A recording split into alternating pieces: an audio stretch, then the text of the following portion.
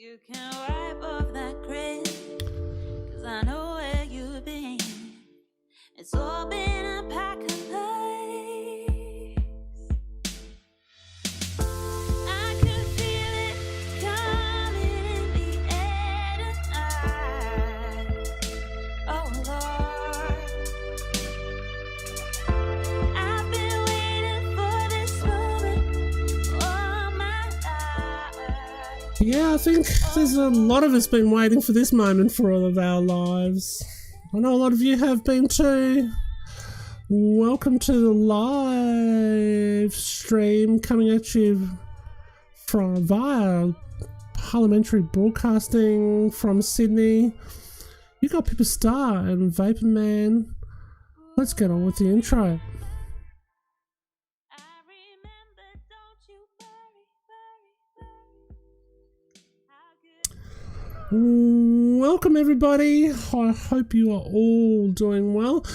Yeah, today's a very, very interesting day, isn't it? We've got a massive smorgasbord, almost a smorgasbord, a massive program today to get through.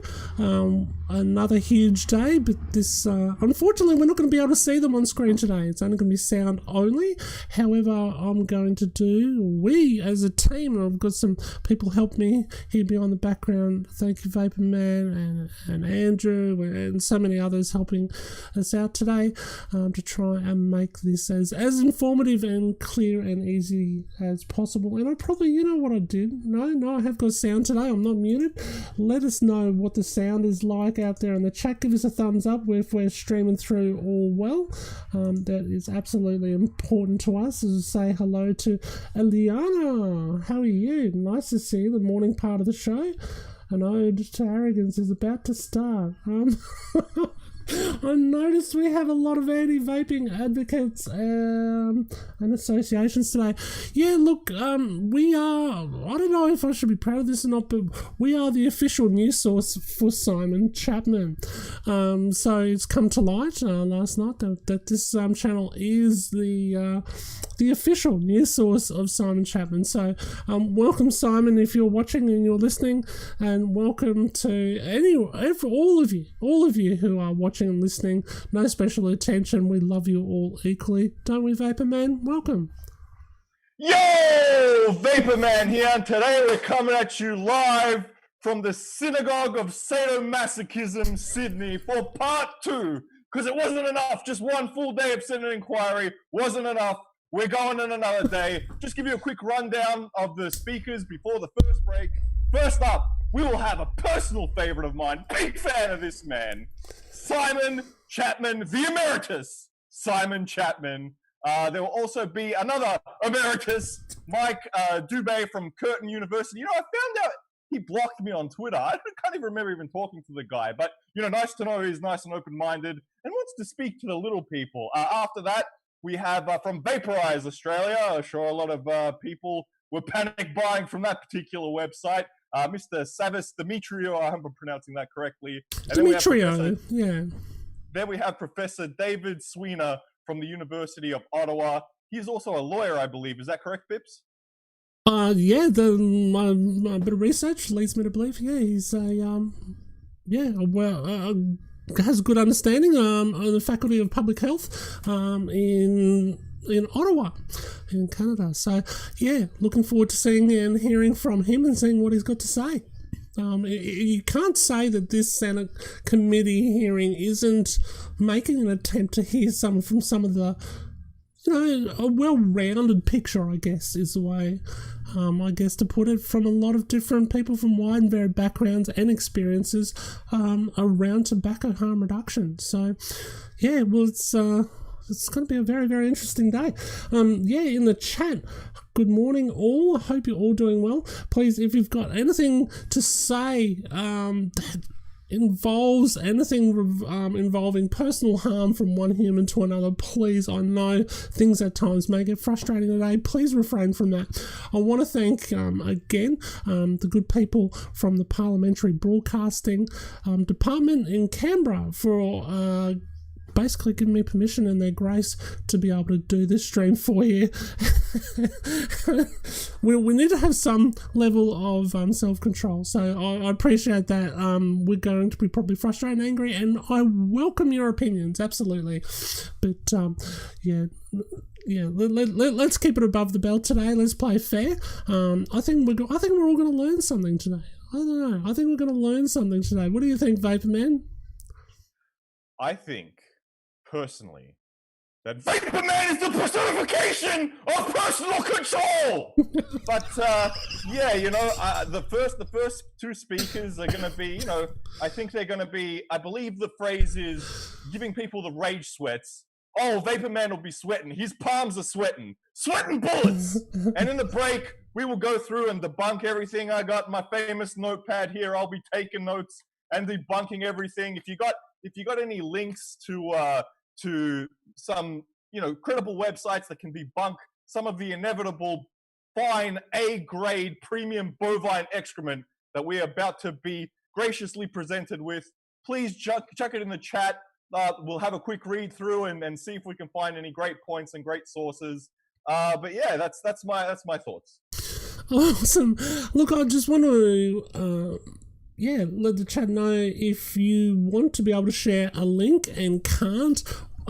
Please make sure you tag me or us at Pippa's Live in the chat. So just go at Pippa's Live, because when you do, I will see you, because when the chat goes maybe a little bit crazy, I may not see your comment that you particularly want me to see or address. There might be, for some reason, you just need to get our attention at any point during the stream today. Please make sure you tag at Pippa's Live. If you feel you want to wrench and you want to be able to, which allows you to share a link in the chat, try first without, but if it doesn't let you, please just tag me at Pippa's Live. Say, I'll need to share something, please. Clean stuff, nothing too silly. If there's a pertinent link that needs to be shared, maybe some relevant information regarding what's being talked about at the time, as Vaporman, I guess, sort of just alluded to. Please make sure you let me know. I want to thank all the good wrenches, all the good people with the spanners today, keeping Pippa's Live beautiful, keeping this stream beautiful. And so look, we're basically just give you a little bit of a preview at the moment. As we wait till we're looking at this parliamentary hearing getting started in around about 10 minutes time. Government departments out of sorts, out of Canberra, coming at you from 77 Holt Street at the Grace Hotel function room via Sydney. Anything could happen and probably will, and that's definite. And I think with words like that, I've got a future in politics, possibly. Have I?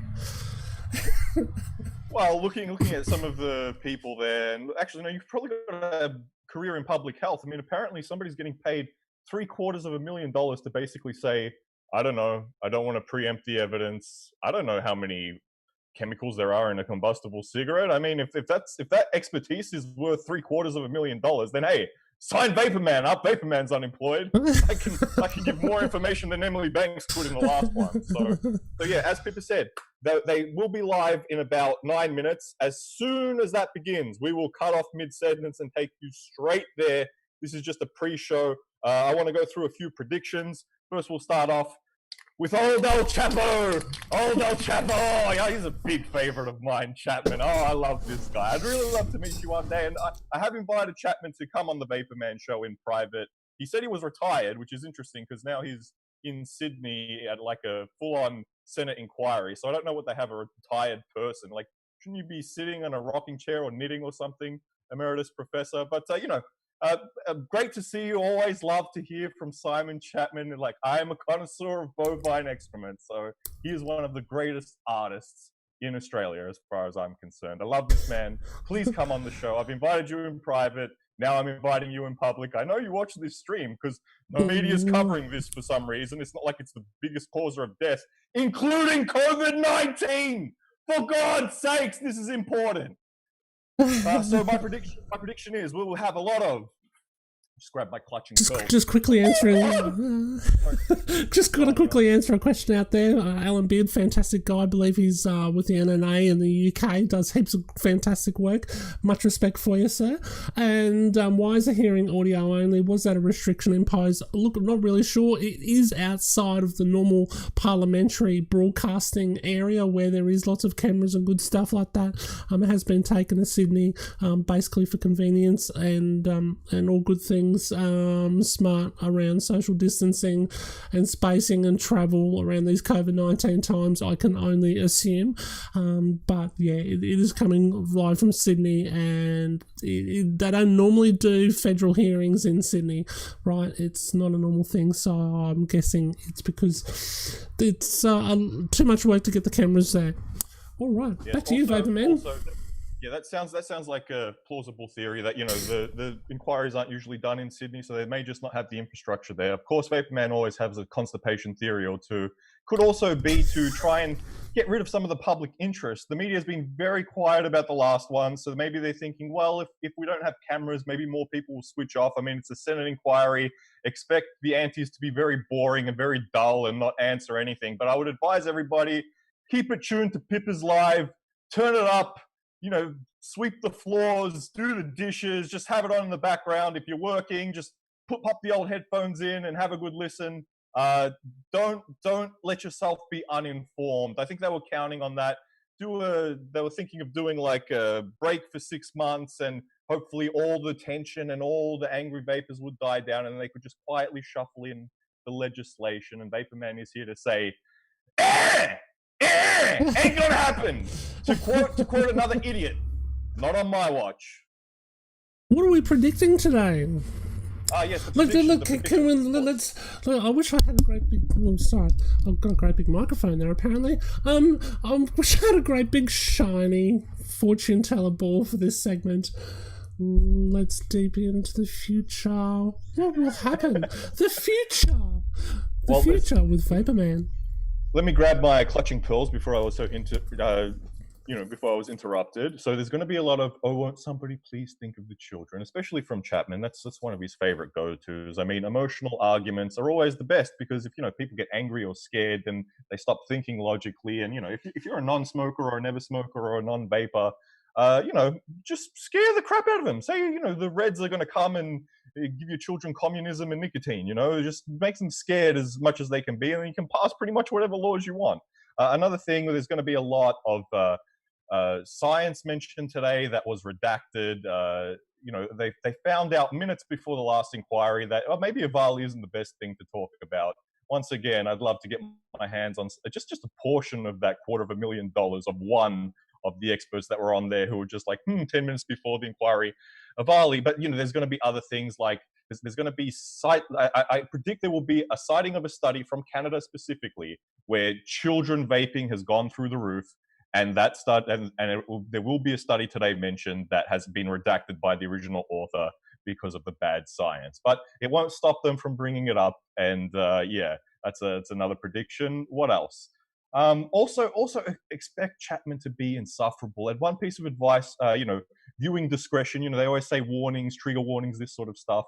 Simon Chapman is going to be insufferable, but look, you have to, I know our lives and our health are at stake here, but come on, an asteroid could hit the planet in 20 minutes and we'll all be dead anyway. Try and enjoy it like from a horror movie perspective, right? View it as art. View it as, if you ever watched the professional wrestling and there was a particular heel who just really tried to get under the skin of the audience, view Chapman like that. He's a great guy. I'm a big fan. Simon, if you could come on the show and we could discuss things. Look, perhaps Vaporman is ignorant. I've been wrong on things in the past. Perhaps you could educate me. Oh, emeritus one. He's a great singer. Bit of a really? Yeah, bit of a saxophonist as well. Yeah. He's been known to dabble in the odd little live band and fancies himself as a massive Doors fan. And sees himself as the answer to Morrison as far as Is he more of a jazz player? Like, can he improvise on the spot, or is he the kind of guy who needs the written music? Look, I just think he just goes by the sound of his own ears. I think he just goes by the sound of his own mind and just rock and rolls along with that. That's just my opinion. Look, I've seen a few of his amazing performances. If you dabble and you don't mind checking out a few of these live talent via the YouTubes, you just might find a clip or two, and an amazing little sing-along talent he is. Look, anything else in the chat, just to reiterate, guys, if there's anything that you want us to see, attend to in the chat today, please make sure you tag at Pippers Live. That way, once the chat gets going, I can see it. There's a couple of comments I think I might have missed earlier. Might have to turn slow mode on when Chapman is on. Look, I'm not going to mess around with slow modes and stuff like that. I want you all to have your say. Express your point of view. This is the beautiful thing about Australian democracy. But, above the bell. We might get a little bit frustrated today. But let's keep things above the belt, so to speak. Yes, we are talking about a life issue here today. But regardless, please feel free and open to express your point of view in the good spirit of Australian democracy in the chat today. I almost feel like singing Advance Australia Fair. Look, actually, I will... I do want to acknowledge and be thankful for our indigenous people who have this opportunity on their land today to be able to not only broadcast this stream but to bring it to from Sydney. So I want to thank you all, and I also want to acknowledge that I feel that the indigenous people of the Aboriginal and Torres Strait Islanders population have been poorly represented in this inquiry. I'm sorry if this starts off with a little bit of controversy, but I don't see anyone or any elders really being heard about tobacco harm reduction. That's also rather with that important, angle in mind. seeing as Indigenous people in this country, as Simon Chapman likes to tout, less than half of them smoke. Over 40% of our Indigenous population smoke cigarettes, and they're doing everything they can to keep vaping away from them. So it would have been nice to have some representation for them here today as well. Yeah, absolutely. Considering the smoking prevalence is shockingly 3 to 4 times worse than the rest of the Australian population. But look, I hope the Senate committee could take that on notice and maybe address that. Maybe invite somebody to maybe add to the notes of the committee before they finalise in early December. Ian Thomas, yes, there is no video feed for this one, unfortunately, but hey, we've got our smiling faces. You're not going to have to put up with these faces all 10 hours or whatever this stream goes for today. We've got another screen we'll go to where we'll try and keep you informed on who's who in the zoo, so to speak. And so I declare open this hearing. And they're starting now. Tobacco harm reduction. This is a public hearing, and a Hansard transcript of the proceedings is being made. The hearing is also being broadcast via the Australian Parliament House website. The hearing will be held in person and virtually, with some committee members and witnesses joining by telephone. I remind all witnesses that in giving evidence within Australia to the committee, they're protected by parliamentary privilege. It's unlawful for anyone to threaten or disadvantage a witness on account of evidence given to a committee, and such action may be treated by the Senate as a contempt. It's also a contempt to give false or misleading evidence to a committee. The committee prefers all evidence to be given in public, but under the Senate's resolutions, witnesses have the right to request to be heard in private session. If a witness objects to answering a question, the witness should state the grounds of the objection, and the committee will determine whether it will insist on an answer having regard to the ground which is claimed. I particularly draw the attention of witnesses to an order of the Senate of 13 May 2009, specifying the process by which a claim of public interest immunity should be raised. Witnesses are specifically reminded that a statement that information or a document is confidential or consists of advice to government is not a statement that meets the requirements of the 2009 order. Instead, witnesses are required to provide some specific indication of the harm to the public interest that could result from the disclosure of the information or the document. A witness called to answer a question for the first time should state their full name and the capacity in which they appear, and witnesses should speak clearly into the microphones. I ask everyone to ensure that their mobile phone ringtones are switched to silent. On behalf of the committee, I'd like to thank witnesses here today for their time and cooperation. So I'd now like to welcome Dr. Simon Chapman and Emeritus Professor Mike Daub. Thank you for appearing before the committee today. Information on procedural rules governing public hearings and claims of public interest immunity have been provided to witnesses and are available from the Secretariat. Witnesses should speak clearly into the microphones to assist Hansard to record proceedings. And for the Hansard record, could you please state your name and the capacity in which you appear? I'm Emeritus Professor Simon Chapman from the School of Public Health at the University of Sydney, and I'd like to thank you for the opportunity to address the committee today. I'd like to make some opening points. First, there are two broad claims made for vaping. One is that it's far superior to all other ways of quitting smoking, and many vapers, of course, have made submissions about this, emphasising this. But there are no submissions from people who vaped and failed to quit and kept smoking or took it up again. And yet we know that this is by far the most common trajectory for vaping. We don't assess the effectiveness of anything by considering only those who had positive outcome. And that's why people who swear, for example, that they can drive perfectly well after drinking is not strong evidence that they actually can, nor is it strong evidence for effective smoking cessation. To point to online testimonials for the effectiveness of someone who might, for example, point a laser beam at your meridians, whisper reassurance, and then take $500 from your wallet.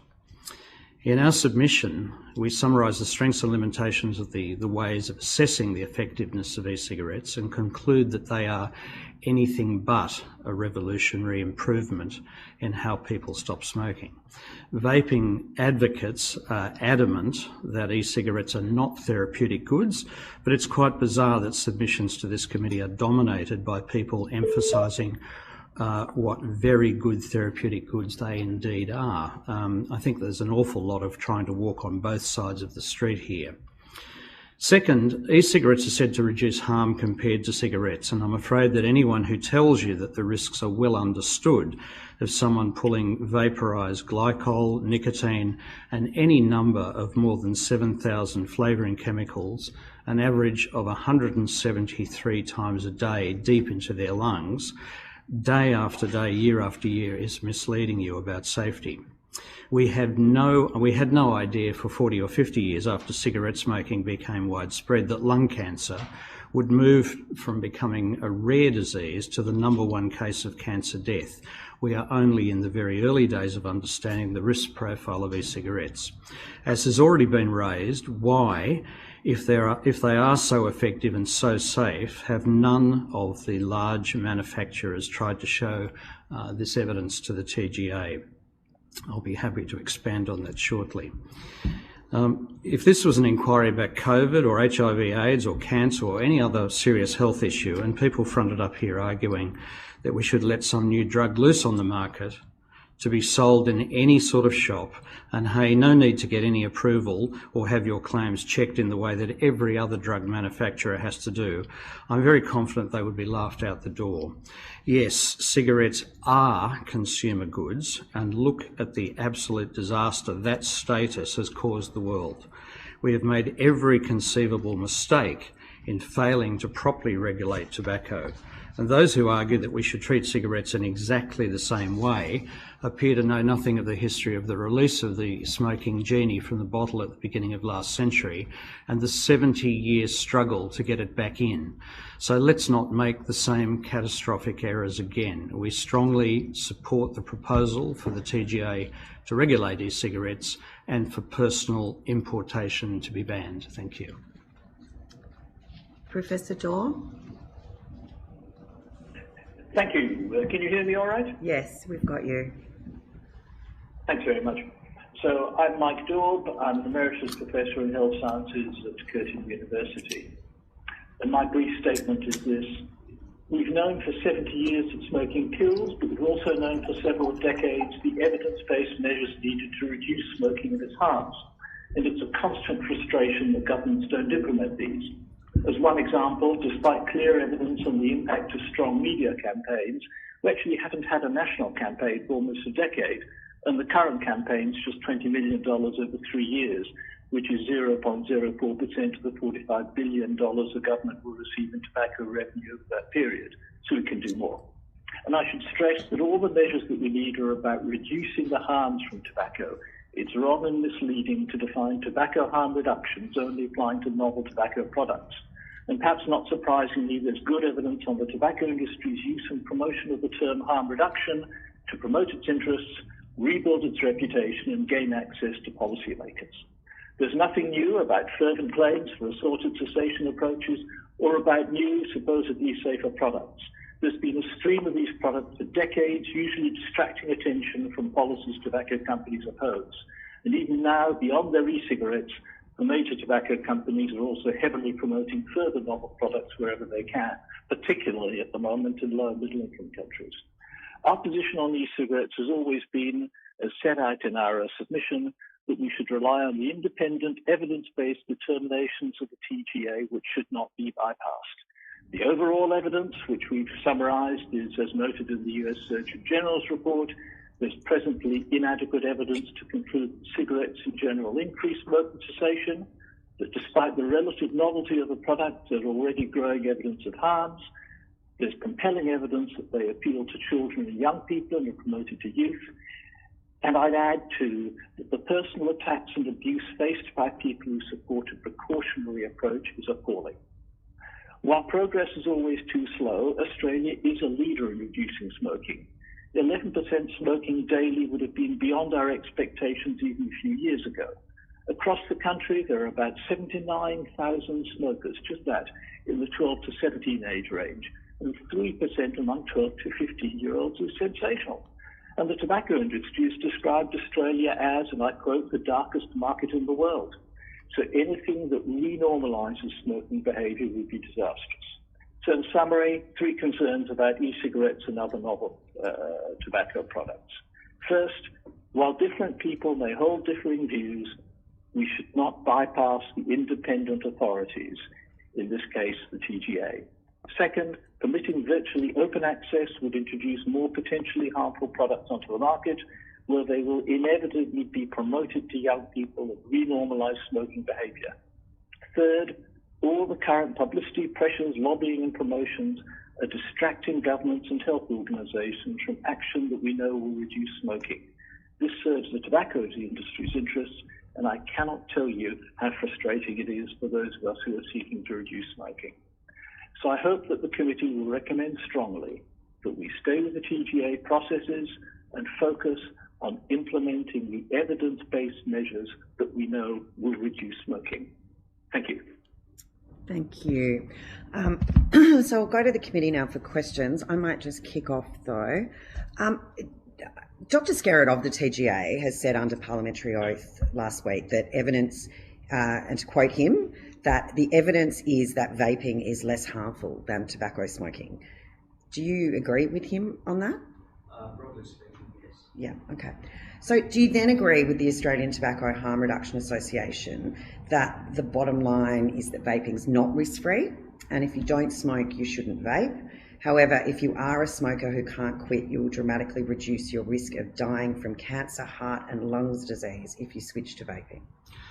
I don't know about the second statement because, as I said in my opening remarks, we're at the very, very early days of understanding the chronic risks of vaping. Mm-hmm. I often used to lecture my medical students about a famous surgeon who in 1919 was called into a lecture theatre to, not a lecture theatre, a surgery, to see an operation of lung cancer. And his supervisor said, look, you may never see one of these again. It's a very, very rare disease. And then he didn't see another one for 7 years. And then he started seeing rapid growth in lung cancer. And of course, it became the #1 cause of cancer death by about the 30s and 40s, and still has that position today. So, of course, with vaping, we just don't know what's happening with diseases. We hope that it won't cause a lot of disease, and if it does, I'll be the first to put my hand up and, say that this is something which is really welcome, although I'll probably be dead by that stage. But it's at the moment, I think it's something that many people do find useful, and so for those people who are finding it useful, we need to find some way of getting them to have access to it without running the risks of what we did wrong with cigarettes and allowing it loose in the community. There's been a lot of claims with regards to people that support vaping that somehow they're funded by big tobacco.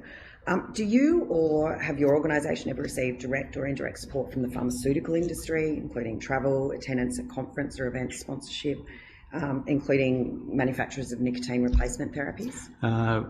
Way back in, I think it was around about the year 2000, so 20 years ago, I had, with a group of about 5 people, some of who've been, Ron Borland was one of them, who's been a witness here, had a... I assume you don't agree with Professor Borland?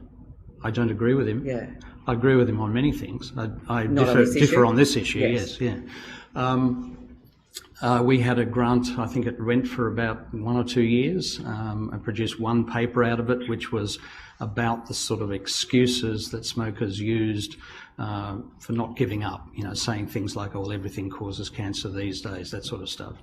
But since then, I've had nothing to do with the pharmaceutical industry and certainly not with the tobacco industry. Mm-hmm. All right. Professor George, did you have anything?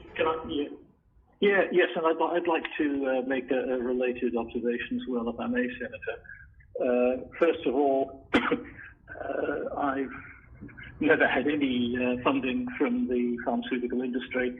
I think I once attended a lunch that they may pay for, and I was speaking at something about tobacco, and I think it was plain packaging here, and they offered a fee, which of course I declined, and they offered to pay my $8 parking fee, which I again declined. So no, the answer is absolutely not. But Senator, if I may, I'd like to raise a related issue, because I noted, I would, if I may, like to ask you a question here. I noted a report in the Sydney Morning Herald on Friday that quoted you as claiming, and I quote, it was anti-vaping advocates who were in the pocket of the tobacco industry. Yeah, no, I was actually misquoted there. And for those of us that deal with the media regularly, being misquoted in a publication is not unheard of. The comment that I made to the journalist was that of the thousands of individual stories that we had been sent and submissions that have been made, there were a vast number of them that expressed dismay that people that support vaping are somehow or other shills of big tobacco and must be funded by big tobacco.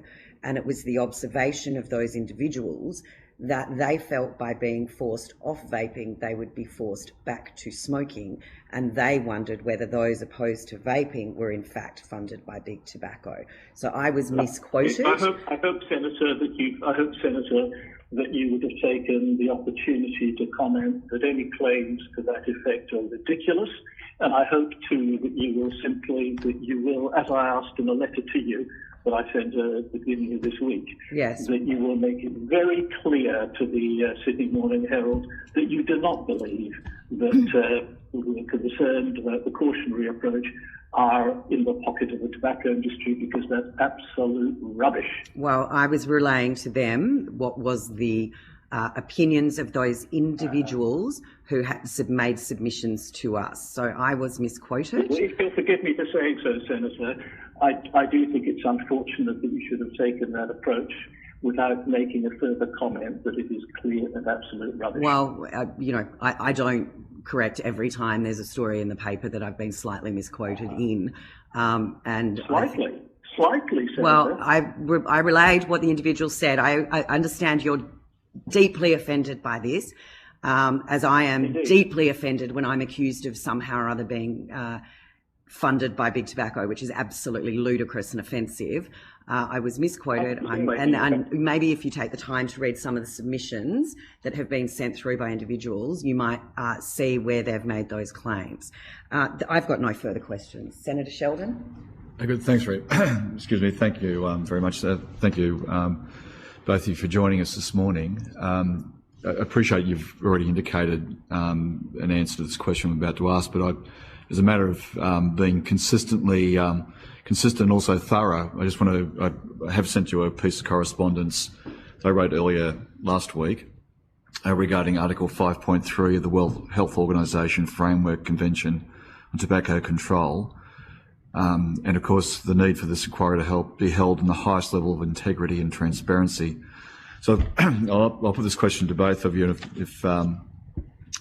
if Professor Chapman wouldn't mind answering first. Just from the outset, if you have you been in receipt directly or indirectly through another organisation of financial support or other assistance in kind, such as public relations, campaign support, travel expenses, IT support, etc., by any parties involved in the production, distribution or sale of tobacco, nicotine or vaping products? And could you disclose the nature of the support, the amount of or value provided, and the company or organisation providing the support? Professor Chapman? No, I never have. Thank you. Professor Daub? No, similarly. Thank you. Look, I just want to ask about your view on the current, and I'll go to Professor Chapman, but Professor Daub, you're welcome to add in. I want to ask about the view of currently available evidence on the effect of e-cigarette use. You describe in your evidence on the effectiveness of e-cigarettes as a smoking cessation device, or the challenges. Could you just expand that a bit further, Dr. Chapman? Yeah, well, the evidence that's considered, that we've summarised in our report, we've looked at, I think, 11 reviews, not papers, but reviews of studies which have been published since 2017. I think there have been 9 published just this year, and all of those reviews, and I haven't been able to find any others, so I haven't left any out, I haven't been cherry picking them, say that there are great weaknesses in the evidence about in the proposition that e-cigarettes are effective in helping people quit smoking. Now, that's not to say, of course, that there are not many people around the world who have been successful, but as I said in my opening remarks, when science approaches the question about whether a therapeutic good or a procedure is effective, it doesn't just look at people who have succeeded. It takes a scientific approach to it. The randomised controlled trial is, of course, often talked about as being the gold standard of evidence. Now, there are a lot of problems with randomised controlled trials, which we've summarised in our submission. The first thing is that they are conducted in a very artificial sort of situation, in that if you want to be in a randomised controlled trial, you have to apply to be in it or be invited to be in it, and then you're given a sort of a questionnaire which is designed to work out whether you should be excluded from the trial. And we reference a study in our submission which looked at many trials and looked at the exclusion criteria, and it concluded that something around 60% of people who wanted to quit smoking and could be, possibly included in a trial would normally be rejected from randomised controlled trials because they didn't satisfy, some of the criteria. Now, one of them, for example, is anyone who has a history of mental illness. And we know that people who have mental illness often have higher smoking rates. And questions are often asked, how can we do things for people with mental illness, which would make... So randomised controlled trials exclude such people. People who are on randomised controlled trials for nicotine, so that would be vaping or nicotine replacement therapy, have been addicted to nicotine for sometimes many years. And we know, just observing people, for example, getting off a train or a bus in the morning, you often see someone with a cigarette ready to light up at the moment they step onto the platform or onto the curb. And that's because their body's giving them a signal that they don't have enough nicotine in their blood to satisfy them. So with nicotine replacement therapy randomised controlled trials, a person who's been allocated to the placebo group, the non-active nicotine group, is going to know pretty damn quickly if they've been allocated to the placebo group.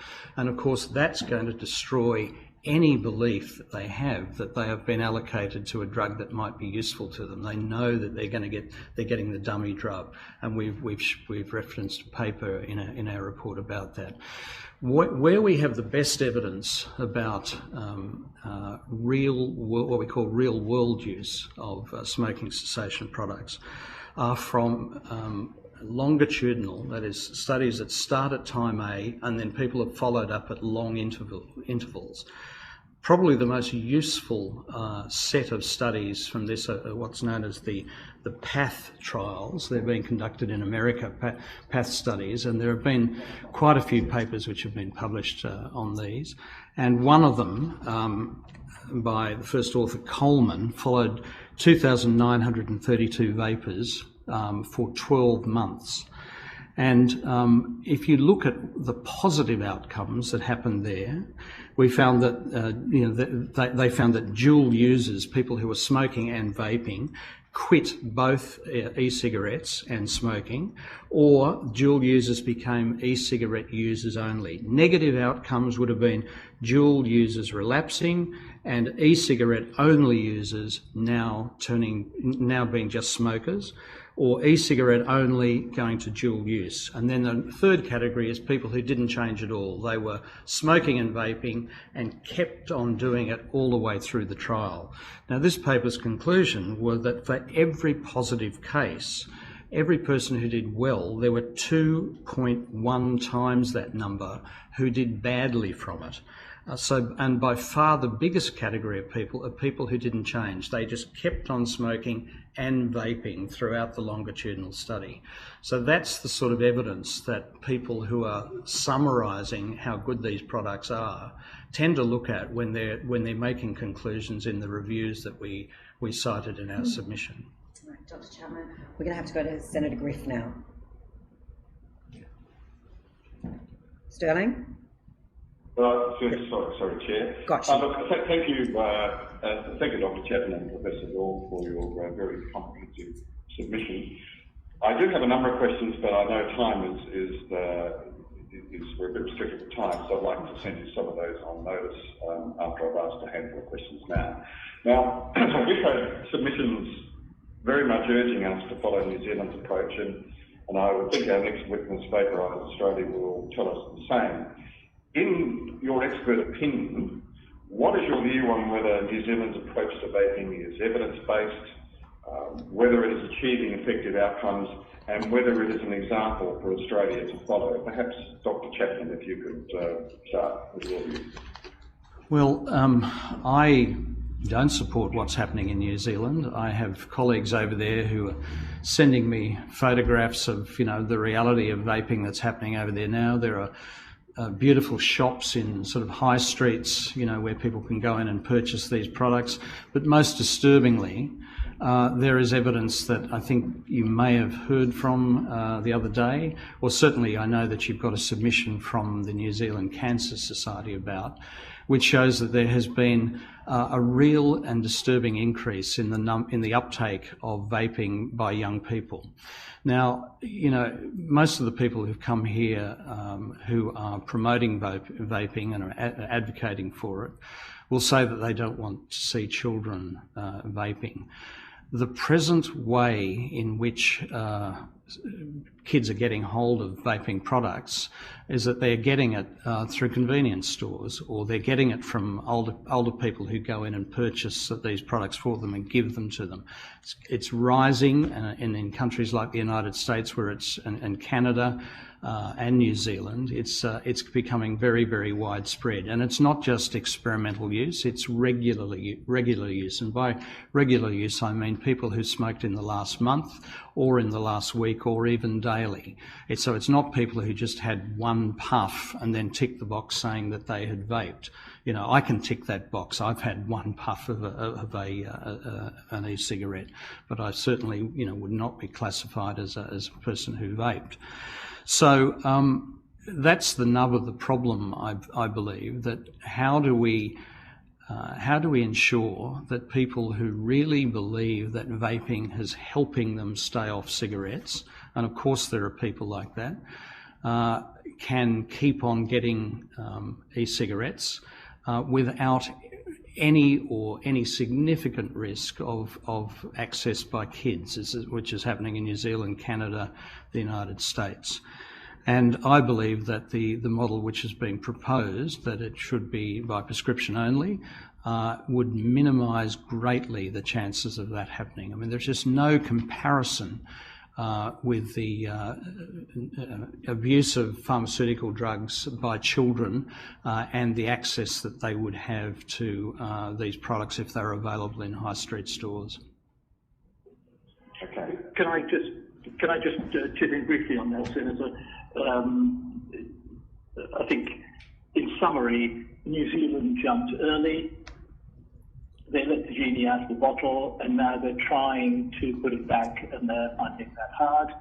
And as Professor Chapman said, we're seeing concerning developments in relation to, particularly to children and young people.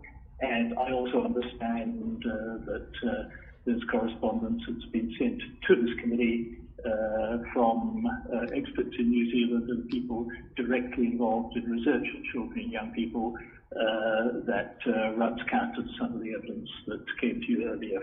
This is from New Zealand. So I think concerns about New Zealand, and I suspect that, obviously that's just a guess on my part, I suspect that some of them will be wishing that they'd gone down our TGA route. Okay. We've heard about the gateway effect of vaping for young people, but your submission mentions the risk that vaping may lure some long-term quitters back into nicotine dependency, which is something we haven't at this point explored. Can you elaborate on that for us? Yeah, look, the people who are in, let's make no mistake, all the tobacco companies, all of them are into selling vaping products or heat-not-burn products.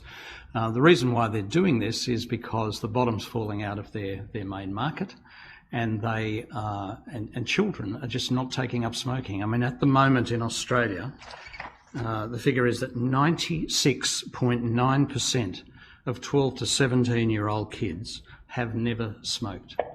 So if you were working in a tobacco company, you would be wringing your hands in anguish about the meaning of that down the track for the value of stock in the industry that you're working in. So obviously they have got to come up with something which will have enormous appeal to their future market. And so a product like vaping, with all the sort of paraphernalia that goes on, all the flavouring agents, intriguing stuff. Have you tried this one? Have you tried that one? Wow, give me a taste of yours. And anyone who's got kids has seen that kind of phenomenon with fads that sweep through schools and then kind of disappear. The difference between, yo-yos and fidgets and things like that is that they're not addictive. Nicotine is highly addictive. And that's the great concern.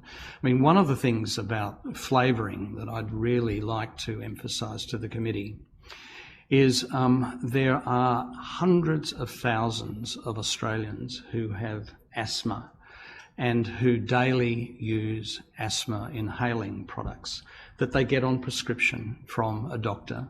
And anyone who's, there may be some people who use those products in the room today. I unfortunately don't. But I'm told by people who vape and by respiratory physicians that I know that these products don't taste very pleasant at all. The asthma pharmaceutical industry would love to put flavouring in those products because it would make it easier for people to use them, more pleasant experience and so forth. Why don't they? Because if they took those their products to the regulatory agencies and said, we'd like to put in, mango flavoured vape or strawberry flavoured vape or whatever, puffer stuff, they would not be allowed to get away with it. And I think this is probably the main reason why the vaping and tobacco industries have not gone along to the TGA, because they are desperate to sort of keep that flavouring dimension to it, because they know that it is going to be so attractive to the future of their kind of business. Okay, thank you, Senator Griff. If I can go to you, Senator Henderson, now. Thank you very much, Chair. And thank you, Professor Chapman and Doug, for your evidence today. Look, I just to Professor Chapman, there was considerable discussion in last week's hearing about the Cochrane review of e-cigarette efficacy and the ANU public health assessment. Could you just provide some further comments on your thoughts about these studies? Yeah, well, the Cochrane revision basically concluded that 90% of people who were on the trials and were allocated to the vaping arm did not quit smoking at the end of the trial. Now, I'd put it to you, if you went along to your doctor with a bug, and the doctor prescribed you an antibiotic and said to you, well, there's a 90% chance this antibiotic will do nothing. You'd wonder what sort of doctor you were in front of. I cannot think of any pharmaceutical product for any purpose which has such an abject success rate, so-called. I heard Dr. Mendelsohn in evidence saying that e-cigarettes were 70% more effective than nicotine replacement therapy. Now, that figure is probably correct, 70%, but 70% from a very, very, very low base of effectiveness. So nicotine replacement therapy, from memory, it was 96% people who were using it did not do well on it, kept on smoking, compared to 90%. But as I emphasised earlier, this is under randomised control conditions. Once people go out into the community and are not being supervised and having a friendly researcher ringing them up each, intervals and saying, how are you going, using what they call cohort retention strategies to keep people in a study rather than drop out of it. Adherence rates to using medications and using e-cigarettes fall away dramatically. We know that something like 70% of people who use stop smoking medications like varenicline, bupropion and nicotine replacement therapy when it was prescribed don't complete the course of it. With vaping, we know that there are enormous dropout rates with vaping as well. People just do not continue using it a lot, and all that information is in our submission. Professor, can I draw your attention to a British Medical Journal article that you wrote in April 1991 with Stephen Woodward on the AFCO and Tobacco Institute of Australia case relating to passive smoking. Now, that court case found that the passive smoking causes lung cancer, asthma attacks and respiratory disease. And yet at the time, the tobacco industry was saying that environmental tobacco smoke was basically an issue of annoyance and did not constitute a health hazard. Is it fair to say, and you've got a very eminent role in terms of tobacco expertise in this country, is it fair to say that the tobacco industry has a dark history of not telling the truth in relation to the impacts of tobacco and nicotine in this country? Oh, absolutely it does. I had a US National Cancer Institute grant that ran for 4 years to look through millions upon millions of pages which had been made available through the Master Settlement Agreement in the United States. This was where the states who were suing the tobacco industry for cost recovery of treating public patients were able, under the conditions of that settlement, to get access to a lot of internal documents. And it was just a cornucopia of lies about every subject that you could imagine. Their interest in children, whether nicotine was addictive, whether smoking caused disease, whether passive smoking was useful. I published in excess of 30 papers on the basis of that research, and many of them were about the deceptive conduct of the industry. Sorry, Senator, may I just chip in very briefly on that? Sure, absolutely. I promise to be very brief. Absolutely right. The tobacco industry's got a long, unblemished history of lies and deceit. I first learned about the way the industry works back in 1973 when at a private meeting the chairman, I just started working on tobacco in the UK, and the chairman of Rockman's International generously offered me funding to work on any topic of my choice other than tobacco. And from all I've seen of the industry, it's continued with that approach ever since in terms of lies and deceit. And I was actually struck yesterday watching television, watching Commissioner Bergen on the Crown inquiry, where she said the absurdity of not learning from the past is really breathtaking. And I think we have to be careful. I'm going to be very good, sorry, tobacco. because I'm not spent a limited time, so thank you very much for that. Do you believe there is a role for vaping as a harm reduction tool, as was advocated in last week's hearing? And I'll direct you to that, Professor Chapman, if you could answer that. Do I believe there is a role for, sorry, I didn't hear, Senator? For vaping as a harm reduction tool, as was advocated for in last week's hearing? Look, my position, I know my co-authors on the submission position, is also that we believe that the TGA is the umpire on therapeutic decisions. So people bring applications to them all the time for a wide range of goods, making claims, and many of them are accepted. Scheduling decisions are made. Sometimes scheduling decisions are changed post-market entry. So a good example of that is codeine. Until recently, you could get codeine over the counter without a doctor's prescription. Dr. Chapman, if I can ask you to wind up the answer, just because we do have to move to the other senators as well. Yeah, sure. Yeah. No, I mean, you can say yes or no. I think it was Senator Henderson's question. I'm just trying to move through everyone so they get appropriate time. Yeah. Look, I think the short answer is if the TGA says that they can find a way that it can play a role in harm reduction, I would say, well, that's the umpire. You know, I'll sort of accept their decision. And if they want to ask me and my colleagues questions about how it should be done, fine, we'll help them as much as we can. Okay. Senator Chair, I've just got one question. could you please put it on notice, Senator Henderson, because we are actually over time and I want to make sure everyone gets equal time today. Senator Urquhart. Thank you. Thanks very much, and thanks to our witnesses. Look, a couple of the questions I had have already been answered, so I won't go over them, but I do have a couple, and I'll throw them open to both professors on the line. So maybe, Professor Chapman, in your opening statement, you talked about the TGA being the appropriate body. I guess throughout this hearing we've heard from many who have said that e-cigarettes are effective and safe. And so can you tell me maybe what your view is about why big tobacco companies and larger vape companies haven't applied to the TGA to have their products assessed? What would be your take on that?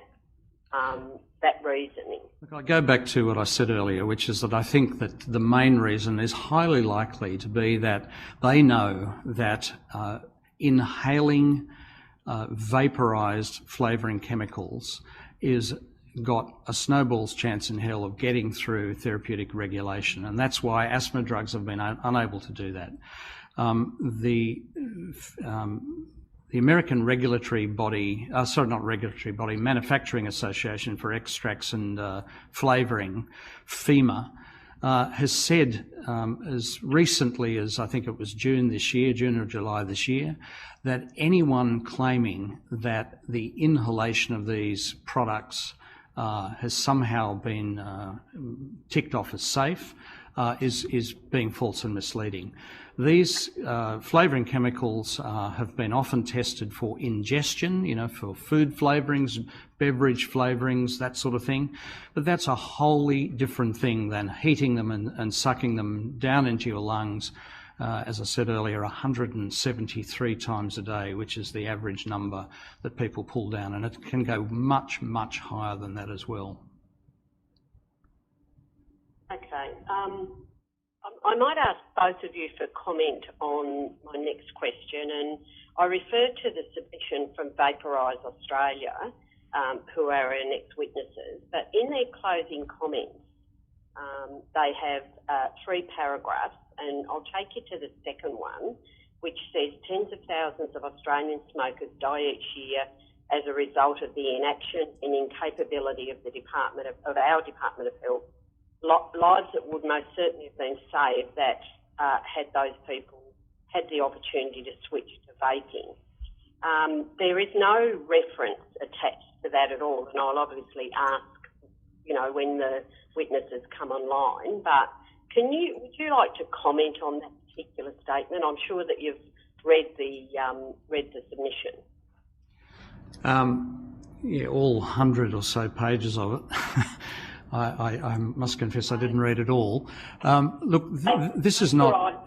Legalised vaping in Australia is not... No, sorry, Senator Chapman, Professor Chapman, this is Vaporise, so V-A-P-O-U-R, E-Y-E-S. Oh, okay, right. I'm sorry. No, I haven't read their submission either. Half a dozen pages. Look, this is a commercial body who is in the business of maximising sales for its products. So obviously that ought to be taken into huge account when assessing statements that it makes. Flavouring products, 5,000 different products, I believe, that particular business says that it's involved with. Probably many of those 5,000 are different flavoured products. So I go back to my comment that, if those products were put before a therapeutic goods review body like the TGA, I'd be very, very surprised if most, if not all of them, would be rejected because of the concerns about safety. But in terms of the comment that is made, and it says that, tens of thousands die each year as a result of the inaction and incapability of the Department of Health, lives that would most certainly have been saved had those people had the opportunity to switch to vaping. I mean, I guess I'm sort of trying to get your view on, what...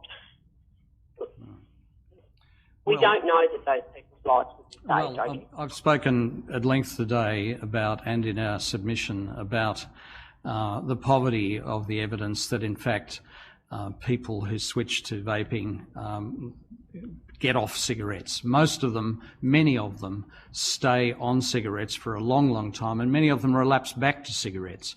So from the industry's point of view, I'm sure that it's been on their whiteboards many times, that sort of data, and saying, look, we can hold people in smoking, because many of them will keep on smoking while they're vaping, and then a large proportion of them down the track will fall back into smoking while vaping's, is still available to them. So, this I'm on a white horse stuff that the vaping companies are on about. The people who have really saved a lot of lives are people working in public health and health departments around the country. I mean, when I first came into tobacco control in the 1970s, I think it was something like 45% of people smoked on a daily basis. Today, 11% of adults smoke on a daily basis in Australia, and if you add people who smoke a little bit, less than daily, it's 14%. So we're right up there in the front row of the grid with other countries who have taken tobacco control seriously. Tobacco control has saved lives. Vaping is yet to be shown to be saving lives. Yeah. Senator, can I just add very, very briefly onto that, which is that where we could indeed be saving thousands of lives is in implementing the measures the evidence-based measures that we know will work, that have been recommended by all the health authorities. And isn't it strange that groups like Vaporize and others don't say a word about those? Those are the measures that will continue to reduce smoking in Australia, and I do worry enormously that we're being distracted from those by this kind of stuff that you're hearing from commercial groups like Vaporize, which are promoting products where there is still so much uncertainty. And my final question to both of you is, in your view, what role is the tobacco industry playing in advocating for changes to Australia's vaping law? Oh, look, they're all in lockstep with vaping advocates. I mean, when Senator Leyonhjelm had an inquiry several years ago about freedoms and so forth, all of the tobacco companies jumped on and said, you know, we want access to these products to be open sesame, and they're still doing it today. So, you know, the idea that somehow vaping advocates are enemies of big tobacco, those people need to explain why it is that if you ask big tobacco what policies they want to see, they're exactly the same as the policies that vaping advocates want to see. Right, thank you, And Senator. Similarly from me, if I may, I did notice, incidentally, that I've only seen so far on your site one tobacco industry submission, and in that one, British American Tobacco makes it clear it's not promoting e-cigarettes as a cessation device.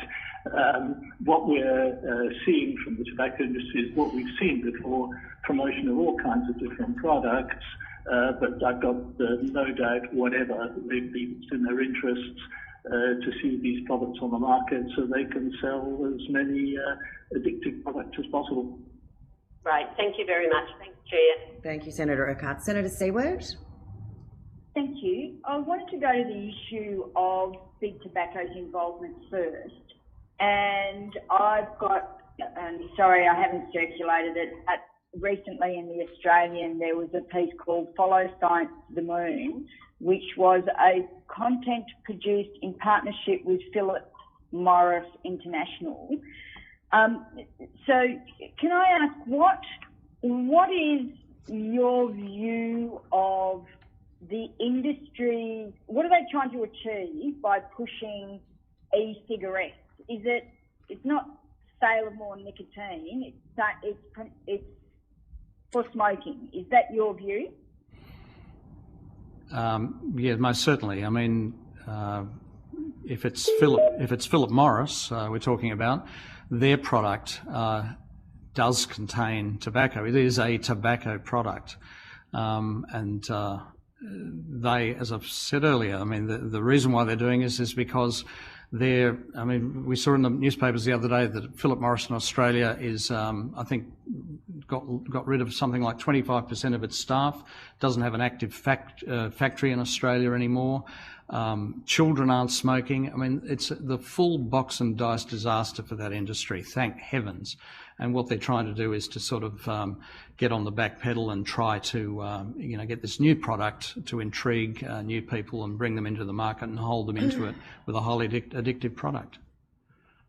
Why, in your opinion, so their last line is, it's time for policymakers, regulators and health authorities in Australia to be guided by facts and evidence and support science-based alternatives that can help smokers leave cigarettes behind. Yeah. Why would a tobacco company be saying that? Okay, Senator, can I chip in on this one? The tobacco industry globally is on what I'd describe as a sort of the Charm offensive. What they're trying to do is to circumvent Article 5.3 of the Framework Convention on Tobacco Control, which to which the Australian government is of course a signatory, which says that tobacco companies should not be permitted to play any role in public health policy of tobacco. And they're trying to get round that. They're trying to present themselves as a decent, honest, reputable company, rather than the lethal industry that they are. That we've seen no indication that the tobacco industry is actually doing anything to reduce its sales of cigarettes. Indeed, we've seen so much evidence from developing countries and elsewhere that the industry is still heavily promoting cigarettes to vulnerable populations. What they're looking to do is to present another argument and say, look, see these products, they'll get rid of cigarettes. Well, we know that they won't. We know that the industry is still desperately keen to keep selling cigarettes, and that's why it opposes so fiercely, through litigation, through lobbying, through whatever measures you like. That's why it is opposing all the measures that will actually reduce smoking. If the tobacco industry stopped opposing effective tobacco control measures, then we might start even saying, well, here's something interesting. But they're not. They're fiercely opposing any measures that will work to reduce smoking. The most recent example of that, of course, was their sustained attack on Australia's plain packaging, where there was bipartisan support right across the parliament for introducing plain packaging, and now something like 20 countries have either legislated or are about to implement plain packaging around the world. Philip Morris led the charge against that. Thank you. Can I ask, it sounds like you were listening to the hearing on Friday where Professor Banks gave evidence about the ANU study that's being undertaken. Could I ask you about are you aware of the study beyond what you heard on Friday, and what is your view of the study and the attacks that were made on the study, or the critique, I should say, of the study?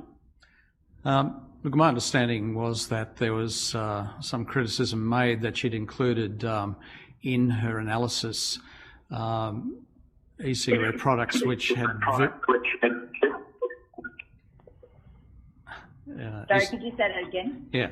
I understand that criticisms were made of Professor Banks that she included studies, one study I think in it, which was about a vaping product which had negligible or very, very low dose nicotine, which was not said to be likely to be effective. Well, my understanding is that you don't cherry pick, when you do a meta-analysis or a review, you don't sort of toss studies off the side. You put all studies in your analysis, and that's what the question is, because some people say that vaping non-nicotine cigarettes are effective. I've seen that statement many, many times. So if she put that in, she can quite easily do a subsidiary analysis. I think that's probably a question best addressed to her. Can I just also briefly comment, Senator? Professor Banks is an outstanding epidemiologist, and ironically, in recent times, Australians have become used to understanding the importance of epidemiologists. She's a terrific epidemiologist, absolutely stellar. She's prepared a preliminary report for the government, and I understand a further report will be produced in the coming months. Having read that preliminary report, clearly there's some findings that the vaping advocates, with which the vaping advocates aren't comfortable, but I think any questions of detail should be addressed to her, and I thought she, from what I've read of the transcript, she responded very competently to those questions. Thank you. Can I go to one of the criticisms about the approach that the TGA is looking at the moment with the prescription approach is that GPs don't know a lot about anti-harm and smoking reduction strategies. They don't know a lot about e-cigarettes, and people would be, I'm just relaying the argument, and that vaping specialists can provide more specialised response. Can I ask what your view of that process, those comments, and how you would see the prescription process working? Well, we don't say that about any other drug which is useful for health problems. We don't sort of say, well, let's just throw sort of antibiotics and so forth out into supermarkets and let people make their own decisions, and that the person at the cash register can give them some good advice. I mean, we need to get serious here. If these things are potentially harmful, and we don't know that yet, but they may be, and if they are therapeutically effective, and the evidence so far is that they are not very therapeutically effective, they need to be regulated and sold by people who are in that business and are trained in it. So disparaging comments about doctors not knowing about particular drugs, these are relatively new drugs. They certainly haven't been prescribed before, and so it's understandable that many GPs don't know much about them. So obviously, if this is going to be the way forward, the TGA will have to embark upon an education program with the medical community. I heard Dr. Mendelsohn the other day saying that he'd done, I think it was hundreds of educational sessions with GPs about smoking cessation. I know that he talks often about e-cigarettes, so if he hasn't been able to persuade many, perhaps they're more sceptical than he'd like them to be. Okay, Senator Seward, if I can ask you to put any other questions on notice. Senator Canavan. Okay.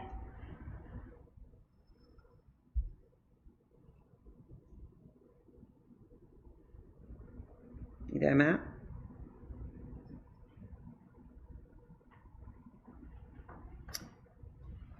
Let me just check Senator Canavan's still online.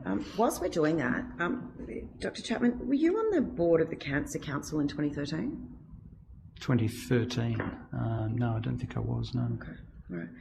And just also while we're waiting for Senator Canavan, are you aware that Nicorette does actually use flavours? Can you hear me? Hello? Yep, got you now, Matt. Okay, I don't know what was wrong before, but you got me? Yep, got you. Okay, thanks, Chair. And I was just thanking the witnesses for their evidence this morning. I wanted to pick up on the line of questioning that Senator Seward was going down.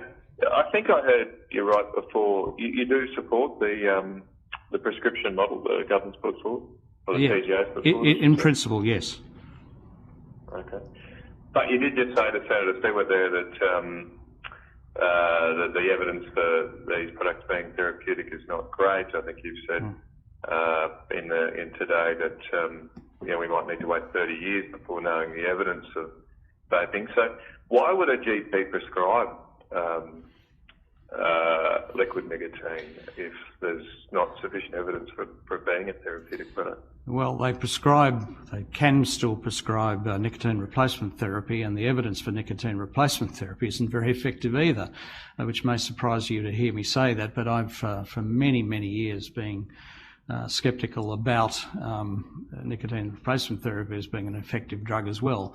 I think the point is that going along to see a doctor to quit smoking will often be an occasion for the doctor engaging in a conversation and being supportive of a person trying to quit. And a lot of the effort about quitting smoking is not the magic bullet that you're taking, but the belief that you're going through a process that's going to lead to something at the end. 2/3 to 3/4 of people. 2/3 to 3/4 of people who quit smoking without any therapeutic agent whatsoever, and that's something that most people don't appreciate. You don't need a prescription for a nicotine replacement product, though. So why should you need one for? Well, the reason for that is because at the beginning, when it came on, you did need a prescription for all forms of NRT, and that happened for many, many years. And then, the sort of drug intelligence which was gathered at the time, doctors reporting any adverse effects or, apparently the adverse effects being reported were very, very low indeed. So a decision was taken within the TGA to reschedule them so that they could be available without a prescription, even in supermarkets, for example. I mean, the same thing with aspirin and paracetamol and a whole lot of things that you can buy in supermarkets that way back in the day you couldn't buy in supermarkets. It seems to me, though, that if we do proceed down this path of prescription, it's, at least at the moment, only 10 GPs or so, apparently, that are registered to prescribe it. It seems to me that if we seek to do this by June next year, hundreds of thousands of Australians who currently use vaping products won't have a legal means to do it. So what's going to happen to those hundreds of thousands of people in your view? It seems like they'll probably go back to smoking, won't they? Well, many of them will quit. Some will go back to smoking, but many of them are going back to smoking all the time now, and that's with personal import schemes still in. The idea that you can import it and therefore you're off smoking for keeps, I'm afraid, is a huge myth. Many people who vape aren't even trying to quit. They just they just want to vape and smoke.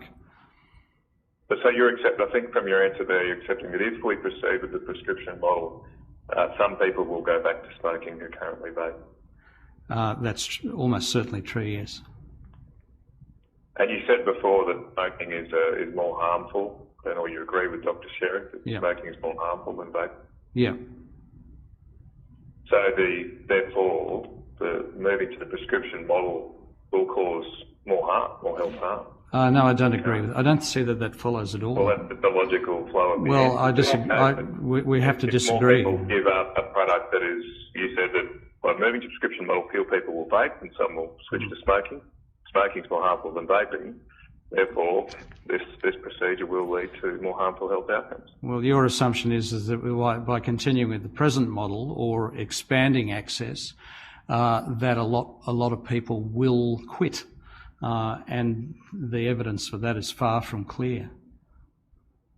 Look, I might move on. I think I'll just conclude. I think here then we get to the point of how do we apply the precautionary principle here, because it seems to be it's only one way that some want to be imposed here. If the precaution perhaps should be that we don't want to force hundreds of thousands of Australians back to smokes, and also potentially, it could increase the number of people who die ultimately from smoking when vaping is a much less harmful product.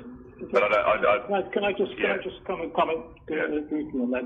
First of all, I think when we could get into quite a substantial argument about your hundreds of thousands commentary. Okay, just so we're clear, that figure is from the Australian Institute of Health and Welfare. There's 230,000 people who daily smoke. You're talking about hundreds of thousands of people going back to smoking and so on. And I think we could get into quite a debate about that. But second, if we follow the TGA approach, I would be more than happy to see far more people going to their GPs specifically for advice on smoking cessation. We know that brief advice, and we've known this for donkey's years, we know that brief advice from a GP about quitting smoking is a really important factor. So if the TGA process encourages vapers or anybody else to go to their GPs for advice on smoking cessation, that's going to be immensely beneficial. Okay, I'm just going to go to your submission, bottom of page 5, top of page 6 of your submission. You've got a graph, or you describe a graph, from the Smoking in England project. I think it has rates of e-cigarettes, quit attempts using e-cigarettes, and a smoking rate. We have received an email from the authors of that study, from Professors Brown, Shabab and West. I'm just quoting from the email. It says, "We have noticed the attached submission," that's your submission, references our work. It refers to data from our Smoking in England project and our, in quotes, important report. The authors present a simple graph and argue it shows, and now I'm quoting, and it, quote, shows the role of e-cigarettes in accelerating the downward trend in England is trivial or non-existent, end quote. They go on to say in this email, that interpretation of the graph is scientifically invalid. We have published the correct analyses of the data in peer-reviewed journals, including the British Medical Journal. They list the papers, and they say, quoting again, as is very often the case in the public health research, it is not appropriate just to eyeball trends, but instead to undertake statistical analysis of the data. Do you have any response to Professors Brown, Shabab and West's email there, countering your interpretation of their work? Well, I mean, I also quote Professor West on page 7 of the thing, where he says exactly what we're saying, that if there has been, if they were a game changer, they were going to have a massive effect. You know, everyone's switching to e-cigarettes and stop. We might have expected to see a bigger effect than we're seeing so far, which has actually been relatively small. Yeah. So you just gone to a completely different part of your submission. I'm just asking on that graph, do you stand behind your interpretation of the graph when the authors clearly say you misinterpreted it? And I can bring a quote from the British Medical Journal articles which clearly show they view that e-cigarette use has reduced smoking rates. Do you stand by the analysis there in your submission? I'll take that one on notice if you like. Okay. All right, Senator Canavan. Yep, just last question. Okay, look, that's fine. I'll leave it. I'll leave it at that then, Chair. Okay. All right. If I can thank all our witnesses appearing today. Answers to questions on notice should be provided by the 25th of November 2020. I'd ask that you now disconnect from the teleconference. You can continue to listen to the hearing should you wish to do so through the live stream on the Parliament's website. If I can now, you've got to wipe down or COVID safe it up. Just bear with us for a second, guys, while we just wipe everything down. Is he here? Or okay, so it's teleconference, sorry, we can keep going. I'd like to now welcome Mr. Savas Dimitru from Vaporise Australia. Thank you for appearing before the committee today. Information on procedural rules governing public hearings and claims of public interest immunity have been provided to witnesses and are available from the Secretariat. Witnesses should speak clearly to assist Hansard to record proceedings. For the Hansard record, could you please state your name and the capacity in which you appear? So I'm Savas Dimitru. I'm the Managing Director of the Vaporise Group of Companies in Australia. All right, I'd like to now invite you to make a brief 3-minute statement, should you wish to do so. Sure, thank you. I might just do a quick précis of the main points that I'd like to make today. So just to briefly reiterate who I am and who we are. So Vaporise is an Australian business with facilities in Melbourne and Adelaide, a couple of facilities in New Zealand, Hawke's Bay and Wellington. So we design and manufacture and distribute about 5,000 different vaping products through our first-party stores and online as well. We are the largest operator within the vaping space in Australasia. We service hundreds of thousands of retail customers locally and around the world. We're also the primary supplier to thousands of specialty vape stores in Australia and New Zealand through our wholesale arm vape traders. We opened our first manufacturing and distribution facility in New Zealand a few years ago, 2017, so that we could provide a reliable and secure way for Australian customers to import nicotine for personal use. And so we're now one of the top 5 exporters by parcel volume across the whole world. So our customers have come to rely on us as the primary way that they access vaping products. And because we're vapers ourselves, we're able to connect with our customers and maintain a really close and personal relationship with them wherever possible. And I can tell you, in all of my years in this industry, having gone through various state and federal inquiries, both in Australia and New Zealand, the attempts to shut down vaping or ban it or over-regulate it, I can honestly say I've never seen our customers so angry and frustrated and frankly frightened as they are by the frankly insane proposal to make vaping less accessible than cigarettes through this bizarre and unworkable prescription model. Customers are genuinely terrified about what it's going to mean for their ability to continue vaping and to keep away from tobacco. So I know the committee is obviously exploring this prescription model, and you might ask, it's just a prescription, why is that such an onerous requirement? I guess the answer is that the convenience of vaping, the accessibility of high-quality devices and high-quality liquids from stores like ours is what makes it so easy for customers to make the decision to quit. So our customers are clear that they can't stomach the idea of having to go through the rigmarole of, convincing a doctor who, maybe they've never met that doctor before and who may have an ideological opposition to vaping, to have to convince that person that they deserve to be allowed to quit smoking. The thought of putting the control of their lives into someone else's hands as though they're not competent enough to make that decision for themselves is honestly pretty insulting. And for many of them, it's just a step too far. But that's not the only problem they face, because even if they manage to secure a prescription, to then have to try and find a pharmacy that will stock these products, and not just any old products, but the specific products that they use, one of the 5,000 or 10,000 different products on the market that each use a specific type of coil or require a specific type of juice, no pharmacy is going to be in a position to stock, even 10% of the diverse range of products that our customers are looking for, because there is no one-size-fits-all solution to vaping, right? So what happens to the other 90% of those customers? What happens when you have an addiction and you can't find a convenient way to satisfy it? Well, obviously, you end up going back to the old behavior. You go back to smoking because it's just easier. Anyway, look, that's the crux, I suppose, of what I'm getting to here, which is that while I'm glad, ecstatic really, that Australia is finally going to have a federal regulatory model we can adhere to and which will, further legitimise our industry, it's obvious that the prescription model is simply not workable. And I think we need to look to sensible alternatives to that model. At the end of the day, the TGA has agreed, like vaping is going to be legal in this country next year. It's going to happen. That's a done deal. So the debate now, as I see it, is not about whether or not that should happen, because it is happening. The debate is, what does the model look like? How do we make vaping available to adult smokers while avoiding youth uptake? How do we make sure that the 500,000 vapers in this country are not condemned to switching back to tobacco, which is inevitable if you throw up disproportionately restrictive barriers while still allowing cigarettes to remain, freely accessible? I think the answer to that is obviously that we need to look abroad. We need to look to those countries that have successfully solved this problem already. I think we should look to our closest cultural and geographical neighbours, countries like New Zealand, or, the United Kingdom, United States, Canada, Korea, Japan. All these places have regulated vaping as a consumer product like any other. They aren't imposing these draconian restrictions. Okay. Mr. Demetrio, if I can just jump in. We are limited by time and just want to make sure that we get the opportunity to get to everyone for questions. I've just got a couple of quick ones for you. How many staff do you employ? So here in Australia, we have about 30 staff members, and there's another 40 or so in New Zealand. So about 70 staff all up. Yeah, there's also about a dozen or so in the store network over in New Zealand as well, on top of that. Right, so you've got... As in retail staff members. So, sorry, about 52 staff in New Zealand. Yeah, about so. Okay, all right. If Australia was to legalise vaping as a consumer product, regulated, how many staff do you imagine you'd employ in Australia? Plenty. I mean, every one of those jobs that we've created in New Zealand are jobs that would have been created in Australia had we not been forced to open up over there at the end of the day. And not just those jobs, but the economic benefits as well, the millions of dollars of revenues that would have stayed within Australia rather than being shipped overseas to New Zealand. On top of that, we would also be opening a lot more of the brick and mortar stores here in Australia. That would be one of our biggest priorities, I think, is getting as many stores open as possible, as quickly as we possibly could. Okay.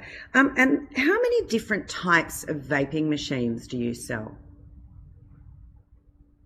Oh, well, I mean, as I say, we have a very broad product range. So about 5,000, 6,000, 7,000 different products are available through our store.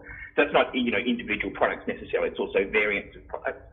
Of the actual devices themselves, there are several hundred different types. But then there's also not just the devices like the batteries, there's also the atomizers that go on top of them, the coils that go inside the atomizers, different types of cotton, accessories, thousands of different types of juices and flavour concentrates that can be used to make their own juice flavours. So do people have sorry, Mr. Demetrio, do people have a preference for a type of vaping machine, vaping device? So there's obviously different shapes and sizes. Do people find a particular shape or size might work for them, whereas others might not? Absolutely. It's one of the most important things for anyone transitioning from smoking to vaping is finding a device and a juice that's going to work for them. There is no one-size-fits-all solution in vaping. So each and every individual person will need a different type of device based on how much they smoke, the method they use to smoke, the nicotine levels they might want to use. Different devices would use different types of nicotine. There is so much variation there that it's impossible to have just one solution that's going to work for everybody. So moving to a pharmacy model, we'd be looking at a situation where pharmacies would, if this was to in any shape or form actually provide the solution that it's suggested that it would do so, because obviously through the TGA they're then suggesting it is a therapeutic good, that pharmacists would be required to stock potentially hundreds of different types of vaping machines and go through them with customers to effectively use that model. Absolutely. Yeah, there's no question about that. They would need a very broad range of products to be able to satisfy the various demands that exist in the market. And as you point out, having to explain that to customers, I think, is the most critical component of that. Vaping is not as easy as smoking. I don't say this to be flippant, but a child knows how to use a cigarette. It's not the case that anyone can just pick up a vaping device and start using it straight away. You do need to be shown how to do it. How do you change the coils? How do you change the cotton? How do you refill this particular device's juice? Temperature control. There's just so much variation there that it's not possible for a pharmacy to devote the space and time to educating people as they come into the store. Right, okay. Look, I'll pass on to other members of the committee in order to move through. So if I can go to Senator Sheldon, please. Good. Thanks very much, Chair. Good morning, Mr. Demetri. You've already, I did send that notice, of course, about regarding the World Health Organization, but I don't think there's a need to really ask the question. You've already answered it.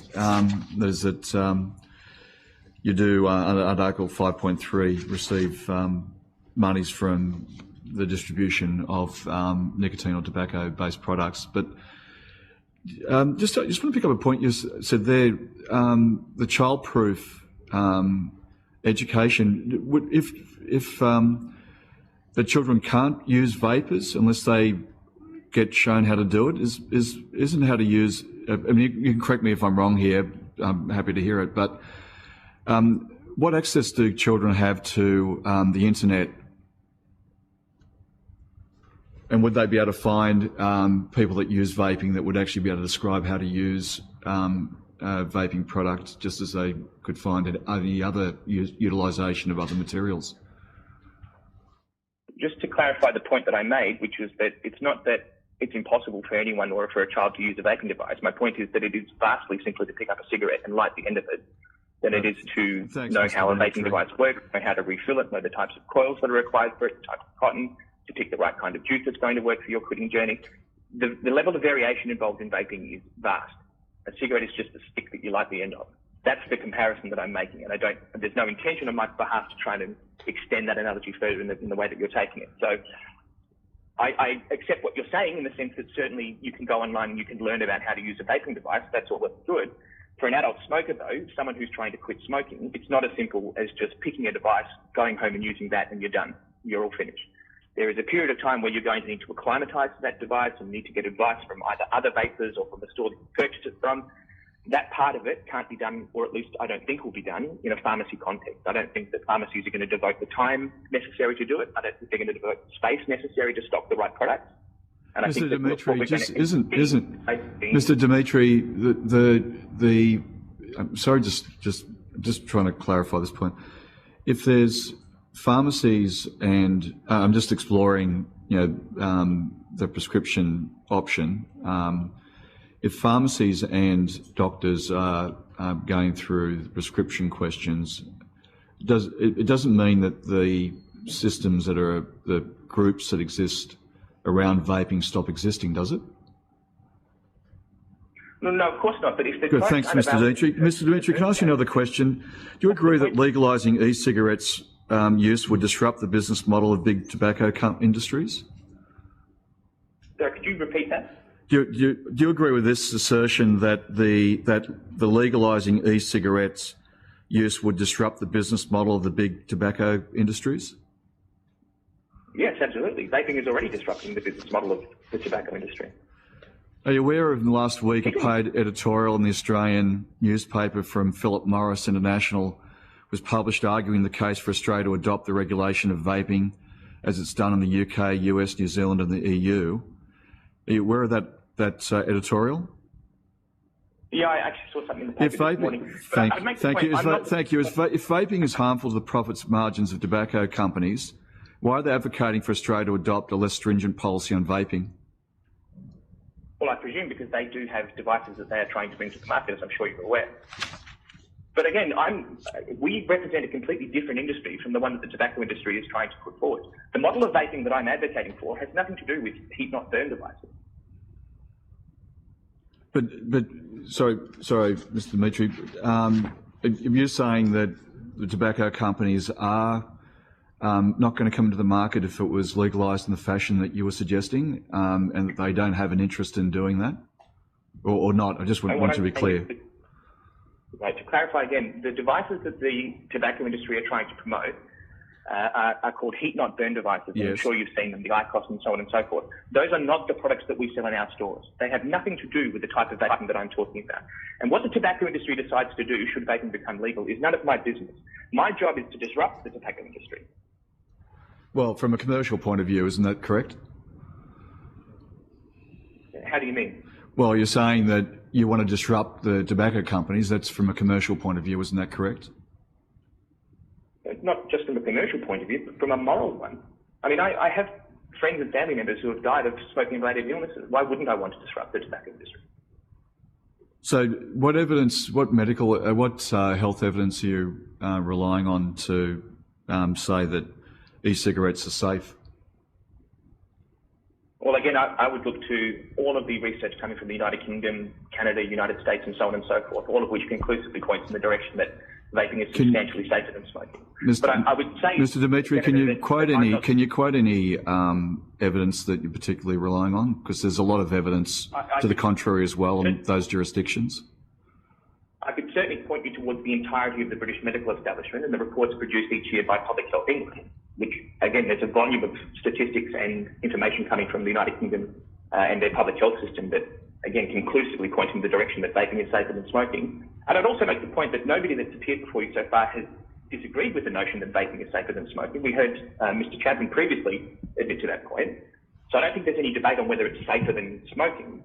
But the point that I'd make, Senator, is I'm not the person to ask about medical issues. I am a vendor of these products. I'm not a doctor or a medical professional. Yeah, you're receiving profit. You're right. You're receiving profit from it. Yeah, Mr. Dimitri, thank you. If we can put any other questions on notice, Senator Sheldon, if I can go to Senator Griff, please. Thank you, Chair. Look, Mr. Dimitri, is the real issue that you have with the prescription model that you won't profit from it? No, not at all. The problem that I have with the prescription model is that it is not workable. It is not going to meet the needs of Australian vapers, and I am an Australian vaper. It's not going to meet my needs just as much as it's not going to meet the needs of hundreds of thousands of other Australian vapers, and the 3 million smokers who are going to be left in the cold as a result of this decision. Well, I think it would be very much debatable about whether those people will be left in the cold, but that's something that the committee will deliberate on.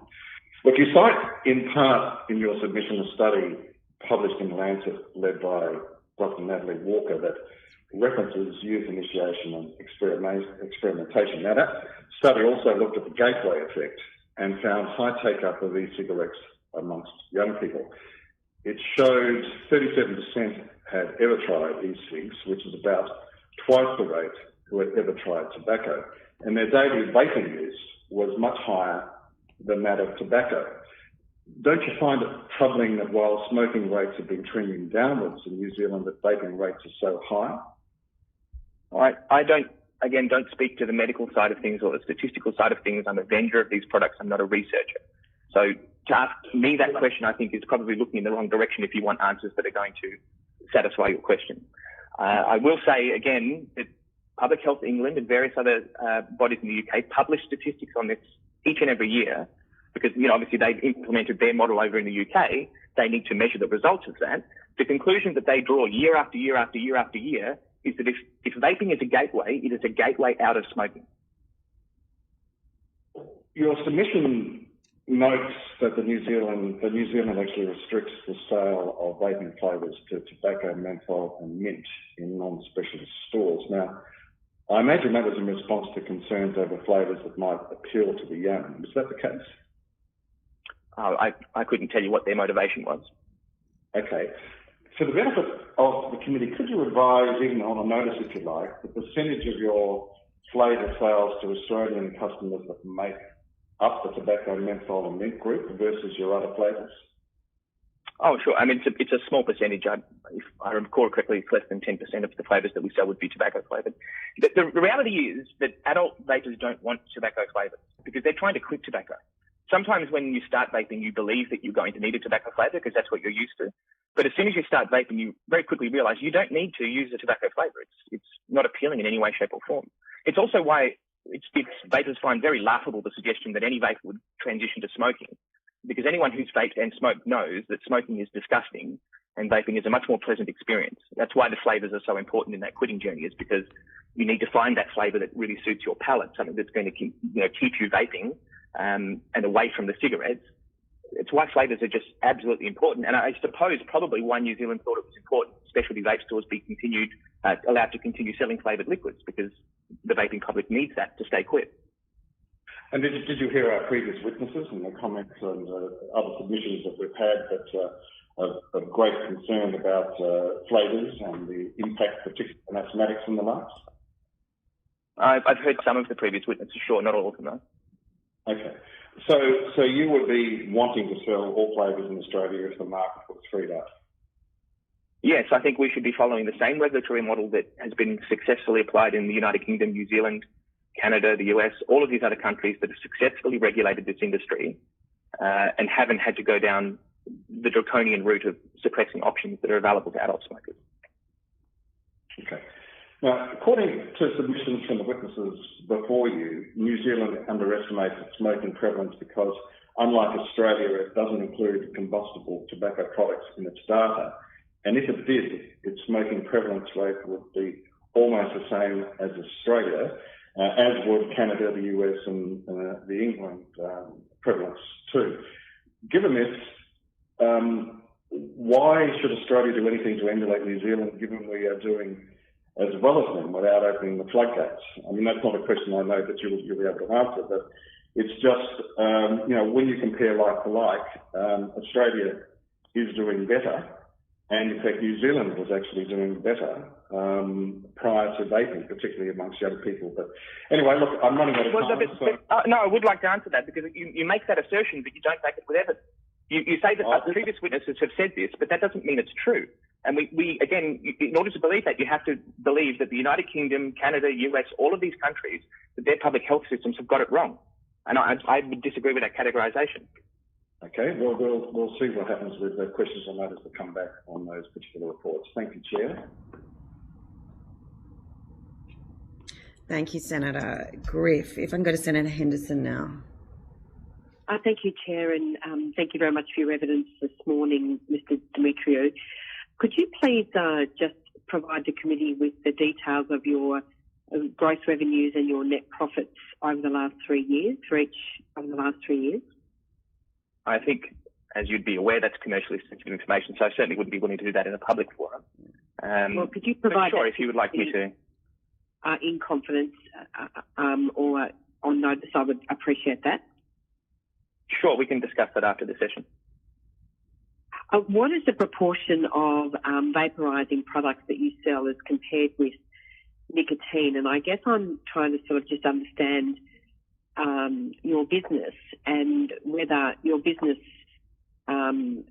would still be viable, because I would put it to you that you would still have a viable business in that you would be able to sell, the vaporising products if the nicotine was available via prescription. Sure. I mean, our business will continue. We are the largest, and there's no suggestion that we're going to fold overnight if this happens. Certainly a lot of smaller stores will fold. No suggestion of any job losses at all? No, that's not what I'm saying. In New Zealand, certainly there would be. And, again, it would put a hold on some of the expansion plans we have in Australia. But at the end of the day, what you're saying is essentially characterising our position as only coming from a position of profit, which isn't the case. Mr. Demetriou, sorry, I'm just asking the question. Please don't tell me what I'm saying. If I could just keep you to the questions. So thank you very much for that. You claim in your submission that public health activists are demanding a prescription model for e-cigarettes, which in your view is counterproductive to public health. Why do you regard public health organisations are advocating against public health? Well, again, I can't speak for those organisations and why they have the opinions that they have. All I can do is look to the rest of the world. Because in order to Australia has it right, Senator Henderson, if you could let Mr. Demetriou answer, please. No, I'm sorry, Chair. It's very difficult on the phone, and at the moment we're getting everyone crossing over. Okay, well, I'd like Mr. Demetriou to address the question, please. I think I did, but if you ask the question again, I'll do my best to answer it. So you've claimed that the public health activists are demanding a prescription model, which in your view is counterproductive to public health. What are your public health qualifications which give you the capacity to make that sort of assessment? I don't think I've made any claims to have a qualification in public health. In fact, I've gone out of my way to avoid. No, but you've made claims. You've made claims which are counterproductive to what many public health organisations are advocating. If the question you're asking is why I hold that belief, at the end of the day, it's because that's what my customers are telling me, hundreds of thousands. Right. Okay. Thanks, Mr. We know with certainty that many of these people will go back to smoking. But my next question is, what health qualifications do your employees have to provide advice around smoking cessation or harm reduction to individuals? My employees don't provide any advice on smoking cessation, nor are we seeking to have that ability. Okay. So you provide no advice whatsoever? Not on the subject of smoking cessation, of course not. I mean, quite apart from anything else, it's illegal. Have you spoken with the TGA about being a supplier for products under the prescription model? No. And why not? We haven't crossed that bridge yet. I mean, if that's the way things appear to be going, then certainly we'll do that. We have been involved in the beginning stages of various clinical trials that are happening here in Australia to supply some pharmacies around the country. But again, those are in very early stages. And look, whatever the regulations end up being, we will comply with them. That's our duty as Australians and as an Australian business. We just believe that this particular model is going to be disastrous for public health and disastrous for our customers. So let me just draw your attention, and this question has already been addressed with you, but I just want to understand in more detail. So you've stated in your submission that your entire business model is about stealing Big Tobacco's customers, and yet, as we know, Philip Morris and others are on the public record advocating for exactly the same position as you and using exactly the same arguments. How do you reconcile these inconsistencies? Again, what the tobacco industry decides to do or not do is their matter, I suppose. And again, I make the point that the devices... Are you saying that this is a remarkable coincidence? No, I don't think I've said that. The devices that they are selling are not the devices that I am selling. If they happen to have arguments that align with what I'm saying, then all well and good for them. But that's not really my business. I'm here to advocate for vaping. I'm here to advocate for the type of vaping that I'm involved in. I'm not here to advocate for the tobacco industry. And again, thank you, Senator Henderson. Senator Henderson, any other questions? If you could please put them on notice. We are trying to keep everyone to the same time. If I can go to Senator Urquhart now, please. Thank you. Thank you, and thank you, Mr. Demetrio. I just want to go to, and I did raise this to the last witness. In your closing comments of your submission, you say tens of thousands of Australian smokers die each year as a result of the inaction and incapability of our Department of Health, lives that would most certainly have been saved had those people had the opportunity to switch vaping. Now, I think you've said on a couple of occasions to previous questions from senators that you don't have medical, you're not a medical person, etc. So can you point me to the medical reference that you have used in that statement? I mean, I could point you to the witness who was previous to me who admitted that vaping is far less dangerous than smoking. I don't think there's anyone, I mean, the TGA agrees that vaping is far less dangerous proportionally than smoking. The question is very clear. Can you point me to the statement where you have referred to tens of thousands of lives that would most certainly have been saved had those people had the opportunity to switch to vaping? Can you point me to the medical evidence that has brought you to put that in your submission? Again, I'm following the logical chain that comes from the statement that vaping is 95% safer than smoking, a statement made by Public Health England and backed by hundreds of public health organisations in the UK, from the Royal College of Physicians, the British Heart Foundation, the British Lung Foundation, Cancer Research UK, all of them backed up. If I could be allowed just to answer this point, because I think I am answering the question. You're asking me how it is that I'm making this conclusion, and I'm giving you the answer, which is that... I'm asking you to point me to the reference. No, again, I've given you the reference in the sense that Public Health England is producing these reports year after year, and Action on Smoking Health, the report that came out, I believe, in 2015, is where that quote initially came from, that 95% figure. But again, all of the previous witnesses agree, and so does the TGA, that vaping is less harmful than smoking. Now, if it is less harmful than smoking, the logical conclusion is if people vaped rather than smoked, fewer of them will die. And I don't think anyone can really disagree with that notion. Sorry, Mr. Demetrio, that's not my question. My question is, you have made a statement in your submission that tens of thousands of Australians would most certainly have been saved had they had the opportunity to switch to vaping.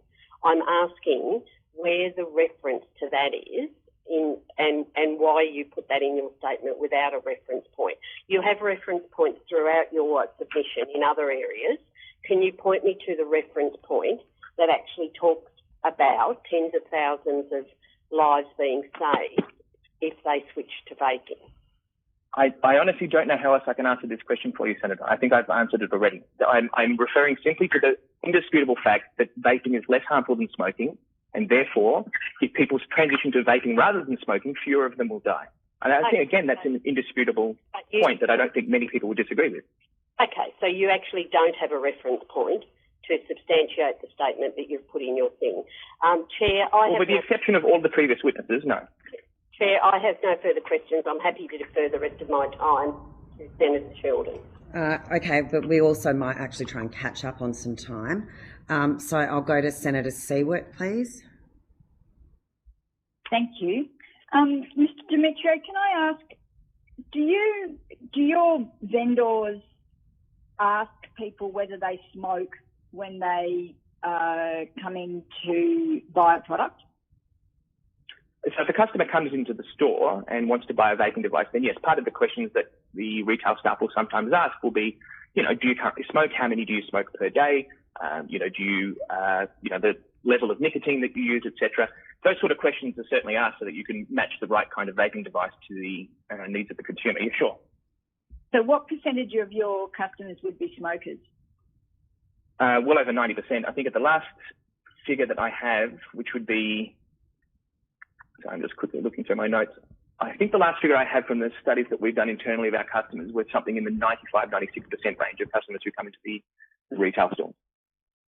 And are you aware of how many of your customers then end up quitting? Yeah, so looking at, we obviously measure a lot of information about our customers, as any business does. So as part of the consumer analysis and business intelligence we gather, we can see the drop-off point is generally about 6 months for most customers. So they'll transition to vaping over a period of sometimes, a week to a month, thereabouts. So there'll be a period of dual use, and then they'll eventually be able to transition completely to vaping. After about 6 months, they typically drop off and either quit vaping completely, or in some rare cases end up going back to smoking because they can't find the right device for their needs or whatever it might be. But the vast majority end up, on that kind of 6 month slide, I suppose. And do you have you provided that information for any studies, or are you working with any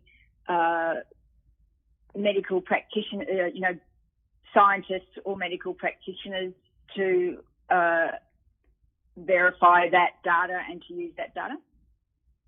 Not with medical practitioners. I mean, again, we're a business, and so the reason we collect this information is for our business purposes. And we don't collect it with the intention of funding any particular studies or anything like that. And I would suggest that the data that we're collecting is probably not of the quality that a medical professional would want. We are measuring customer sentiment, customer responses, looking at reorder times, in some limited cases doing direct surveys of customers. So I don't think it would rise to the level of, a fully funded scientific study, if that's what you're asking. Okay. And is that information available? Well, it's available to us. It's commercially sensitive information because this is information that we use to optimize our business. That's the intention of collecting it in the first place. So it's not something we would ever make publicly available. It's highly commercially sensitive information. So no one's able to verify the detail and the accuracy of the collection of the data? Well, we don't provide that data to anyone. I mean, as I say, we use that data for our own internal business purposes. I'm relaying it to you now because you've asked about it, but had you not asked about it, nobody would even know it exists. It's only used to inform our business decisions. Thank you. You have you've quoted the Cochrane report both in your comments and in your submission. This morning, and I think given your comments, you were listening to the evidence this morning that we've received from the Professors Chapman and Daub, and the comment that was made by Professor Chapman about the PATH study, and longitudinal studies versus randomised trials, which is what the Cochrane work is based on. Have you looked at longitudinal studies and that particular study that doesn't show the same results as the randomised study, in fact shows that 2.1 times more of the participants did badly in terms of smoking and vaping? Have you had a look at that study? And if so, do you have any comments on it? I haven't had an opportunity to look at it, but again, I don't think I'm the person best placed to answer the question. I think that's a question for the medical professionals, not for a retailer. Yeah, but you are quoting the Cochrane study, the randomised trial study. Why wouldn't you then look at some of the other studies and the longitudinal studies? Well, I mean, I will once this information is available to me. But again, that isn't going to change the fact that I'm not a medical professional. At the end of the day, you should never rely on anything that I say in terms of medical opinion. I can provide a perspective on business. I can provide a perspective on what customers are feeling and how they're actually in the real world using these products. And I can show you that, we're not the caricature of the big tobacco conspiracy or whatever. But in terms of the medical science, I would just refer you to the authors of the study and perhaps invite them to appear. Well, you're quite. Sorry, Senator Seward. Senator Seward, if you could put any other questions on notice, please. And I'll just finally go to Senator Canavan. Thanks, Chair. And I'll just have a couple of quick questions. Sorry, thank you very much for your evidence, but given time. I want to ask quickly, the previous witnesses we had mentioned that in their words that New Zealand is trying to put the genie back in the bottle. That was the quote, genie back in the bottle, ostensibly due to concerns over, I think, youth uptake of vaping. Given your business, I think, operates in New Zealand, do you see any evidence for that, of a change of heart from New Zealand and their regulatory approach to vaping? No, none whatsoever. We have a very good relationship, in fact, with the Ministry of Health and with various other health officials in New Zealand. We presented to their select committee when that process was going on. We helped out as much as we could. Certainly have not seen any kind of backflip or regret over the model. And I wanted to ask, in your submission, you say you design, manufacture, and distribute over 5,000 different vaping products. How much of those involve liquid nicotine, do you know? Or that they do include delivery devices as well, do they, those 5,000 products? Yeah, so that's the entire spectrum of products that we sell. So in terms of liquid, there would be about 1,000 of those would be e-liquid flavours. And then probably another 1,500 or so would be just flavour concentrates, which are the base ingredients that are used to make e-liquid, right. So food flavourings, essentially. So just so I'm clear, the 1,000 includes some kind of nicotine, the 1,500 include a flavour with no nicotine in it. That's right. I've got that right. So right. Given that the THR here wants to move to a prescription model by mid-next year, have you, and I don't think you've had a lot of communication with them, but how likely do you think they are going to be able to prescribe or to approve 1,000 different liquid nicotine products in that time frame? I just genuinely don't think it's possible. And I think it's probably why no jurisdiction in the world has tried to go down this route, because it's unworkable. It just doesn't make any logical sense. The sheer volume of product that is available, and as I mentioned previously, each vapor has their own particular vaping style, their own particular need. They need to find a flavour that works for them, because it's not a one-size-fits-all solution. And so I think that's why it's so important that there is an availability of that depth and breadth of option. All right. Well, thank you very much. Sorry I couldn't. I would love to ask more questions, but given time, thanks very much for your evidence. All right. If you've got any other questions. I'm happy to take any questions on notice, incidentally, after this call. Thank you, Senator Canavan. If you do have any, just if you could put them on notice. If I can thank you, Mr. Dimitri, for appearing as a witness today. Answers to questions taken on notice should be provided by 25th of November 2020. I would ask that you now disconnect from the teleconference. However, you can continue to listen to the hearing, should you wish to, through the live stream on the Parliament's website. I'd now like to welcome Professor David Sweener. Thank you for appearing before the committee today. Information on procedural rules governing public hearings and claims of public interest immunity have been provided to witnesses and are available from the Secretariat.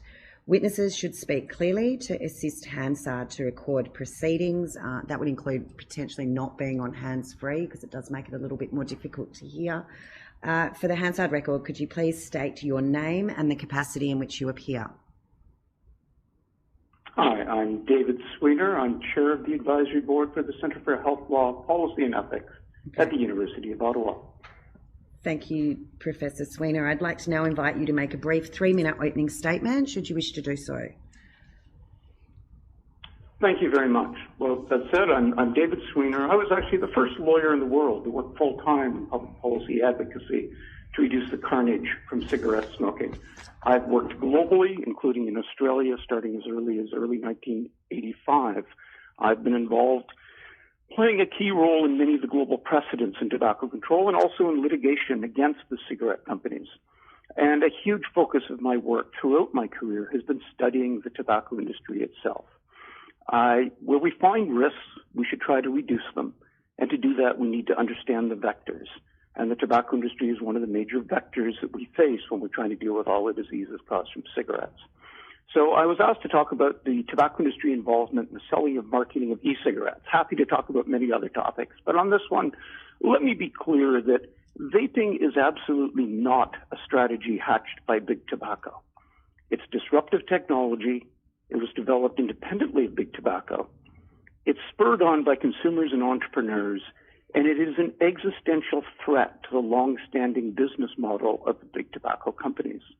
Their moves into vaping technology have been defensive, tentative, and often disastrous. Big Tobacco has lost huge sums of money from failed R&D on vaping technology and failed investments in technology developed by others. They're running scared. The business model of the tobacco companies has long been to be a cartel selling a widely used dependence-producing product. It's been an incredibly profitable business model, and the value of these companies soared even while they were under universal attack for killing so many of their customers. They accomplished much like what OPEC once tried to do with oil prices. Their profit margins dwarf anything found in other consumer product companies, and one could put a value on each of their customers based on how much they smoke, how long they're likely to smoke until they quit or die, and how much you can keep increasing your prices, your profit margins during that time. But much like taxi license or cable TV prescribers used to have a big value, disruptive technology can destroy that. And that's what we're seeing happen when, as per my submission, the 5-year stock charts of the transnational tobacco companies show that they have been devastated since the advent of viable, safer alternatives to cigarettes. It destroys their business model. Overall, these companies have lost over $300 billion of collective market value. That, to put it in perspective, is greater than the total combined market value of the 3 largest listed Australian public companies. The things that used to be protective of the cigarette companies and their profitability become a disadvantage if risk proportionate regulation is adopted. The tort law risks become huge once their products can be shown to be unreasonably hazardous based on what else is in the market. And the financial markets are looking to the future, and investors do not think the long-term viability of these companies is secure. Okay, Professor This Sweena. is not a time to protect the cigarette business. It's time to protect public health. Professor Thank Sweena, thank you. I will now pass to the committee for questions, but if I can just kick off, and you did just mention it in your introduction, but I think it's incredibly important that we make this point incredibly clear, particularly in light of the regular claims that those in support of vaping are somehow shills or puppets of Big Tobacco. Can you just please reiterate for the committee what would be the benefit to the Big Tobacco companies if more people were to move to vaping, and if more people were able to more readily access both vaping devices and vaping liquids, etc.? Sure. Well, it completely destroys their business model to say it's like saying that iPhones were a plot by BlackBerry, or that BlackBerry was a plot by Nokia, or my God, Amazon was a plot by bricks and mortar retailers. This is disruptive technology that destroys their business model. And that is what the financial markets are telling us. If the cigarette companies were benefiting from this, they would not have lost over $300 billion of collective market capital. They wouldn't be seeing their share prices, look like the force of gravity has grabbed them. It's an extraordinary loss, and it makes terrific sense when you look at, how did they make their money? They made their money by being a cartel, selling a widely used addictive product. What happens when you've got a less hazardous product that consumers are willing to use? Well, consumers start moving to it. The value of the cigarette customer plunges. And the ability of these companies to be able to come up with the products that consumers want is very poor. I mean, we look at the history of disruptive technology. How many companies that were dominant in a field ended up doing well when disruptive technology hit that field? They usually get blown away. And what about pharmaceutical companies? If we were to move down the path of a prescription-only model, which I would assume would involve not only the involvement of doctors, so additional budgetary burdens with regards to doctors' visits and our Medicare payment system, But you would also have the introduction, I would imagine, of the pharmaceutical companies, yet we don't hear terribly much about their vested interest in keeping vaping as limited as possible. Perhaps, you can let us, have you had any thoughts or considerations with regards to what the the pharmaceutical industry might be to benefit from restricting access? Well, the pharmaceutical industry is a very small player in this business when you consider cigarette sales globally are well over $1 trillion Australian or Canadian dollars per year. The pharmaceutical industry, nicotine products are a tiny fraction of that because they haven't been acceptable to consumers, either as a product itself or the availability of the product. I don't think pharmaceutical companies are likely to do very much if you went to pharmaceutical regulation of vaping because it puts vaping at such a disadvantage. Just like if you decided that chips and beer were going to be widely available in all the milk bars, but if anybody wanted a pair of running shoes, they had to get a prescription from a doctor and go to a pharmacy to get them. Would running shoe companies be in a hurry to get into the Australian market? It's putting the safer alternative at a huge disadvantage. Okay, thank you, Professor Sweena. I will now pass to Senator Sheldon. Good day, Professor Sweena. Thank you for joining us today. I appreciate that G'day, and I appreciate you've given us gave me a letter regarding the question regarding Article 5.3 of the World Health Organization Framework Convention on Tobacco Control. Sure. Would you be able to briefly outline your response for the committee's purpose? Sure. I do not take money from anybody involved in any aspect of the tobacco or nicotine business, nor do I accept funding from anybody who has an abstinence-only, moralistic, or otherwise anti-public health attitude toward nicotine and tobacco. Thanks, Professor. Look, I just appreciate your view on the vaping may be a form of disruption to the tobacco industry, but with public statements made by the tobacco companies like Philip Morris pushing vaping products onto the Australian market, is there a risk that a commercialisation of vaping or heated tobacco would be a new lifeline of revenue for these companies?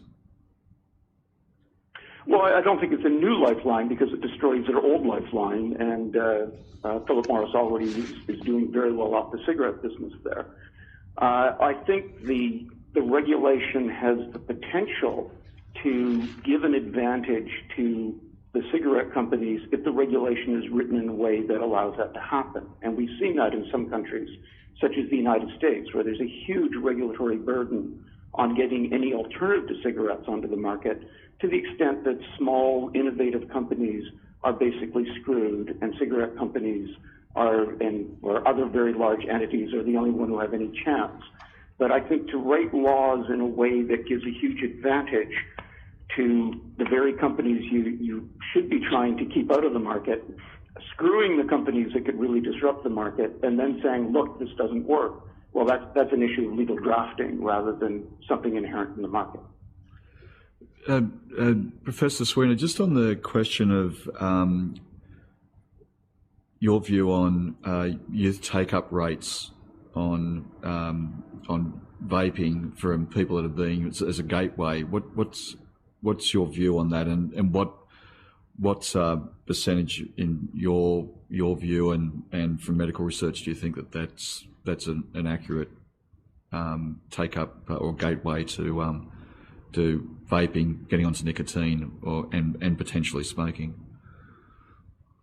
Well, I think the key thing is whether it can be a gateway into smoking, and I think we can prevent that from happening any more than modern cars with the safety features they have are somehow a gateway into the sorts of cars that existed when I was a kid, because you can't buy cars with that sort of technology anymore.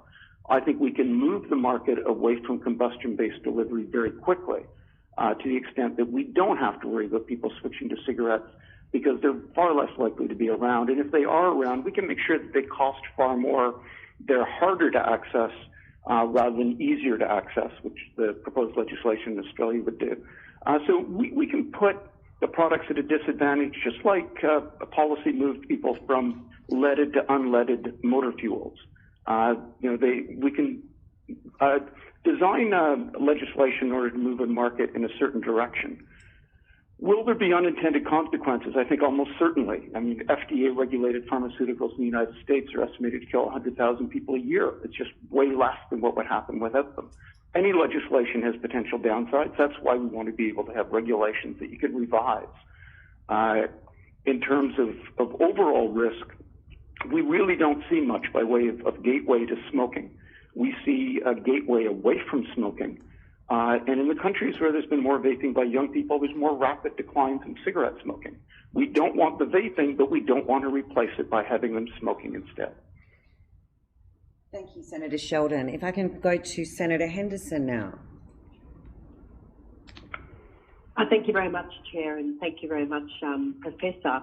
Professor, are you aware of the business plans of Big Tobacco? Have you been briefed, including in relation to their confidential business plans? I've had, as I say, I've spent my career trying to understand the industry. It means reading Sorry, Professor, if I could just confine you to answering my question, I'd be grateful. Have I seen confidential business plans? Are you aware of the business plans of the big tobacco companies, including in relation to any confidential business plans? I think I probably have a better grasp on it than most people because I also talk to anybody who's ever been fired by the industry, anybody who's left on a matter of conscience, any leaked documents I can get from contacts within the industry. So Sorry, I wouldn't say that I know absolutely everything going on in the industry. I think I have a pretty good understanding of it. Chair, can I ask a point of order? Yeah. Yes, Senator Canavan. I've been tempted a couple of times, but just Senator Henderson's asked a number of questions today that's effectively asking people what they think, what the motives of other people. Yeah. Hang on. That's not a point of order. That's not a point of order. Senator, you've interrupted witnesses now trying to interrupt me. I've got a point of order here. Yeah. That there's a number of questions here that are effectively asking for the state of mind of other witnesses. Now, that is effectively asking for an opinion on someone's opinion. I don't know if it's a formal briefing order, but I think it's very. Can I respond? If we can just stick with us, guys, we're very limited by time. If we can just stick to asking questions in people's area of expertise, would be appreciated. Yeah, Chair, can I please respond to the point of order? Well, we're going to run out of time, so Senator Henderson, you're going to have to decide whether you want to ask questions or respond to a point of order. I would like to respond to the point of order and say I was not asking about the state of mind. I was asking, and I ask again, to Professor, are you aware of the business plans of big tobacco companies, including any confidential plans they may have in relation to their business planning? Well, you just repeated the question, so perhaps if we can let Professor Sweena answer. Yes, if I could thank you. Question, Professor. As I think I've indicated, I think I have a very good idea of what the business plans are. Do I know absolutely everything? I'm sure I don't, but I think I know more than certainly any other academic who's looked at this. Are you in a position to state that big tobacco is not planning to enter the vaping market? No, absolutely not. Big tobacco, as I said in my testimony, is Senator Henderson, if you could let Professor Sweena answer. Sorry, Professor Sweena, my apologies. If you're not in a position to understand whether the big tobacco companies are planning to enter the vaping market, how can you... I just answered that question. He did answer the question, Senator Henderson. If you'd like to move on. If I answer the question, you should listen to my answer too. Hello? So how, therefore, can you assert that the vaping is an existential threat to big tobacco? Well, I think I explained that in the submission that I gave. If you have any additional questions, I'm happy to answer them. But the fact that the companies have lost over $300 billion US in market value is a very good indication that there's a problem they're facing. And the problem they're facing, as I explain in my submission, is disruptive technology that destroys the business model they have from running a cartel selling a widely used dependence-producing product. But big tobacco companies do sell other products. So, for instance, Philip Morris, owns Kraft as one example. So, given that you're not in a position to, if I can ask just my final question. Given that you're not in a position to know whether big tobacco companies are planning to enter the vaping market, isn't it the case that you are not in a position to make the statement that vaping is an existential threat to big tobacco? First of all, Philip Morris does not own Kraft. Secondly, I have not said they're not trying to enter the vaping market. They are trying to enter the vaping market from a defensive standpoint, and they do face an existential threat from the disruptive technology that is destroying the business model for selling cigarettes and increases tremendously the tort litigation risk that they face from selling a lethal product. Thank you very much. And Philip Morris did own Kraft at a point in time. They used to. They don't now. Yeah, I just make the point that big tobacco does not just sell tobacco products. Sorry, can we clarify, Senator Henderson? Are you saying that Philip Morris owned Kraft? That's right. Okay, and that's been disputed by Professor Sweeney. So I'm just making that point that Philip Morris did own Kraft. Therefore, they did or they do? Don't just sell it's a different assertion. They do not now. I'm just making a factual point. Well, that's the point. It's not factual. Companies don't just sell. Okay, so can we move on now, please, to Senator Siewert? If you've got any other questions, Senator Henderson, perhaps you can put them on notice. Senator Siewert. Thank you. I wanted to pursue, in fact, that issue in terms of the defensive strategy that you were talking about. If they've lost, I think you said $300 billion in terms of, is that correct? And that is... Yeah, that's the... Sorry, I interrupted. Sorry, you go.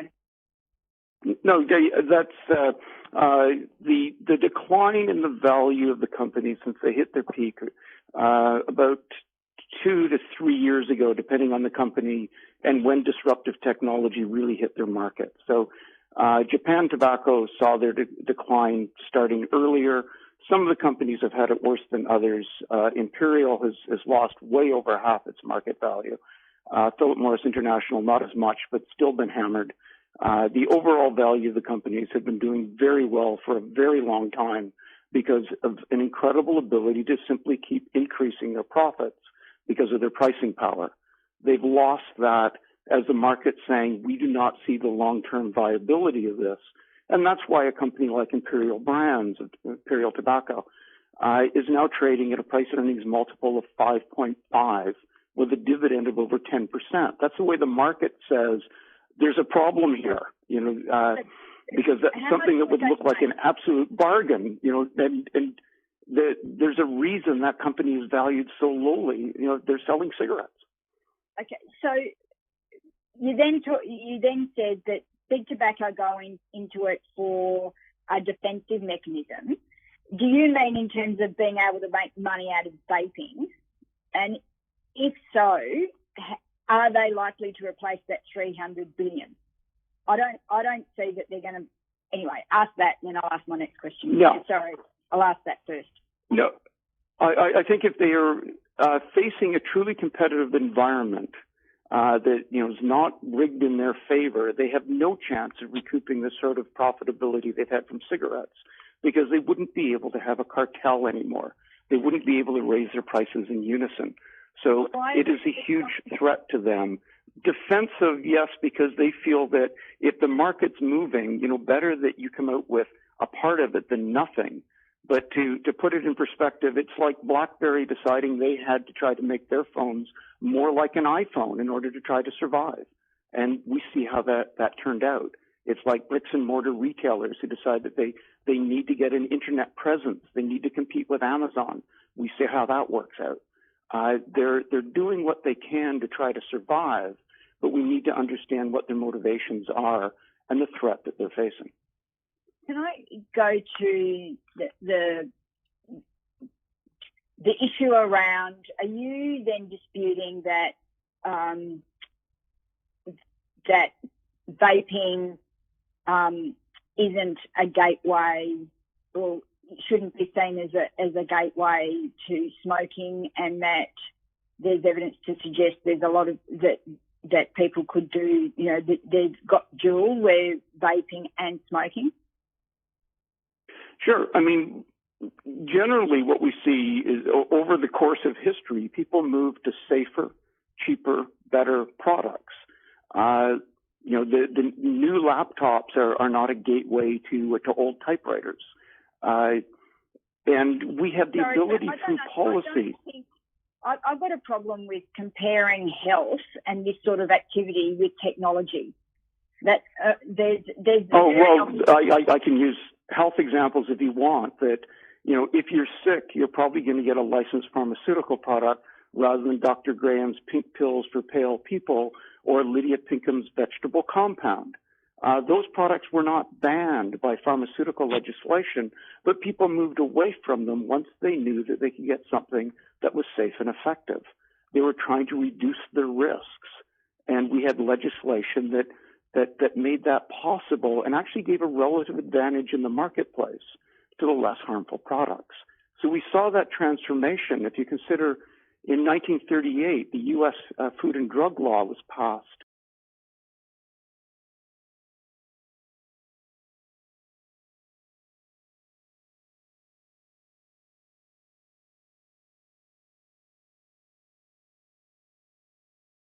Okay, bear with me just a moment, guys. The line from... And within 12 years, 90% of all the pharmaceutical products sold in the United States were products that did not exist before that law.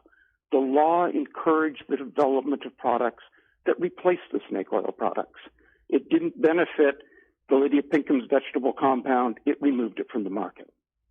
But they weren't addictive products necessarily, were they? Like tobacco. Well, many of them were. I mean, when you look at some of the things that were added, including morphine, a tremendous amount of alcohol, and the snake oil products, yes, indeed, many of them were addictive. In terms then of the issues around gateway and replacement drugs and whether people do successfully transition permanently onto either a vaping product or nothing. Have you had a look at the longitudinal studies rather than the randomised shorter-term trials? Sure, and we have really good examples in countries where alternative products have been available, and even without using the suite of regulatory measures and education measures we have to move populations, they do. And that's why we see in Sweden the lowest rates of smoking. It's substitution. They're using snus. They have the lowest rates of tobacco-related disease in the European Union by far. Norway, when snus, that oral tobacco product, became available, we saw cigarette sales fall by half in just 10 years. In Japan, we saw cigarette sales fall by 34% in just 4 years because of a non-combustion product that hit the market. So we've seen, and we see this globally with smokers are dissonant. They're looking for alternatives. And if viable alternatives are made available, they move even when they don't have big advantages in terms of price, access, health information, advertising, etc., which raises the question of how rapidly would we be able to get rid of cigarette smoking if we did the sorts of things we've done with other products and services to say, let's give an advantage to the less hazardous products. Let's try to put cigarettes into history's ashtray. Let's see how rapidly we can get rid of cigarettes. Can we do it as rapidly as we got rid of unsanitary food with pure food laws 100 years ago? Senator Seward, if I can ask if you put any other questions on notice. Senator Canavan. Thank you, Chair. Just checking, we want to wrap up by 11:15 your time? Yeah, that's right.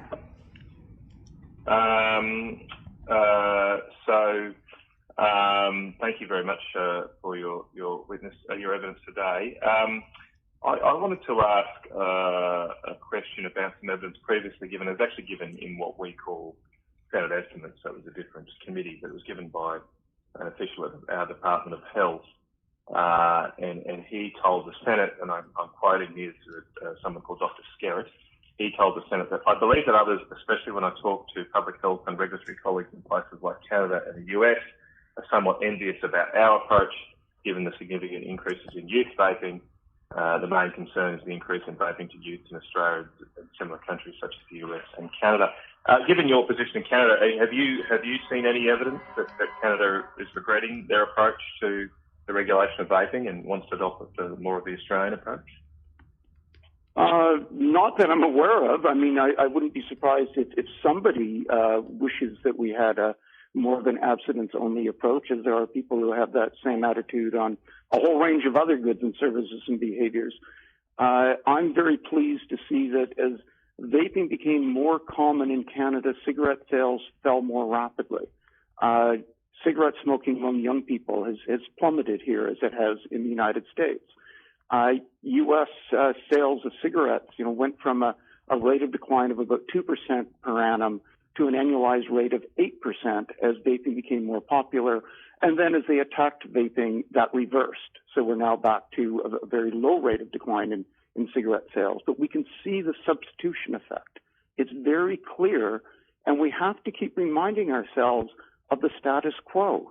Cigarettes are killing an extraordinary number of people, and they're doing it because there's such a lethal delivery system. And we know that we can come up with a delivery system that is massively less hazardous. Is it everything that we want? Absolutely not. But do we have the way forward that we can reduce the carnage of cigarettes? We can do it quickly, and we can make a change in global health on par with the eradication of smallpox with what we know now about nicotine delivery. Why wouldn't we do that? And why wouldn't we then look at what more can we do to try to improve ever more on what we've got? But to say we will give cigarettes a relative advantage in the marketplace, we will ensure the nicotine dependent have less ability to move to a non-lethal product, I just don't think makes any sense. Just moving on, I was interested in your analysis of the monopoly conduct or monopoly-like conduct of tobacco companies in the past few decades. I mean, I don't know if you can answer this, but what gave rise to their ability to do that? I mean, it would seem to me it wouldn't be that difficult for someone to start up a new cigarette company. They're pretty easy to make. What allowed, in your view, if you can answer this at all, what allowed those tobacco companies to entrench such a strong market position that they could price in monopoly fashion for so long? Well, it was a combination of things. One is that they consolidated. If you remember, we used to have far more companies, and if you have many companies in a market, you're more likely to get price competition. They found ways to make cigarettes ever more efficiently. So, in the U.S., for instance, Altria makes a pack of cigarettes for 20-some cents, and they sell them for well over $2 a pack before you add in all the taxes and wholesale retail markup, et cetera. So, but they also benefited because of turning things that were used against them to their advantage. So high specific taxes allows them to disguise their own price increases. Advertising, marketing bans, plain packaging makes it very hard for a new entrant to be able to get into the market. Any of the regulatory measures that we have that put constraints on cigarettes create bureaucratic burdens, makes it much harder for a small player. So if you're a very large company, you can deal with things like excise taxes far more readily than if you're a new player, any reporting requirements, et cetera. So it's become very difficult for any new player to enter the market. And the players that are in the market, they match price. And you'll see when one company increases prices, the others do almost immediately in any market. So it functions very well to their advantage. They can disguise it well because of the sort of regulatory and tax structures we have, and they get away with it in a way that we wouldn't allow other cartels to do. We wouldn't allow pipeline companies, power producers, et cetera, to have that sort of pricing power. Yeah, I thought that might be the case. Often you see regulations actually helping entrench incumbent producers in a market. I mean, is there any parallels, you think, for this debate here about the importance not to repeat those mistakes? And obviously there needs to be regulation of liquid nicotine, but given this is a disruptive technology, as you've said, there perhaps is a need to make sure that disruption can occur without too much regulation that would suffocate it. Is that sort of where you're going? Yeah, but I think the key thing is we want risk proportionate regulation. So the most hazardous products are the ones with the greater regulatory burdens. We do not want to make the safer products the ones that are harder to get, and the deadly products the ones that are easy to get. Any more than we want to make it, easy for people to do any other dangerous activity as opposed to doing something that's safe. We usually try to structure our societies in a way to make the safer option the easier option rather than the reverse. And I might be pressing time here, but my last question. Your last question, Senator Canada. Last question. A number of people today have tried to say that, well, because tobacco companies are advocating for the legalisation of vaping, that means it must be good for them. But just drawing your parallel with other markets and disruptions before, I mean, it's true though, isn't it, that eventually Kodak has tried to make digital cameras, BlackBerry did try to compete with iPhones. It's not the case here that perhaps tobacco companies have just put up the white flag here and are just trying to catch up, obviously trying to enter this new market. That's not necessarily per se evidence of that this is the best outcome for them, is it? No, I mean, obviously what they'd like is to be able to stay with the status quo, so that the cigarette companies want to see a move to alternatives to cigarettes the way the House of Sod wants to see a move to non-combustion forms of motor fuel. They might very well be investing in solar power. They are saying that they believe the market's going to change and they need to be ready for a world without oil. But do you really think the House of Saud wants to speed that up? Do you think Saudi Arabia wants to see a rapid transition away from petroleum products? I think it'd be naive to believe that they would want to do that. That's where they make their money. That's where they have their relative advantage. A move away from oil is a huge threat to them. And you just need to understand what their vested interests are to understand what they would be saying. And if the House of Saud said something positive about solar energy, I think the craziest thing environmentalists could do would be then oppose solar energy because they don't like the House of Saud because they sell oil. Good point. Thank you very much, Chair. Thank you, Professor Sweener. Thank you for appearing as a witness today. Answers to questions on notice should be provided by the 25th of November 2020. I'd ask that you now disconnect from the teleconference. You can continue to listen to the hearing should you wish to do so through the live stream on the Parliament's website. I'll now suspend the committee and we'll reconvene at 11:30.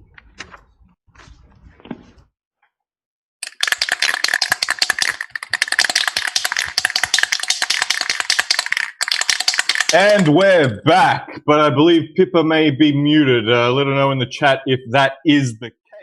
I'm good. Hang on, let me just get the sound settings right, because the sound settings for the hearing are a lot louder than us, and we'd be blowing out. We would have just blown out a few people's earphones then, so I apologise about that. Welcome to the break. Hello all, and welcome to the stream. I'm Pippa Star. This is the Vaporman next to me. Just sharing a few opinions, and as we welcome yours in the chat also. We only got a short amount of time to quickly dissect a little bit about what we've heard this morning. Certainly been controversial, certainly been interesting as expected. Some interesting things. Let me just clarify a point. I have been sharing a tweet. I've been sharing a tweet in the chat. A few people have pulled me up on some clarity regarding an alleged breach under oath from Simon Chapman in the declaration of some funds that were received by the Australian Cancer Council by Pfizer for the sum of $5,000 declared on the Pfizer website. Relates to 2013. Refer to the question from Holly Hughes just before she switched to Matt Canavan to question Simon Chapman. She clearly asked, were you on the board of the Cancer Council in 2013, to which the answer, I stand corrected, was yes. Although his records may clear him to 2012 or 2006 as no longer being a part of the Cancer Council, on oath, it appears that he said yes, it's an alleged breach of oath and be subject, obviously, to the Senate inquiry. definitely not up to me. Don't shoot the messenger. I just provide the information which is worth questioning. Let me just, whether I've stated whether it's an alleged breach under oath or not in any of my public postings, let me declare now it is alleged, and of course it's not up to me to question such things. I can share some information and it can be questioned by the Senate chair. And let me add, regardless, with the whole argument of big tobacco and guilt by association, now these questions that constantly get asked almost make you put yourself in a position where you're defending big tobacco. But if Simon Chapman was a part of the Cancer Council, and the Cancer Council do get massive amounts of funds from pharmaceutical companies, allegedly, I wouldn't be surprised, in my opinion. Places like the TGA may be getting massive amount of funds from Big Pharma. Once again, I'm not privy to that confidential information. But let me just go back to the topic of big tobacco and guilt by association. Once guilty, always guilty. And let's talk about science for a second. There was a guy by the name of Nobel. Have you ever heard of the Nobel Peace Prize? Speaking of guilt by association, to my understanding, what Nobel invented was TNT. And he invented that with the thought that, well, TNT is so destructive, it will end war. And obviously that wasn't the case. He made massive amounts of profit selling TNT, and World War II happened, and a lot of people died due to that invention. What did he do with that money? He remarketed himself as, the Peace Prize. The Peace Prize. If you ever wondered why the Peace Prize was invented, it was probably out of massive guilt for the amount of people that Nobel killed. But we don't talk about that, and the Nobel Peace Prize is a great honor to receive if you are a scientist and whatnot. But just because actions of a company in the past were horrible and deleterious, that doesn't mean there is no chance for redemption. And this whole idea of once guilty, always guilty is ridiculous. And this idea of trying to link vaporize, which we're not allowed to advertise, by the way, but I just wanted to say for those in the chat. No, they're included in as relevant. We can discuss and use the word vaporize. We cannot advertise for them, but we can discuss them within context, yeah? That is spelled VAPOURYES, just for clarity. And remember, this is a company that clearly is fighting for Australians' rights to be able to quit smoking in the means that they choose. So, yes. If you would do some more research on that, it may be a good thing for you. I'm not sure, but yes, that was the company Vaporize. Simon Chapman always said, "Children aren't smoking." He made a statement saying, "Children aren't smoking." Simon, that one got past me. Nothing gets past the Vaporman.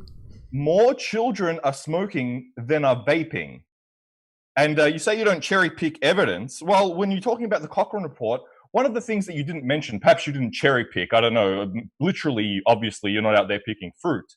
But, the Cochrane report said that the most effective quitting aid is vaping. The most effective. Sure, 90%, whatever. Would you take a drug that was only 90% effective? Well, would you take a surgery that you only had a 90% chance of dying from? Would you take that surgery? Well, it depends. If my other option was almost certainly going to result in my death, then yes, I would. If that were the only option that stopped me from smoking or stopped me from dying in the surgery example. He says, many people, speaking of not citing actual references, speaking of weasel words, he said, many people go back to smoking after vaping. Emeritus Chapman, it's been 5 years. I haven't bought a pack of cigarettes, right? And that's not an anecdote; that's a lived experience. And thankfully, the kind of theme of anecdote was alluded to, which I almost got extremely offended by. But going forward, never call me an anecdote ever again. I find that extremely, extremely offensive. Vapors, you can call me whatever you want. But if you're a non-vapor and you call me an anecdote, that is extremely expensive. You will refer to my vaping situation as a lived experience from now on. Yep, absolutely. Hashtag we are not antidotes. And point to note, look, I think I'm just going off the top of my head, so I stand corrected with absolutely anything that comes out of my little mouth, and any data that comes on this channel. In fact, welcome to be corrected on any information. Top of my head, I think according to the AIHW, it was around about 3.2 2%, I think, is the current youth smoking rate prevalence here in Australia. We're talking about, I think, once every 30 days as opposed to vaping, which is about 1.8% for about once every 30-day use.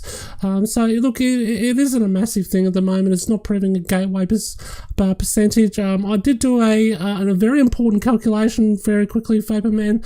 I did do a very important calculation, which you can follow on my Twitter, on how I actually come to that, but the actual retention rate. So in other words, if you're a never smoker, picking up a vape and then wanting to stay addicted to a vape is actually 2.96% across all age groups studied by the AIHW. So the retention rate of a never smoker or the addiction clearly is not a issue across all age groups, including younger age groups, etc. Within was contained within that particular statistic. Over to you, Vaporman. The most recent statistics I have are government statistics. They're from 2009. They say smoking is over 4% and vaping is a bit over 1%. 2009? 2019. Sorry, 2019. I apologize. 2019. I'm not like some of these academics who use statistics from over 5 years ago. Sure. So if smoking is higher than vaping, and vaping is the latest craze, like yo-yos and all the other fine bovine excrement Simon Chapman put on display today. Fidget spinners as well, apparently. Yeah. Then while smoking is practically part of the uniform, you would think we should be doing everything to try and minimize what is even greater than a craze, the latest craze going on.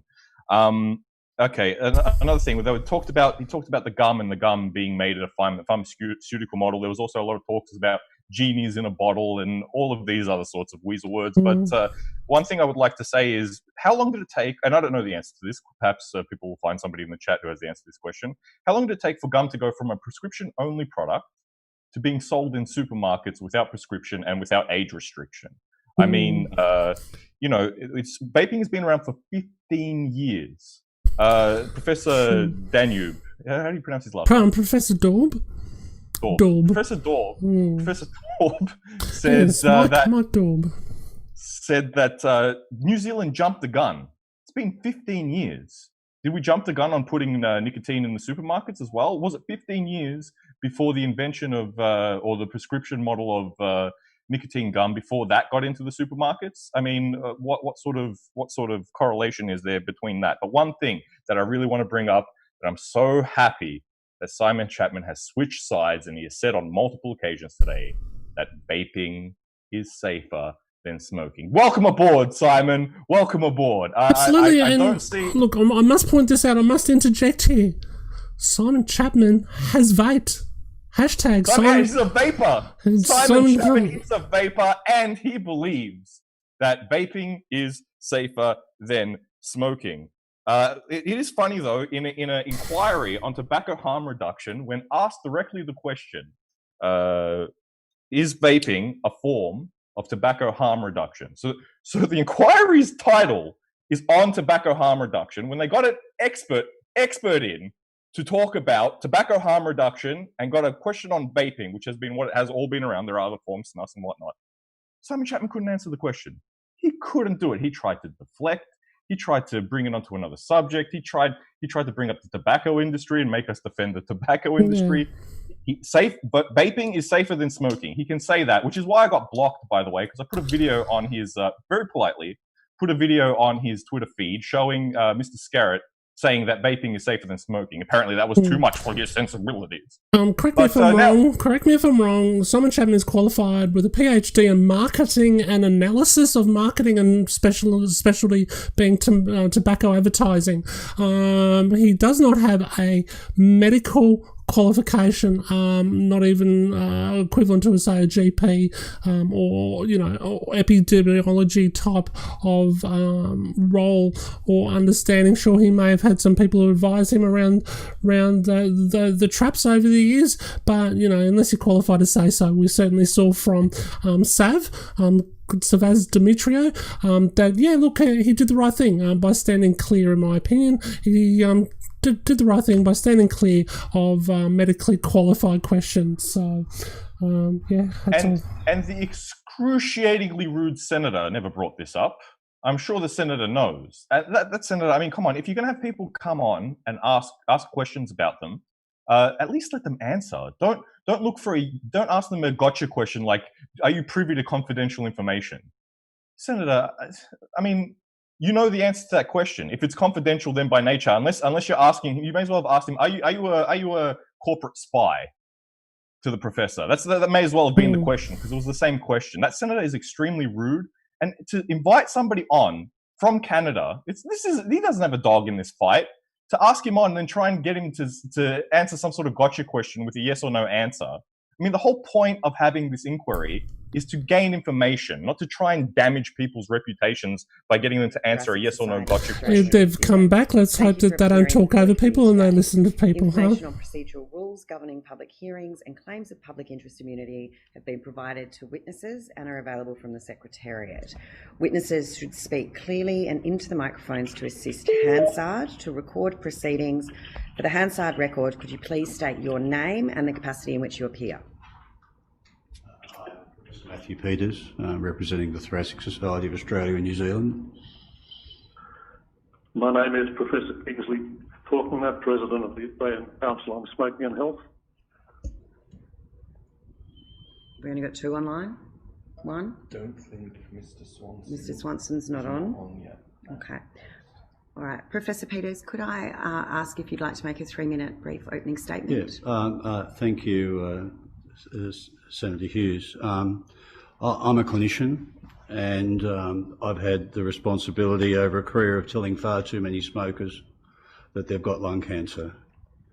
Very few were unaware of the link. Almost all had approached this from a harm reduction perspective, reducing the number of cigarettes they smoked, switching to light cigarettes or low tar, changing their diet, exercising more, or some combination. Every one of those strategies had its advocates and is intuitively logical, but none is effective. On critical matters of health, plausibility is not an evidentiary standard. The committee is fortunate that a number of substantial research papers have been released just in the last month or 6 weeks, some after our submission, and I've provided copies to the Secretariat.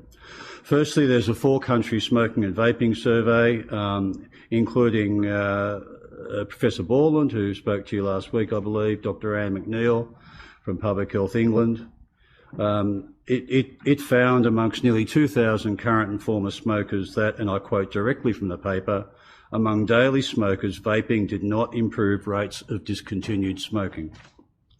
In relation to ex-smokers, and again quoting directly from the Borland paper, there were no differences in relapse between those who were vaping at baseline compared with those who were not vaping. Whether switching to electronic cigarettes or partially substituting smoking with those products confers harm reduction was addressed in a separate paper by Marie Flacco and her Italian colleagues. This was the 6-year follow-up of a study previously published at 4 years. At 6 years, there was no difference in potential smoking-related events and markers of general health between those who'd continued to smoke, those dual users, and those who'd quit smoking after switching to vaping. As Professor Borland and his colleagues found, dual use did not increase cessation.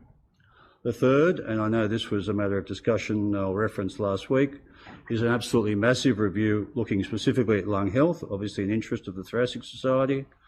Dr. Tom Wills from Hawaii and his colleagues looked at over 2 million participants in a range of studies. After carefully adjusting for smoking and other parameters, electronic cigarette use increases the risk, symptoms and complications of asthma and COPD by 39 to 49%. EC use is harmful for non-smokers and it adds to the harms of current smoking. So it's clear that in terms of the health harms we're talking about, the safest option is to be a non-smoker and a non-vapor. However, in Australia and elsewhere, the most common pattern is dual use. This is not harm reduction. Dual use is harm accentuation. That is now clear. Theory has been replaced by evidence. Unquestionably, some smokers use electronic cigarettes and are able to quit smoking. The Thoracic Society believes that smokers who failed standard approaches and who would only countenance a quit attempt in conjunction with electronic cigarette use should be able to do so, but it should be with a defined product that is proven to be safe and effective. Outside this particular construct, some of these which were once assumed or considered plausible are now untrue. That electronic cigarettes would be effective at a community level in helping smokers quit. That by commencing electronic cigarettes in parallel with smoking, a smoker might be launched on a pathway to smoking cessation. That using e-cigarettes after smoking cessation would prevent relapse, and that switching in total or in part would lead to harm reduction. So policy paralysis is not an option. Those who choose to deny that vaping is rife in high school students, and I have direct experience, should spend more time talking to parents, school teachers and school counsellors. And I have with me, unfortunately for those online who can't, I have a sample of 4 beautiful products, Very Berry, orange soda, mango, what would you like, all seized from a Year 12 formal at a prominent Sydney school last Thursday. Parents and teachers will tell you this is dramatically increasing. Teachers do not need that in this year of COVID. So in recent times, the last comment I want to make, a small group of vaping advocates has actually sought to denigrate Australia's achievements in tobacco control.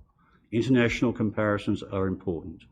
So based on unifying OECD data, the rates of reduction in adult smoking between 2010 and 2016, or 2012 and 2018 for New Zealand, in the States, in the United Kingdom, in Canada, and in Australia as well as New Zealand was similar. All of us lost about 20% of our smokers. We had different range of policy options, and our approach to electronic cigarettes was highly discordant.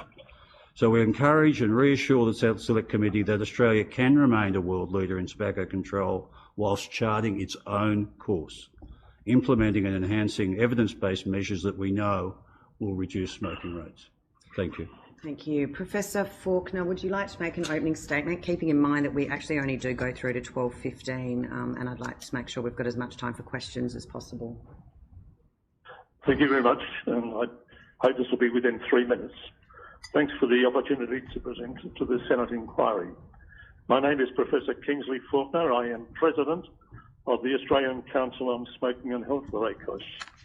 I'm a former President of the Royal Australasian College of Surgeons and a recently retired Professor and Director of Clinical Teaching within the School of Medicine, Fremantle, of the University of Notre Dame, Australia.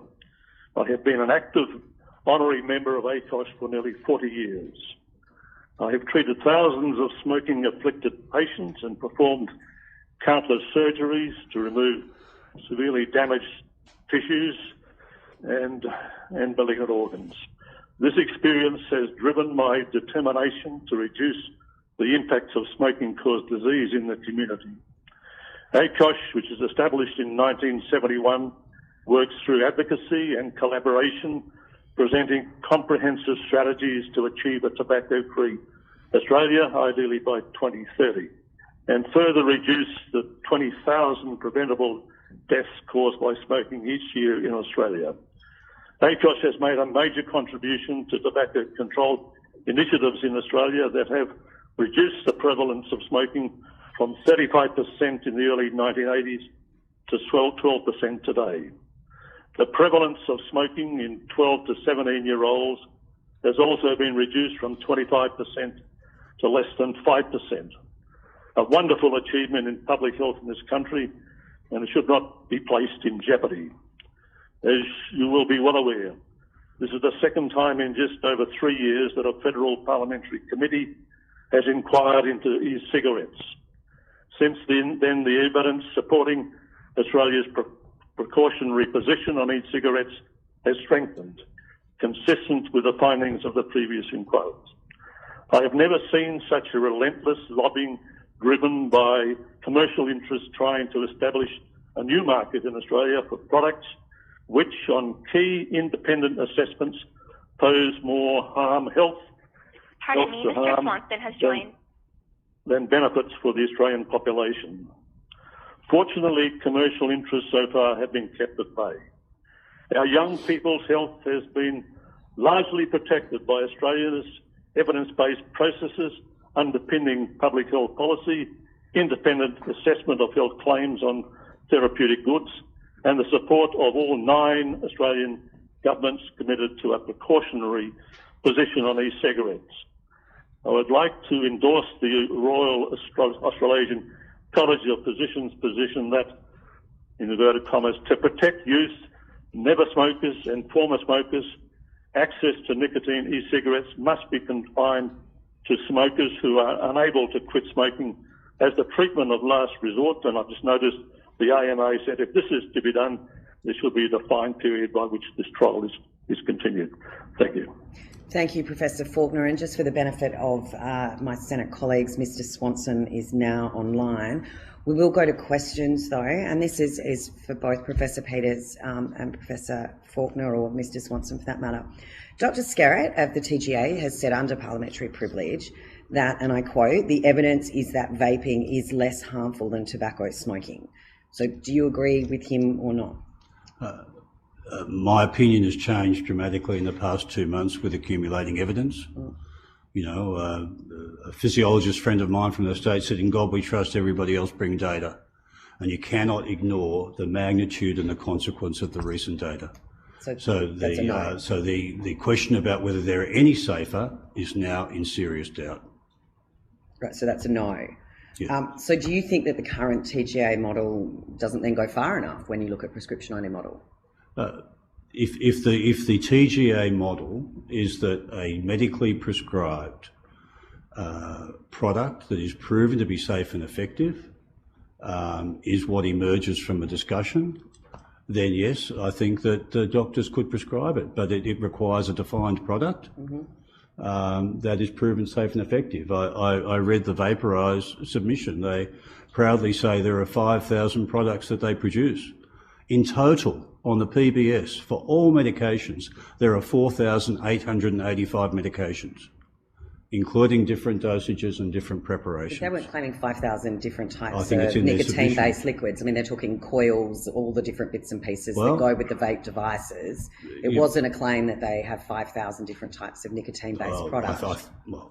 Okay. That was their evidence this morning. It's your opinion, Senator? No, it's not my opinion, it's fact. That was their evidence this morning, that think they have 5,000 different types of products, but they're not nicotine-based products. Includes coils and cotton and all the different bits and pieces that are required for a vaping device. But there are many thousands of variations. I mean, it's known in Europe. There are many thousands of different chemical cocktails that are put in e-cigarettes. That is not in serious dispute, whether or not one manufacturer supplies all of them. Okay. Professor Faulkner, do you agree with Professor Dr. Skerritt when he said under parliamentary oath that the evidence is that vaping is less harmful than tobacco smoking? And that's to quote Dr. Skerritt. Well, I'm just looking at the evidence of other studies, and I think I respect his statement. And I know some of the evidence that backs up that, some of the studies that back up that particular statement. But as my colleague said, more and more evidence is coming out that these things are not as safe as they're purported to be. And I'm in no real position to debate that. I can't claim to be an authority on it. All I know is that there's huge risk. So you're not an authority on what, Professor Faulkner? Pardon? You're not an authority on what? I'm not an authority on the pharmacology of the components of vaping substances, and I have to rely on properly constructed, comprehensive studies on these matters. I couldn't say otherwise. What I do say is that although it may not be the ideal solution, I do support the trial of having these vaping products available for prescription by GPs, probably for a defined period of time, with the understanding that they are still under question about how effective they are. The evidence so far is that they are not particularly effective at getting people to quit smoking, and there's a real risk that those who have been smokers and tried these e-cigarettes, some evidence that there's twice as likely that they will resume conventional smoking. And the bigger risk, of course, is what it is doing, the message it is sending to our youth. And if they're taking up vaping at 3 or 4 times the rate that was the case in the past, that is a huge risk. That is a huge risk to public health of our youth, and it is the reason why the big tobacco is pushing these substances. You know, they are pushing them hard to get a new cohort of addicts, nicotine addicts, for their business model. It is a disgrace. So I've got a series of studies here. Warner, Levy, Petrovic, Van der Deen, I apologise if I got that wrong. Schoenig, Levy, another one by Levy, one's both 2017 nicotine tobacco research and one's tobacco control. Mendez and the National Academies of Sciences, Engineering and Medicine.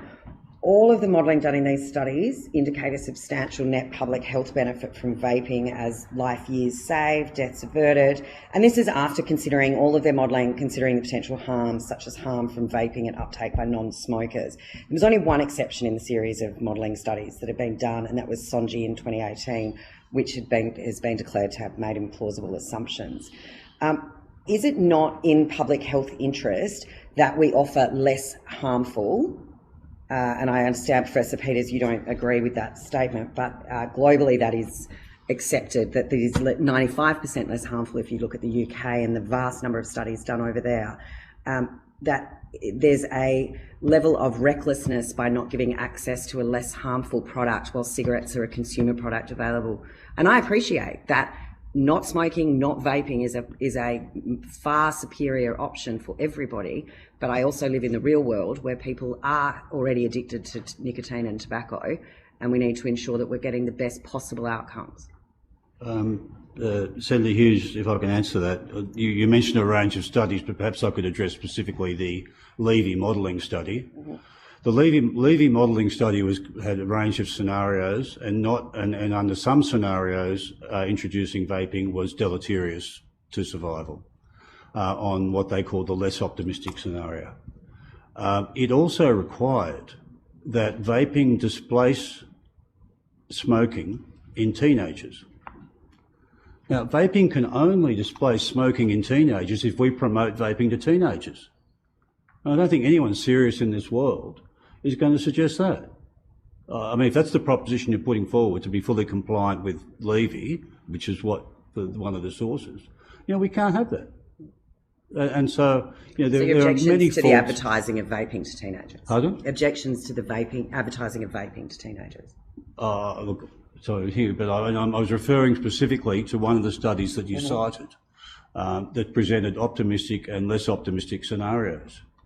And bearing in mind that the 95% safer study, which originally, the nut study, included, and again I quote... This is a false claim though, Professor Peters. Everyone goes back to the nut study, and the 95% claim was being made by a vast number of studies out of the UK, not just the nut study.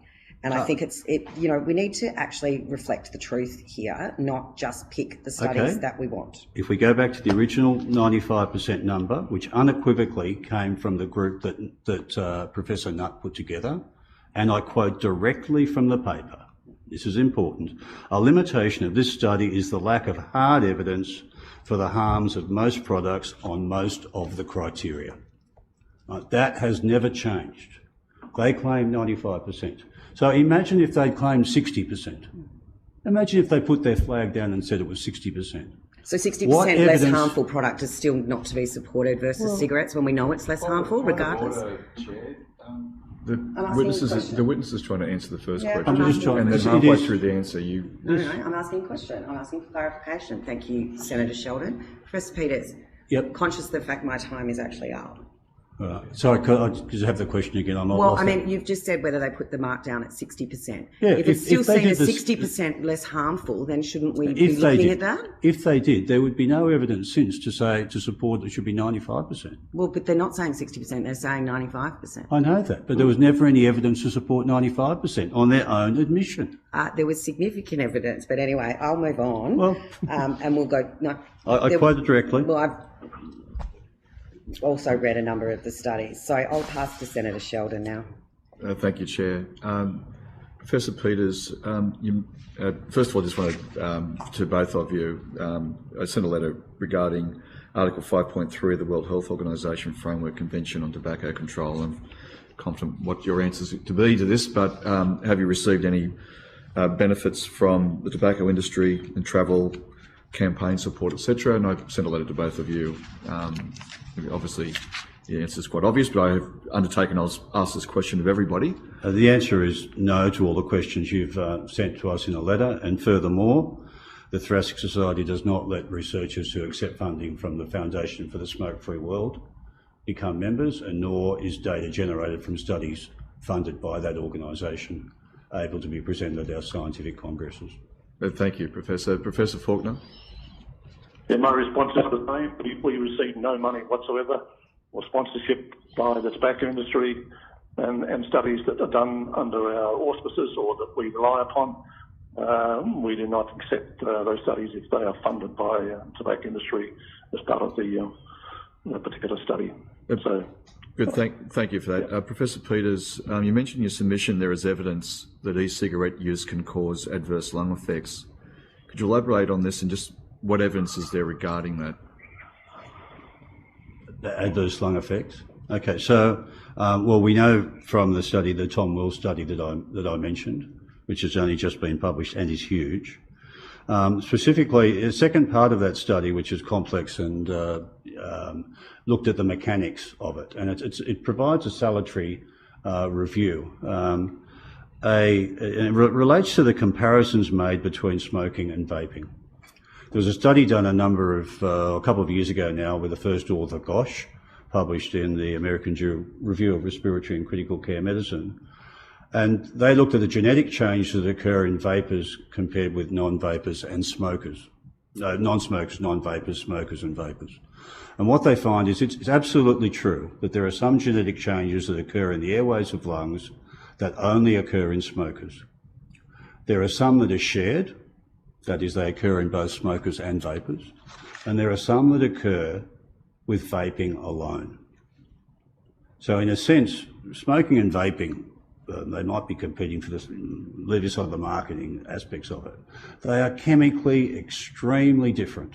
It's no more sense to compare vaping with smoking, except it's a substitute, than to compare the harm of vaping with the harm of coal dust in a workplace, or silica, or asbestos. You know, I mean, I'm safer than asbestos. What does that mean? So they are very, very different products used in different ways, different technology, different exposures, and not surprisingly, they have different effects.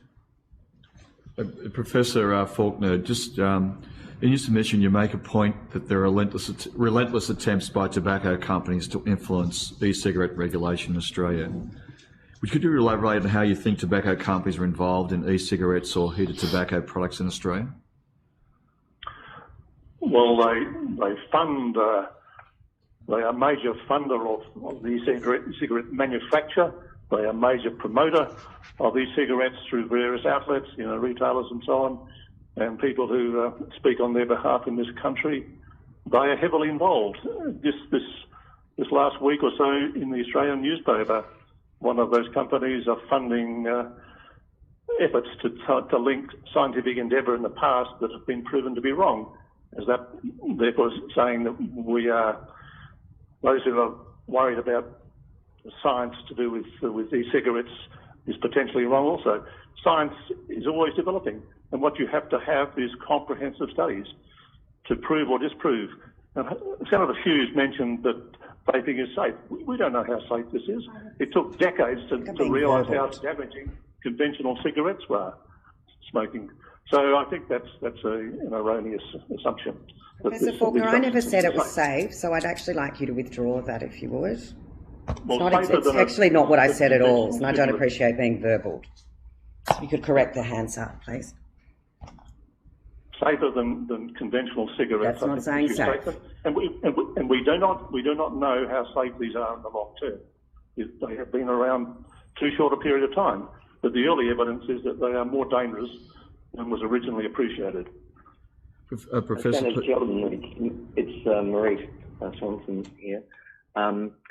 Senator Siewert referred this morning to a series of sponsored articles being published by The Australian.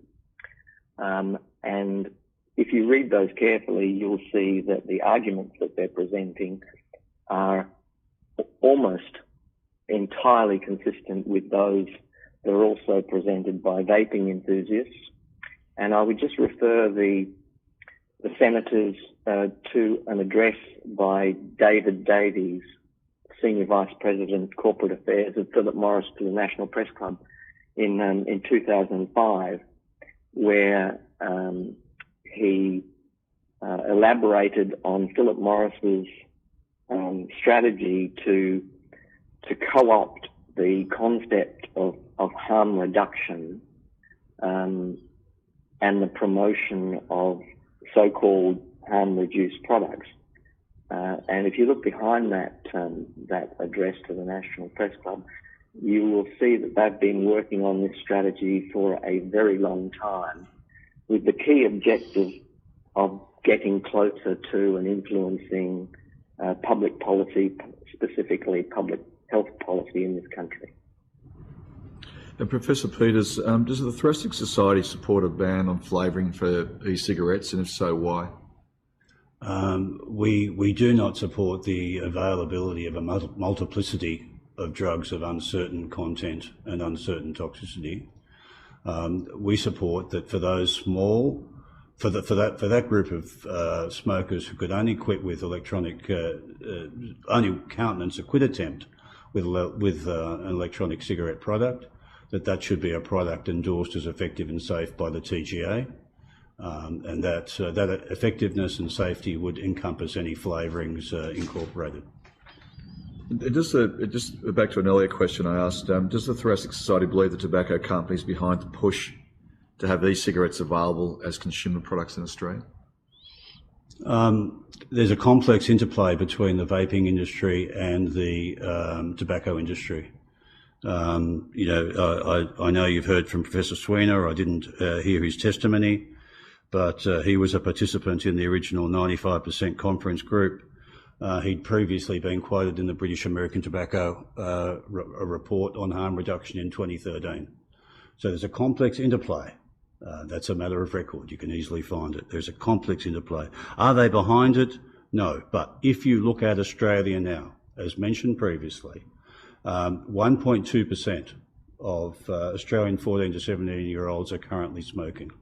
That can be viewed as either an outstanding achievement that we should be desperate in protecting, or a marketing opportunity. And I put it to you that the tobacco industry has always capitalised on marketing opportunities. Thank you. Professor Faulkner, we've heard a number of academics last week, some few academics last week who advocated an easing of e-cigarette regulation based on evidence. Can you explain to the committee why you disagree with them and the evidence they quote? I didn't listen to their submissions last week. All I know is that if you're going to introduce a new product into the Australian market, then you've got to do it with a huge amount of care. And if it's claiming to have a therapeutic benefit, then the TGA's position on the matter should be respected. And the strategy of having the e-cigarettes prescribed by GPs who can look at the individual patient before them and see what other attempts they've made to quit cigarettes, and to say to them that, okay, this is a product to be used as a last resort to quit, we'll give it a try and look at the evidence of whether that will work for that particular individual. In the meantime, the major groups, the ANU, NHN, NRC, CSIRO and so on, should continue to do their comprehensive reviews of the evidence and not rely on anecdote, not rely on one study, but to get the comprehensive overview of the evidence and look at it critically. And in the AMA's position, I think now is to say, well, if you're going to try this on prescription, no other way but on prescription, then give it a try and see what over time, whether it's beneficial or not, and see what harm is coming from it or not. As mentioned before, it takes a long time to be sure how harmful a lot of these substances are, and it's no different with the vaping substances. And there's a great concoction in them. Of course, there's no uniformity in these vaping products. There's a whole lot of things, and some of them are dangerous. And as you know, sometimes kids get hold of the nicotine vials, and children have died by inhaling, by swallowing this material. So there are real dangers. Thank you, Professor Faulkner. If I can move to Senator Griff now, please. Yes, thank you, Chair. Look, with the time that we have, I will put some of my questions on notice. But before I ask Professor Faulkner the first question, I think it's important to note that during the course of this inquiry, Professor Skerritt from the TGA has been quoted out of context as saying vaping is less harmful than tobacco smoking. Now, for the record, it's important to note that his statement continued with, and I'll quote, "But I don't think the harm is trivial, and I don't think it's 95% or any figure like that less harmful. In fact, there's a significant body of evidence on harm due to vaping nicotine. Nicotine is a dangerous poison. It's also highly addictive." He then ends, after some other statements, his commentary by stating that the end point for most doctors is nicotine freedom, not smoking and not vaping. Now, Professor Faulkner, do you consider the international examples of success in lowering smoking rates are distorted in order to make a case for Australia to loosen its regulatory approach? And if so, what ways has this been done, and can you actually illustrate that for us? Yes, I can't claim to be an authority on that. I'd have to ask Marie Swanson to comment on it. But I would like to add one little thing about the vaping. I was in Paris last year seeing a son and walking behind a vapour along the streets of Paris, and the plumes of vapour in the air and the aerosol that demonstrates makes us really realise how dangerous that aspect of it is in the COVID era. We are looking. We haven't looked at this. I don't think anybody has, but we do know that people who are smokers are more likely to die from COVID-19 than those who are not smokers, heavy smokers. So there is a real danger there, and we haven't really looked at the evidence, I think, about it, but as a cautionary tale. But Marie Swanson perhaps could answer your other question. Thank you, Professor Faulkner. I think that the committee has before it in previous submissions a comparison of the prevalence of smoking in comparable countries, and my recollection of that data is that we all have very similar low prevalence of smoking among adults. Australia is, as it's been pointed out, has a very low prevalence of smoking among 12 to 17-year-olds, which needs to be protected. And our achievements are and still are leading the world without vaping. And I'd just like to emphasise that those achievements have led the world without the introduction of so-called harm-reduced products. And if I can just add, if you look at Canada, if you look at the US, and if you look at New Zealand, they've got disturbingly high rates of regular vaping by school-aged children. The US Surgeon General referred to that trend as an epidemic, and now they're scrambling to try and address that issue, and we do not want that situation in Australia. I mean, your submission does reference that, and in fact, even the opening statements reference the, also the growing alarm amongst parents whose teenage children, 14 to 17-year-olds, represent the second largest current e-cigarette user groups by smoking status in Australia. Now, are you also concerned, obviously I'd imagine you're concerned that vaping is a gateway for some teens to transition to cigarettes? Well, that's the evidence that's being presented to this committee from the ANU review of the evidence in total.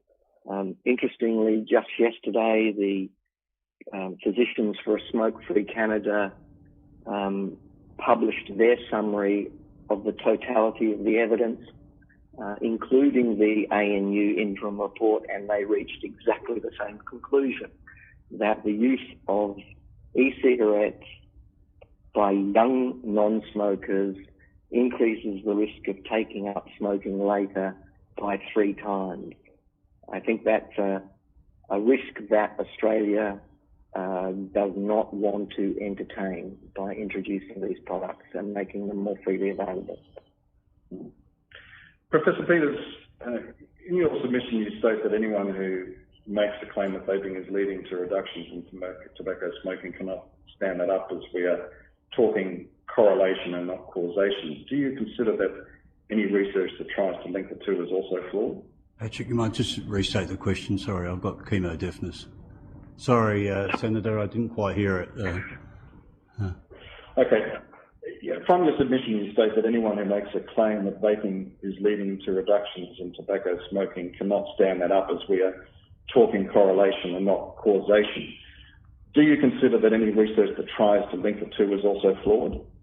Okay, so look, I apologise I've misheard you, but if the question of about teenage vaping, if you refine the studies that look at teenage vaping and progression or subsequent smoking, the more you choose a group that is unlikely to smoke, that is, parents don't smoke, absence of psychological illness, relative wealth in their community, the more you refine down to the group that's least likely to smoke, the greater is the magnitude of the adverse effect of vaping ongoing onto smoking. So this is not a common, what they say, it's a common predisposition argument has been disabused by evidence, and evidence is what we must go on, not plausibility. I hope I've answered the right question. Yes, no, that's good. All right. Thank you, Chair.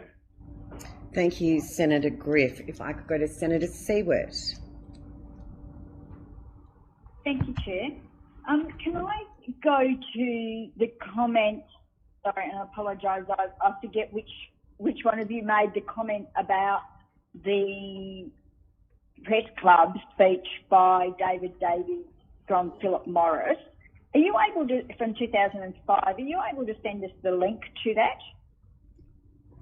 Senator Seward, it was me who made that comment, and we can send you the full address. It's also discussed in detail in a paper published in Tobacco Control recently, and I just need to reinforce that this appropriation of tobacco harm reduction or harm reduction is a key strategy for Philip Morris. I believe it's also a key strategy for the other major tobacco companies, and they see this strategy assisting them to get regulatory approval for their so-called harm-reduced products.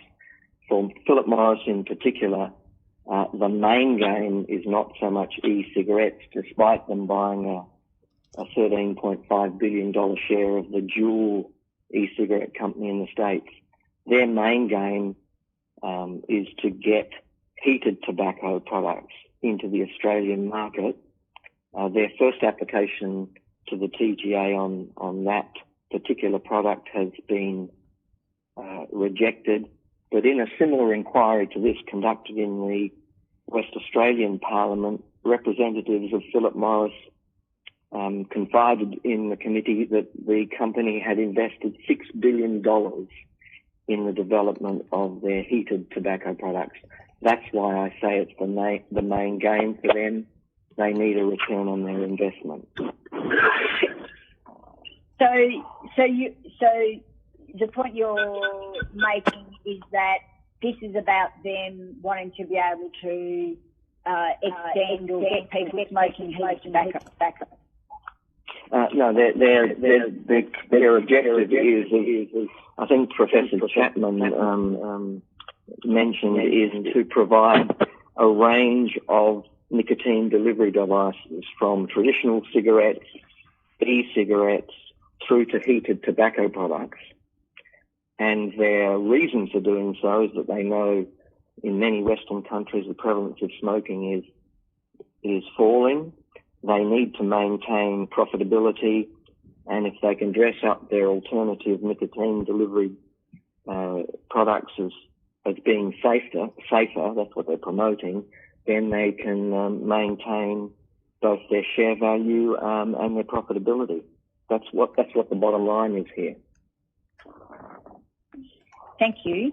Can I go to the point that you were making about lung disease, and just ask you to expand on your concerns about lung disease? Sure. I think that's Peter, probably. Sure. Well, the review was, as I say, about 2 million people, roughly evenly split between asthma studies and COPD studies. So in asthma in adolescents, vaping,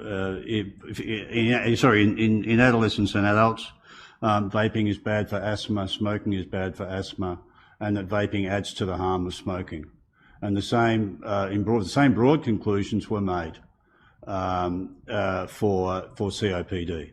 So it is now very clear. Now, someone can do a study that involves more than 2 million patients or subjects if they wish, but until they do, the evidence on 2 million subjects is very clear, is that vaping on top of smoking is an incremental risk and is not harm reduction.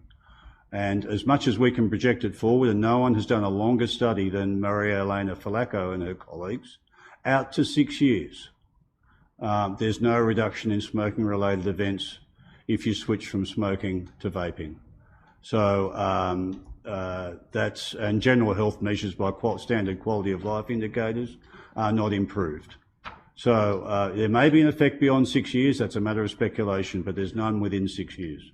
So this notion that suddenly having vaping as a freely available option in our country will save hundreds of thousands of lives is becoming a bit tenuous, although some people continue to push it. Okay. Has there been work done if people are not using it as a harm reduction strategy, but take up vaping? Young people are taking it up just so they don't swap to cigarettes, but they keep vaping. What impact that has on people's lungs and lung disease? Oh, it's very clear. Vaping alone has deleterious effects on the lungs. The study I described before that looked at the molecular genetic mechanisms, they did not include a group that both vaped and smoked, because that wasn't considered a serious research question. But if you were doing that study again, it would be fascinating to look at the molecular mechanisms and the genetic mechanisms that underpin the incremental harm that vaping adds to someone who continues to smoke. And I reiterate that smoking while vaping is the most common pattern of use of vaping in this country, and it is in every other country where e-cigarettes are a consumer product. Thank you. Can I go, sorry I'm jumping around, but I've got Yeah. limited time. I wanted to go to the issue of flavours. And we got evidence last week from people that were using vaping devices to cease smoking. And one of the comments that were made was that flavours are important because it helps them find the best way and the best flavour to assist them to cease smoking. So how would you, given your support for the prescription method, how would you see then the flavours, the argument is there's limited flavours going to be available, but consumers say, well, the flavours help them. Well, with it's for a prospective manufacturer to define their product. The evidence on flavours is pretty clear that fruit flavours, and I say I've got orange soda, very berry and mango in front of me now, that fruit flavours are very important to get young kids vaping. They're less important to get as a way of getting current smokers to quit. So fruit, sweet, those sort of flavours, it's a bit like the the vodka cruisers and those sweet alcoholic-based soft drinks that were very popular amongst young people. It's the same sort of thing. You need the fruity flavours to get the kids onto vaping, but for an established smoker who wishes to try e-cigarettes, flavours, fruit flavours, etc., are less important. That's why a range of American jurisdictions have banned these flavourings. Senator Seward, could I please ask that you put any further questions on notice? We are running right up against time. Senator Canavan. Thank you, Chair. Come off my headphones there. You there? You got me? Yeah, got you. Thank you, Chair, and thank you to the witnesses for your evidence. I want to start by asking around, I think you were saying before that roughly speaking, the reduction in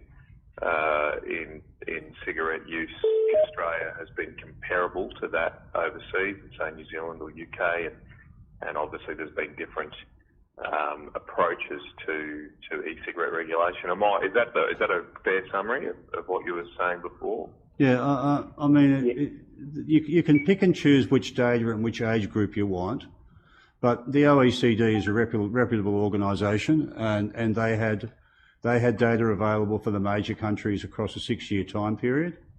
And as I say, between 2010 and 2016, or 2012 and 18 for New Zealand, because it was the closest 6-year period, each of those major countries lost about 20% of their smokers.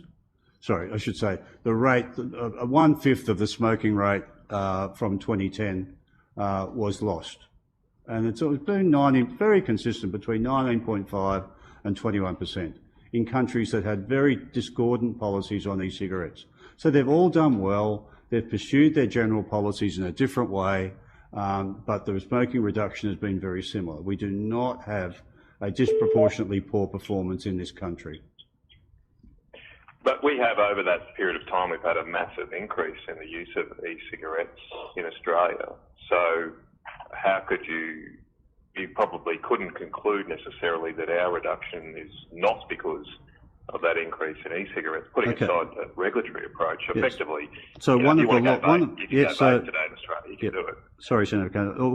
the longest running studies that looked at smoking and vaping in England is the so-called Smoking in England study. Robert West is the leader of that, and they repeatedly state that the rates of change of smoking are not correlated with the rate of change of vaping. Vaping to quit smoking peaked in England in 2016 and has dropped since. They're still having decrements in smoking, and that's a great thing.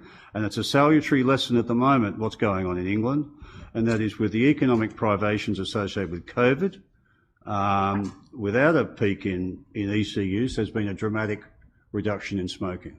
You might not have heard the evidence before, sorry, but Professor West, along with two other professors, Professor Brown and Shabab, have written to the committee questioning some of the conclusions or some of the statements about their evidence in an email they've sent. Hang on, can I just put this question first?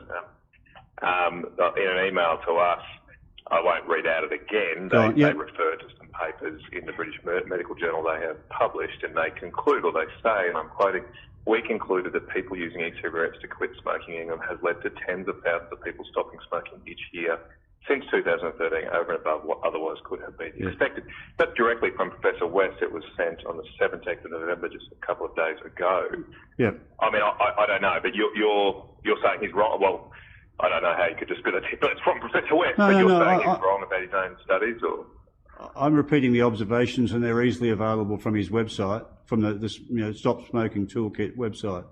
But he's talking about an estimate of something like 16,000 to 20,000 reduction in smoking. There are 3 million vapors. That anyone who stops smoking is a great thing. But remember, we're talking about introducing something where we have to balance benefits and harms. So if Professor West is right, and he may be, that some people have quit because of e-cigarettes, the question is, how much is this community prepared to wear in terms of harms? That is, the people who don't quit, right? So there are nearly 3 million who haven't quit, right? The incremental harms that they have, the incremental harms in kids. Plain packaging did not kill an Australian infant. Tax increases did not kill an Australian infant, right? But this is the thing. The committee, or the Senate, the government, I've got to be careful here because I'm a government employee, but the broad issue here is community health. If there are some positives from e-cigarettes, then they have to be very carefully balanced by important decision takers against the negatives. And then we'll come up with a good decision, relying, of course, on independent statutory advice where appropriate.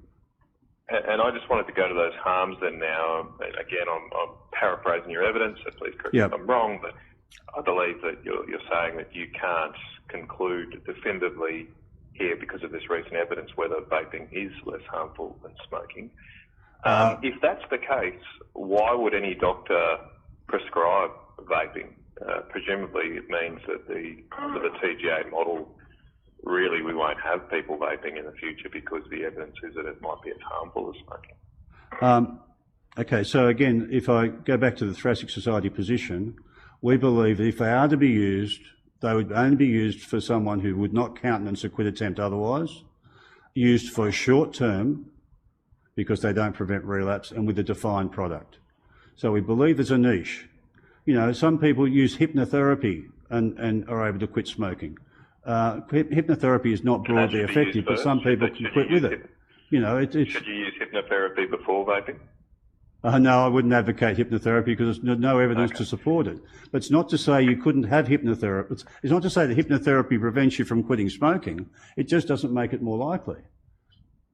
Can I just drill down a little bit on this? Yep. So under this model going forward, then there's about, according to the drug household survey, about 500,000 people use e-cigarettes, around 230, I think, from memory, 1,000 of those use them on a daily basis. For those group of people, do you think when they go to the GP, say after June next year, they should first look to do other things before vaping? Like, so if they go, look, I'm currently a vapor, it's helping me get off smokes, should the GP prescribe vaping on day one, or should they be asked, no, you've got to go use patches or other things first before we can come back to me in a few months about vaping? In as much as the new evidence relates to lung health, what we can say is the great majority of those, hundreds of thousands of people who are vaping are doing themselves harm, not good, because it's not a genuine quit attempt. That the sustained use of vaping products after smoking cessation is not a benefit in terms of health, and it's certainly not a benefit in terms of preventing relapse. Whatever people think, okay, you have to be guided by evidence, and the evidence is very clear. I get I'm sorry, I just wanted to return to the question though, because we've got to, as lawmakers, as legislators, we've got to deal with what's in practice and take all the evidence and try and implement a practical solution. So in practice, come, say, July next year, does a GP, you think, tell an existing vapor that they have to quit vaping for now and go into other tools because the evidence is that vaping could be worse than using a patch or a gum? Should that be the approach to GP? Well, the evidence is that vaping is not stopping them returning, is not preventing them returning to smoking. That's very clear. But they would tell them quit the vaping, get off the vaping, and do something else first. Is that? Well, the construct is a false construct. I can't comment on a false construct. It's exactly the government's policy right now. It's going to be facing hundreds of thousands of Australians in a few months' time. Yeah. So what would the advice of your bodies be to GPs when they're confronted with hundreds of thousands of Australians coming to them and saying, hey, I'm currently vaping, can I get a prescription? Are you saying they should be forced off vapes for a period of time at least while they try other products? Well, I would encourage every doctor in every clinical interaction with every patient to do something that's in the interest of that patient, bearing in mind all the evidence. I think if you look at all the evidence... Well, what does that mean? I mean, as I said, we're pretty still in the real world, so what would the GP do in that case? I don't think a GP should prescribe a dangerous product. ever. Right, so you don't think the GP should prescribe vaping on day one? Not on day one, no. But I say, the Thoracic Society endorses, as I think the College of Physicians did, a very selective mode of to facilitate a quit attempt where it would not otherwise be facilitated. The broader claim that there's hundreds of thousands of people who are going to suddenly rush back to smoking if vaping becomes access to vaping products becomes more restricted is a false claim. Why do you say that? Well, it's put up by lobbyists. I mean, it's a lobbying argument. You know that, Senator Canavan. It's a lobbying argument. Well, I've had I would have had hundreds at least, I've physically seen, but I've had thousands of people email me, personal people, individual people. Yeah, and they need they go back to smoke. So how can I get them? And they need better and more accurate information than they're presently receiving. Can I just? Yep. Can I just finish my question? So I've had thousands of people email me, tell me their personal stories, and many of those have said, well, if vaping is restricted, I'll have to go back to smoking. Are you saying all those individuals are shills for big tobacco? Well, I think that in that situation, the GP you described should transition that patient onto an ethical, approved and safe form of nicotine replacement therapy so they don't go back to smoking. And on vaping too. Yeah, I mean, it's not as if it's the only alternative. One last question. We've had a lot of different evidence come to us from respected medical professionals such as yourselves and others, and a lot of that evidence has been contradictory. Some, like yourselves, saying that vaping is not very safe. The Department of Health has got a different position saying it's safer, but still with risks, and then others saying, look, it's probably not too bad. Let people make their own decisions on it. I mean, in that environment where we're not scientists and we don't know what the evidence is, there's such disagreement on the evidence. Why wouldn't we just let individual Australians make their own decisions on their health? It's their health ultimately. So why wouldn't we let them have all the information and make their own choice? Well, in terms of the decision, the position that decision takers have to take, and I can't tell you, as I say, I'm a government employee, is that it would be wise for a decision taker at any level of government to take advice from the relevant statutory authorities, such as the CSIRO, TGA, NHMRC, and look at the report that was commissioned by the Parliament from the ANU, and that's what should inform decision takers if they're wise. But why couldn't an individual make their own assessment about their own health in these circumstances? It doesn't appear to be a product, liquid nicotine, that is going to cause a health outcome on day one, etc. It could be some negative health outcomes, but there's a lot of products in the supermarket that can cause terrible health outcomes. As I say, why couldn't we let Australians make their own mind? An individual make their own mind. Doctors need to be the gatekeepers here for preventing Australians making their own choices. It's one of those situations in life where no man is an island. If you want that model to have them freely available, then you have to accept the consequential harms to teenagers if you want the consumer model. Anyone can do what they like because they want their autonomy. So in a society... All right, Senator Canavan, can I ask you to put any other questions on online? I'll leave it there, Chair. Thank you. Okay, thank you. If I can thank our witnesses for appearing today. Answers to questions on notice should be provided by the 25th of November 2020. I'd ask that you now disconnect from the teleconference, but you can continue to listen to the hearing should you wish to do so via the live stream on the Parliament's website. Now, do we have anyone in here in person? Thank you. Okay. Thank you, Caitlin. Thanks, everybody. Thank you. So I would now like to welcome representatives from the Royal Australian College of General Practitioners, Royal Australian and New Zealand College of Psychiatrists, and the Royal Australasian College of Physicians. Thank you for appearing before the committee today.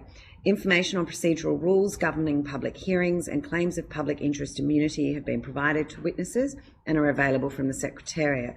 Witnesses should speak clearly and into the microphones to assist Hansard to record proceedings. For the Hansard record, could you please state your name and the capacity in which you appear?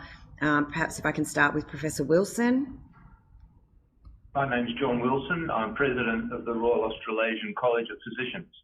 And Associate Professor John Allen, if I can come to you. My name's John Allen. I'm here today as the President of the Royal Australian New Zealand College of Psychiatrists. And Professor Zwar. Yeah, Professor Nick Zwan. I'm the chair of the expert advisory group for the Royal Australian College of GP Smoking Cessation Guidelines. Okay, and I'd like to invite each of you to make a brief 3-minute opening statement, should you wish to do so. Again, we'll start with Professor Wilson and go down. Thank you, Senator. The RACP is pleased to have an opportunity to appear at this hearing, and thank you, Senators, for your time.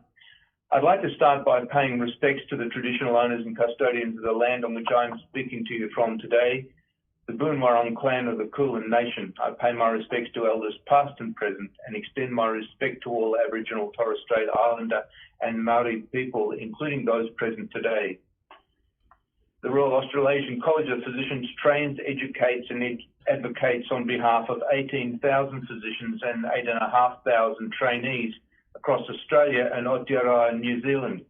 The RACP represents a broad range of medical specialties, including general medicine, paediatrics, child health, respiratory medicine, and many other specialties, including addiction medicine.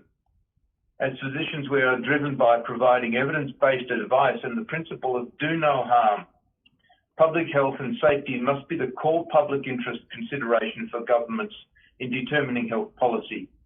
The RACP believes that Australia must not sacrifice the great achievements that have been made in tobacco control in this country for the sake of increasing access for a small number of people to any unproven, unregulated devices that show insufficient evidence of being an effective aid for quitting tobacco. The RACP asserts that to protect youth, never smokers and former smokers, access to nicotine e-cigarettes must be confined to smokers who are unable to quit smoking as the treatment option of last resort and then discontinued at the earliest opportunity. There is growing evidence that e-cigarette usage is increasing amongst youth and young people and is seen as socially acceptable, reversing decades of tobacco control success. This is especially so in countries where the regulatory environment is more liberalised, and e-cigarette use amongst young people who have never smoked is damaging to health and may be the gateway effect to tobacco smoking for young people who use e-cigarettes, and this has been shown across multiple studies. The assumption that e-cigarettes are harmless is entirely incorrect. They are associated with lung injury and nicotine dependence. Australia's smoking rate continues to decline, and this is primarily due to the very low rate of young people taking up smoking. 97% of young people aged 14 to 17 were never smokers in 2019, and is testimony to the great effort of health policymakers. It's therefore essential that concerted efforts remain focused on maintaining very low smoking uptake rate by young people in Australia, and any gateway effect of e-cigarettes is neutralised and reversed. The tobacco control funding has arguably been successfully applied to harm reduction strategies, and these should not be compromised by making nicotine more available. Any potential public health gains that could be found by easing restrictions on access to e-cigarettes in Australia for the small number of smokers who cannot quit with proven therapeutic methods must not be outweighed by the larger public health damage that could be wrought by facilitating nicotine addiction and future unknown health damage on new generation of young Australians. The RACP strongly recommends any decisions about changing the regulatory framework for e-cigarettes await the outcome of current investigations underway by the NHMRC and TGA in 2021. The RACP has called upon the TGA to give full consideration to the feasibility and quality of any prescribing guidelines before proceeding with the implementation of their proposed interim decision on the scheduling of nicotine. The current evidence base is insufficient to inform which nicotine e-cigarettes to recommend, as well as the doses, frequency and prescription duration, given the vast range of e-cigarette products on the market, the known, unknown quantity and safety standards, and no conclusive or significant evidence of effectiveness as a quitting aid. Information regarding the details of the regulatory framework is currently not sufficient for the RACP to recommend the use of e-cigarettes. For doctors, there are risks of prescribing a wide range of commercial products outside usual standards of required scientific evidence and safety and effectiveness. Prescribing must align with the principles of evidence-based quality or quality use of medicines framework, as doctors do not prescribe cigarettes, as they once did, it is most appropriate that the RACP recommends a do-no-harm approach to e-cigarettes. There are potential medical, legal, ethical and professional responsibilities for the medical profession in taking on the prescribing role for a product unapproved by the TGA as a therapeutic product for smoking cessation that contains what is still a highly addictive poison. This forces doctors to take essentially a gatekeeper role in lieu of regulation. Finally, I would like to say that tobacco and e-cigarette related companies and retailers have no role in setting public health policy in Australia and must not be allowed to exert influence in this context. Tobacco companies have no genuine interest and motive in pursuing harm reduction. Australia must abide by its commitment to the WHO framework, Convention on Tobacco Control, Article 5.3, that requires public health policy in relation to tobacco control be protected from the commercial and vested interests of the tobacco industry. I look forward to answering any questions that senators may have in relation to this submission. Thank you. Thank you. Professor Allen. Thank you. Thank you for the opportunity to speak to the committee regarding tobacco harm reduction. I acknowledge the traditional owners of the land upon which we all meet today and pay my respects to elders past, present and emerging. I have nothing to declare in regard to support from the tobacco or vaping industry. Key points are what the RNZCP is the principal organisation representing the medical specialty of psychiatry in Australia and New Zealand, responsible for training, educating and representing psychiatrists. The RNZCP represents more than 6,900 members, including the Faculty of Addiction Psychiatry, and many of these members have direct experience in assisting people to cease tobacco smoking, including myself. Key points I'd like to highlight are that people living with mental illness are more likely to smoke tobacco, smoke more heavily than the general population, and are less likely to succeed during a smoking cessation attempt, although they would like to quit. It's a national shame that although the smoking rate has decreased significantly in Australia, the smoking rate for people with serious mental illness is somewhat the same as it was in the 1950s and 60s, various stages between 30 and 60%. This is the leading cause of poor health and mortality outcomes suffered by people with serious mental illness, and in fact, many of them die 20 years earlier than the general population. It could be said that smoking is one of the leading causes of death in people with schizophrenia, so we have a great interest in this as a preventive measure. Tobacco harm reduction is an essential component of any framework that aims to improve health outcomes for people who smoke tobacco. Tobacco users should have ready access to a broad range of harm reduction and smoking cessation tools. Because smoking cessation rates are lower for people living with mental illness, they need extra assistance in quitting. Tobacco reduction harm strategies may be more useful than straight-out quitting.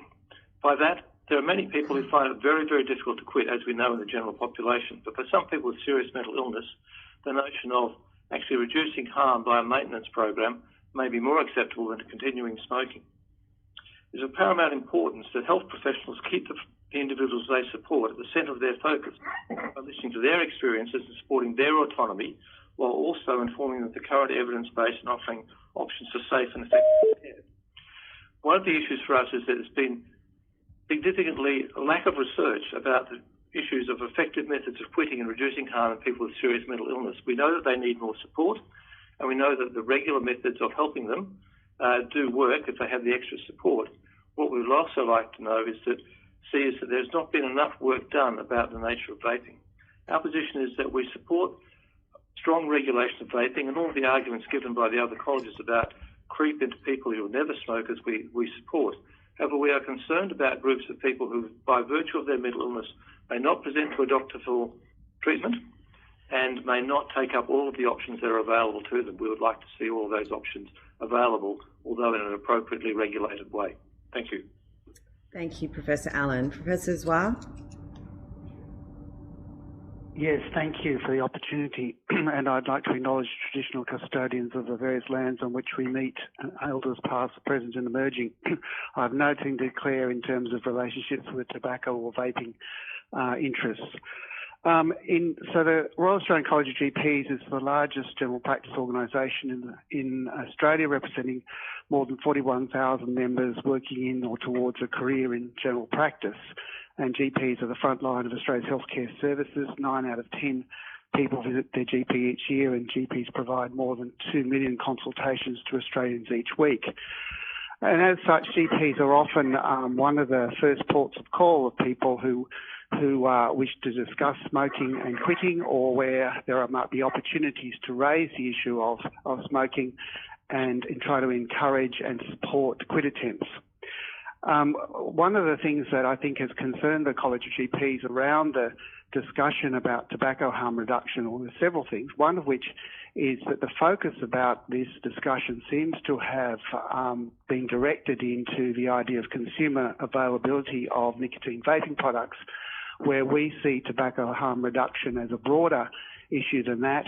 And there are options to help to reduce tobacco use with currently available therapeutic options such as nicotine replacement therapy and other ways of doing that without necessarily making nicotine vaping products available as a consumer product. If I make an analogy here, we to harm reduction from opiates, opioid substitution therapy has been available for many years, but we don't have methadone available as a consumer product. No one would countenance that, I don't think. And yet we're talking about an addictive chemical here in nicotine and thinking about making it more available to consumers in a way that's quite difficult to regulate.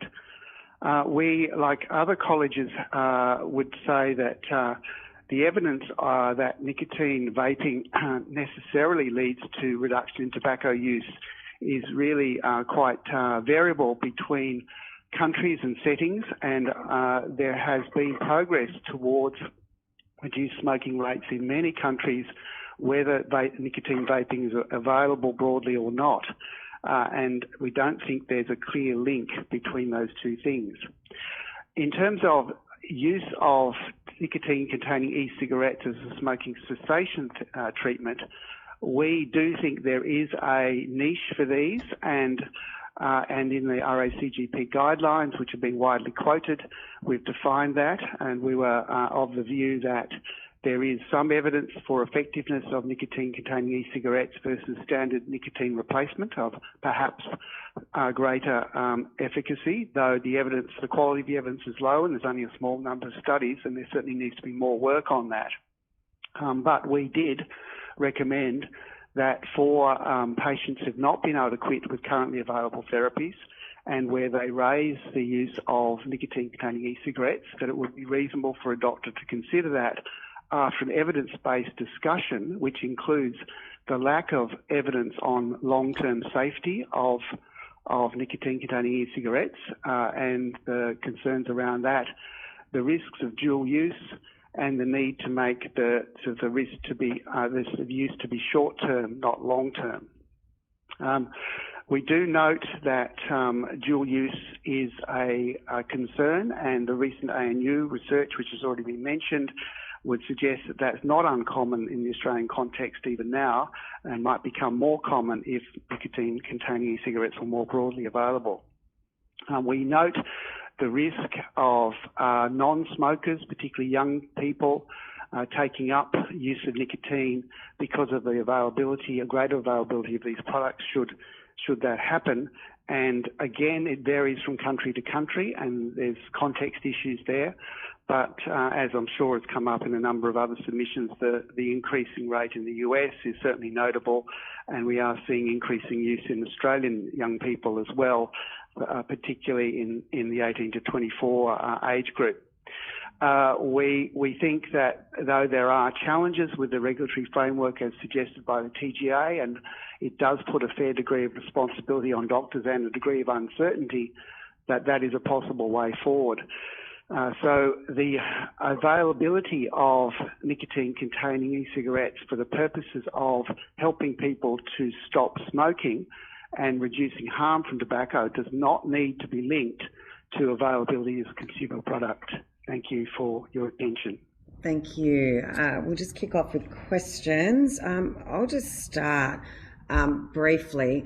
I guess I was a bit concerned, Professor Wilson, that you, correct me if I'm wrong, did you suggest that perhaps there were legal implications as well as others for GPs to prescribe vaping products? Well, in any situation where a prescriber takes on a responsibility to recommend and then make available a poisonous substance, there is indeed a legal liability.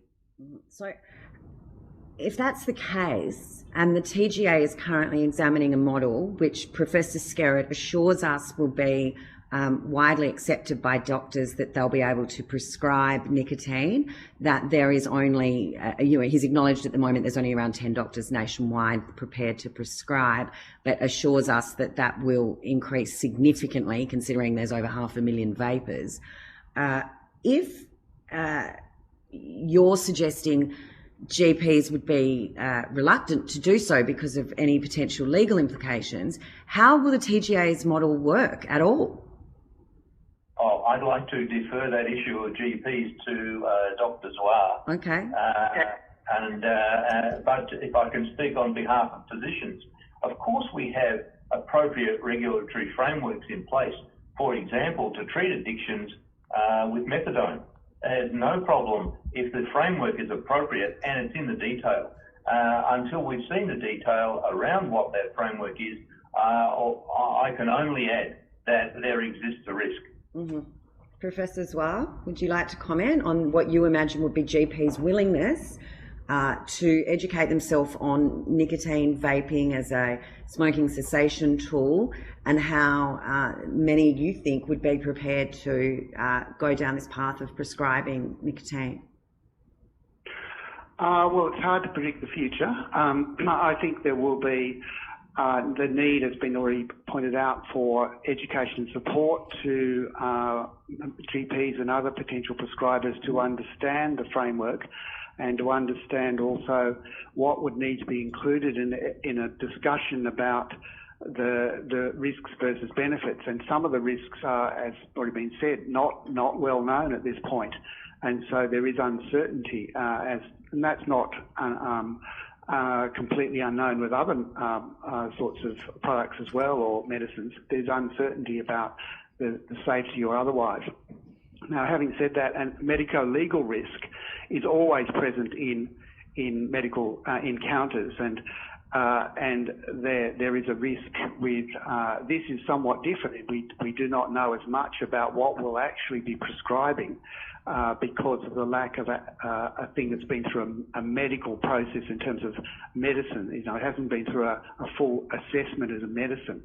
And it's notable that none of the vaping manufacturers around the world, as far as I'm aware, have put forward their products to be tested as medicines.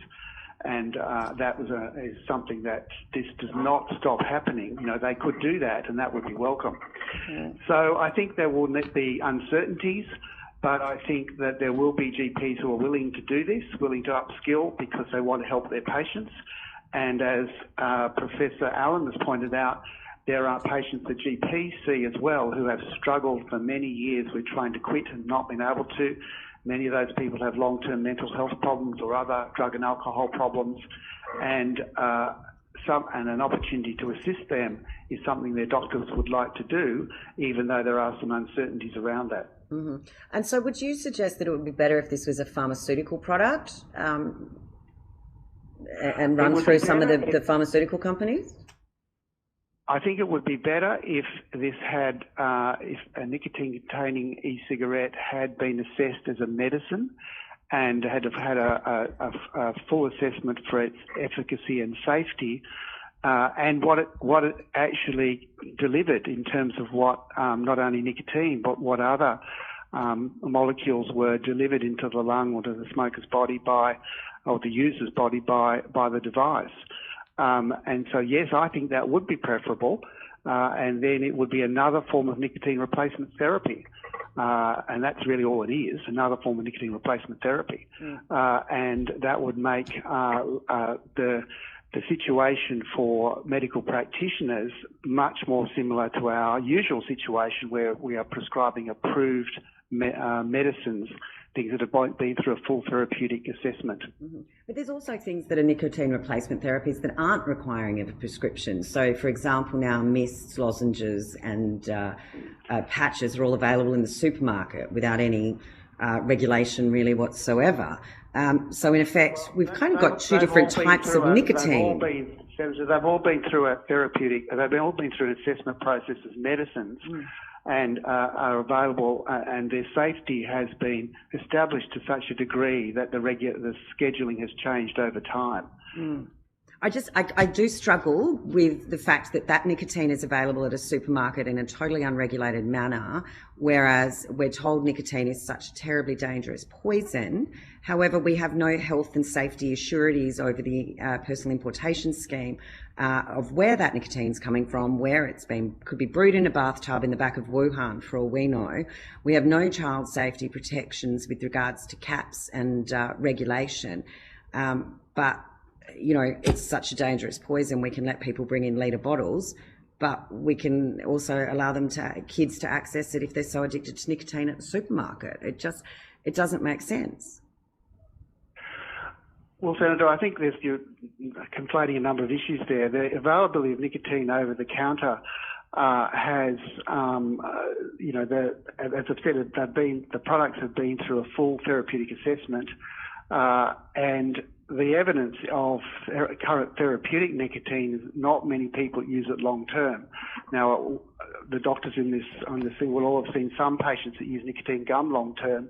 In my 30 years of practice, I've never seen someone who's used nicotine patch long term, and they are different delivery systems, and they don't seem to have the same degree of attraction as nicotine vaping, which is both its strength as well as its weakness as a possible alternative for assisting smoking cessation, because people will tend to keep using it because it seems to be a more attractive way of getting the drug which they seek. Look, I'll defer to my colleagues. Senator Sheldon. Good, thanks very much, Chair. And look, thank you very much for joining us this afternoon, and appreciate Professor Zwar and also Professor Allen have already answered the letter that I sent out regarding Article 5.3 of the World Health Organization's Framework Convention on Tobacco Control. Just as a matter of course, Professor Wilson, if I could just ask your position regarding the integrity and transparency in that question on 5.3 on the World Health Organization. If you could just answer regarding receipt or directly or indirectly for your organisation of financial support. I'm just doing this as a matter of consistency with everybody else. Absolutely. In my introductory comments, I did state that Australia must abide by its commitment to the WHO Framework Convention on Tobacco Control, Article 5.3, supporting exactly that point.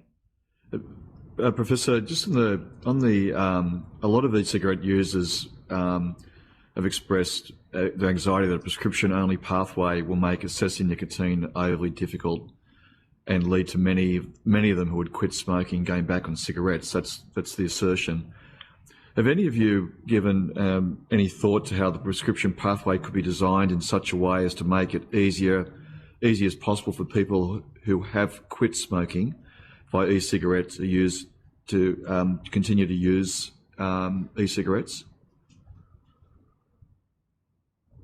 And also in that question, if you could also just consider, obviously any desire and methods to discourage people from using e-cigarettes that have come off smoking.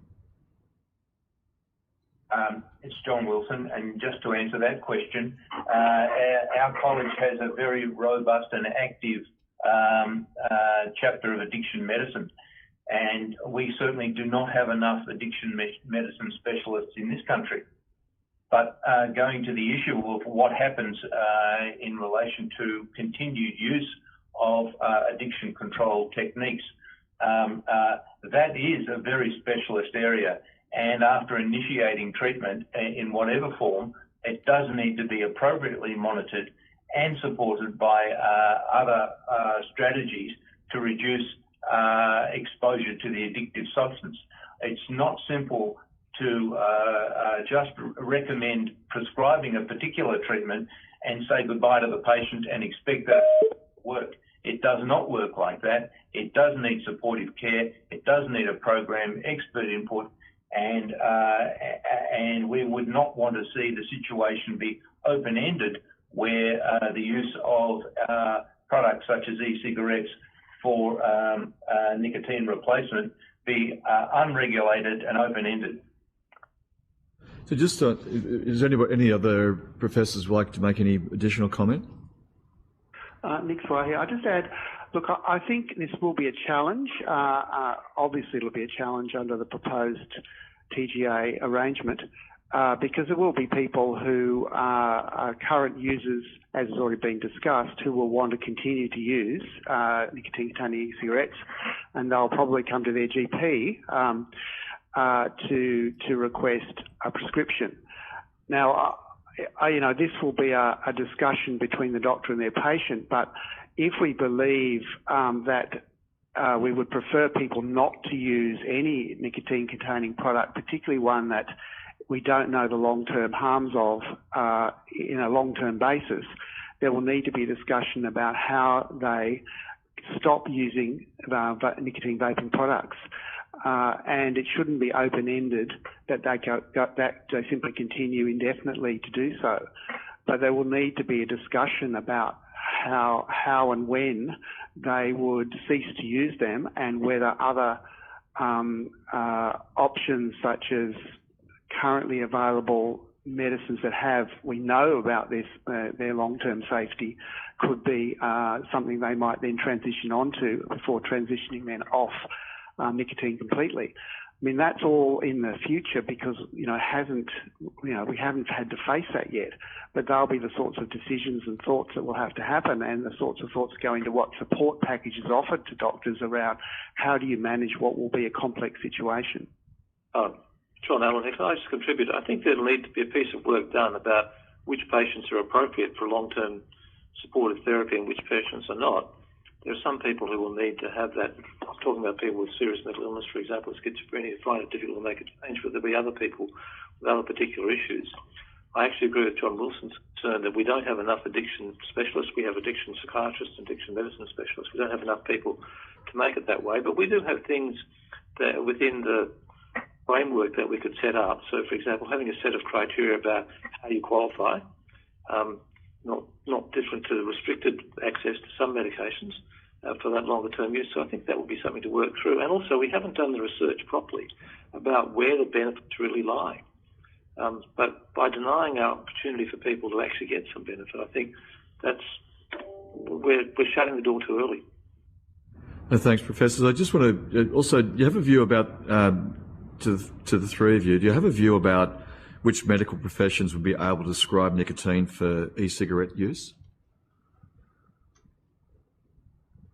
It's John Wilson here. I've already given you a view that I think this needs to be in the zone of people who have expertise in addiction management, and we have a chapter of addiction medicine that I believe you may have heard from already, and in addition can provide expert advice on how to do that. We would do that in conjunction with other medical colleges. John Allen, can I just add that in the public system, for example, nicotine replacement products are prescribed by nurses under a set of guidelines, because we recognise that people who get admitted to hospital need to go on the nicotine replacement product straight away, so that there's a sort of open system of getting them. So I don't think that the ongoing provision needs to be that higher level. But I do agree with John Wilson that we do need to have some form of higher level assessments. And part of the role of the medical colleges is to set some of those standards and give the experts, is to give some idea to our colleagues, to the general practitioners and others, about what we would expect. I think we work together on that. Nick Fry, I just add, I think realistically, given the access issues that have already been mentioned by Professor Wilson and Professor Allen, that it will need to be mostly by GPs, which is not to say that other groups with particular skills and specialisations don't have an important role in helping define criteria and thinking about some of those challenging issues of longer term use, which has been mentioned by John Allen. But I don't think it can work in terms of the population of Australia's smokers and who might want to use nicotine vaping for quitting, unless GPs are really the key provider. Professor Wilson, how would you describe the evidence of the supposed gateway effect of e-cigarette use? I think that the studies that I think you had a very large dose of already today have told you that the large number of people who actually do use e-cigarettes are also dual users. And the evidence that they'll move towards e-cigarettes and away from tobacco-related products is not convincing. We've said that, everyone else has said that, and so it's not likely that that e-cigarettes alone are going to be the cure for tobacco addiction. And as for the gateway issue, again, back to the story that we've seen a fabulous reduction in the use of tobacco over the last decade. That hard work can't be lost by seeing people who go onto e-cigarettes become dual users and then migrate to tobacco for convenience or for whatever other factor. Now, I think it is important to point out, and let me just distinguish very clearly, that there's been an attitude that any form of nicotine substitution is a form of nicotine substitution, and they're all comparable. But in fact, apples and oranges are quite different. What we're talking about here is an addiction as much to a hand-mouth habit. And we have a situation here where people are switching from one hand-mouth habit to another. Now, nicotine is addictive, but so are physical practices. And so you have to then think, well, wait a minute, what are we getting into if we're just talking about e-cigarettes, and does that really limit people to e-cigarettes alone? Well, it most certainly does not. And because tobacco is would be so much more easily available in an unregulated framework, as I've described already, then what we're doing then is potentially setting up a situation where we're providing nicotine through e-cigarettes, but not limiting access to nicotine through conventional tobacco smoking, which means it would end up being much easier for people just to go back to smoking cigarettes the way they did before. So I have some great pessimism that this is the answer to tobacco use, and that e-cigarettes do need to be controlled, regulated, and appropriately prescribed. And if the contention is this is a treatment for addiction, well, in that case, put it in that basket and say, okay, it's a treatment for addiction. Let's register it that way and treat it that way.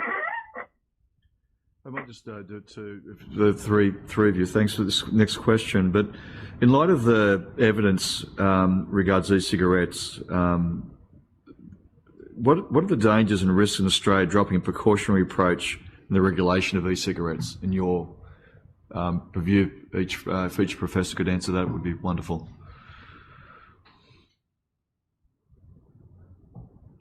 Starting with Professor Wilson. I'm sorry, I missed that little bit at the end. Could you just repeat the question? In light of the evidence regarding e-cigarettes, what are the dangers and risks in Australia dropping a precautionary approach in the regulation of e-cigarettes, in your view? Oh, okay. So the precautionary approach here is to treat it in such a way that we have the highest level of risk mitigation. And in a situation where we do not know what the long-term effects are of e-cigarettes, it is only appropriate to use a risk mitigation strategy with high-level constraints. The analogies that my colleagues have drawn to other addiction strategies are very appropriate. And if we look at what safeguards there are around those, they're there for a reason, have been developed for years and are trusted. And I recommend that we do take a very precautionary approach.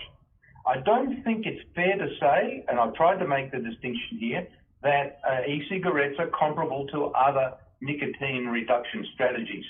The publications abound in relation to e-valley. You would have discussed that already today, I'm sure, e-cigarette or vaping product use associated lung injury from my colleagues in Australia and also from the US. The most recent report that I could find was from this year. There's the US Surgeon General's report and another one that from the CDC that there are around 3,000 cases of reported lung injury associated with e-cigarettes. There's no reported cases I could find on nicotine gum, nor patches. That's why we need a risk mitigation strategy. Thanks. If one of the other professors would like to answer that question as well. Yeah, John Allen here. Can I just say, look, I agree with that in a sense, but we also need a public health strategy. We have to consider the enormous harm that's done by tobacco, and I think that we would all agree on this call that really we should be regulating tobacco, not worrying about it. We should be getting rid of the tobacco in the first place. So I think we have to weigh the risks in a relative way. Although there are, clearly we haven't got the long-term effects of e-cigarettes, but it's probably likely those effects are a lot less than smoking tobacco, that's for sure. So we do have to have, I think, as Professor Wilson has said, a properly regulated way which we're able to get it the right framework, and we can do that with the right direction. Professor Swan? Yes, I think similar points. I mean, I think we don't know about long-term harms, and even short-term harms are not that well described because there haven't been a huge number of studies. And I think one of the concerns is that people will, as has happened in the United States, not only use nicotine-containing liquid, but will add other things to it, cannabinoids, the vitamin E acetate, which was very much part of the Valley problem, and that kind of mixing their own will increasingly occur if there's greater availability, as it has in other countries, and particularly amongst young people. And I think, we would be some of these harms, of course, may take quite a time. I mean, the time between initiating tobacco use and developing lung cancer might be, 25, 30 years. Developing COPD is often 20 pack years. So that took the famous Dole and Pito studies about British GPs to elucidate some of those harms. And by the time they were described, the damage was quite massive and has continued. So, we won't know for some time about the extent of the risk. And so hence a precautionary approach makes a lot of sense. And so I concur with others on that one. Okay, thank you, Senator Sheldon. If I can go to Senator Griff now, please. Yes, thank you, Chair. And thank you, gentlemen, for your submissions and what you've had to say today. I think it's been very informative. Now, a number of my questions have already asked, but Professor Allen, I'd like to just go back to your comments in relation to people with mental health, smoking and vaping. If there's a reluctance for people with mental health illness to go to a JP, do you consider that this justifies opening the floodgates on vaping by treating it as a consumer product? I don't think that would be enough to do that. We're concerned about a small group of people who, because of anxiety disorders and other things, don't present and just sit at home and smoke, all right? We'd like to do something, because one of the concerns for us has been the forgotten people. We've had this great success in smoking cessation, but it's come at a cost, because there are many, many people who've been smoking for a very long time, who are debilitated by serious mental illness, who are addicted to smoking in a terrible cycle. I don't need to go on to that. So we're very concerned about that group of people. I think that we need a measure by which they can actually access these products. I don't think it should be available to every 18-year-old, who has never smoked before. So we need a way in which there's a point of sale assessment or something that's done by the addiction medicine specialist, by the GP, that gives that person some kind of license. I mean, I hesitate to think about the things like the licenses that people get to consume marijuana in the US, which are open to abuse and not a very good regulatory system. And I've spoken to many people about that as well. They would never go back to that system. They would want a much stronger system than that. But I do think that there is a group of people in this debate who always get forgotten. And that's this group of people with mental illness. And we need to start to think about them because, you know, there's studies that say that maybe half of the cigarettes smoked in Australia are smoked by a person with a mental illness. We're fixing it for everybody else, but we're not fixing it for certain groups of people, similar for, you know, some indigenous people as well. And that's just not good enough in terms of our comprehensive care. So are you, I'm still just a little... The answer is no. I don't think it should be open for public sale, no. Okay, because your position statement on your website does actually say it should be treated as a consumer product. Well, I think that we've probably gone a bit further than that to say it's a product that needs to be available to consumers. It doesn't mean that it has to be open slather. I think that we would probably be more nuanced than that now.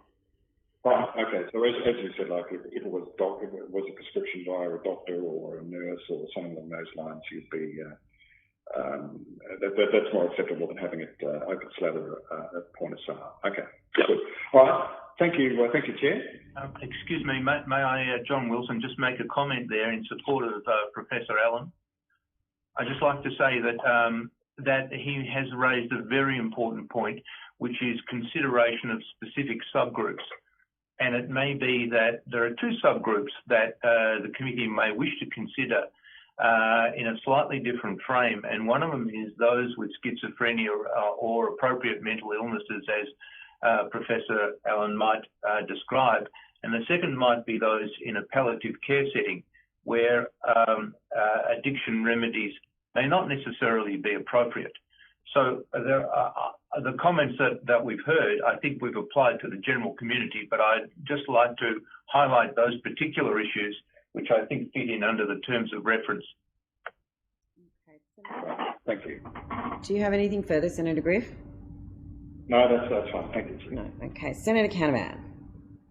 Thank you, Chair. I just wanted to pick up on Senator Griff's question. So, just to clarify, is the position of the Royal Australian New Zealand College of Psychiatrists that e-cigarettes should be a consumer product or regulated as a consumer product? We think that there should be some availability outside of just prescriptions, but there needs to be a framework around how that would happen. And it would need to be limited to a particular group of people who've got an addiction to smoking and some reasons why they're not able to quit in the regular way.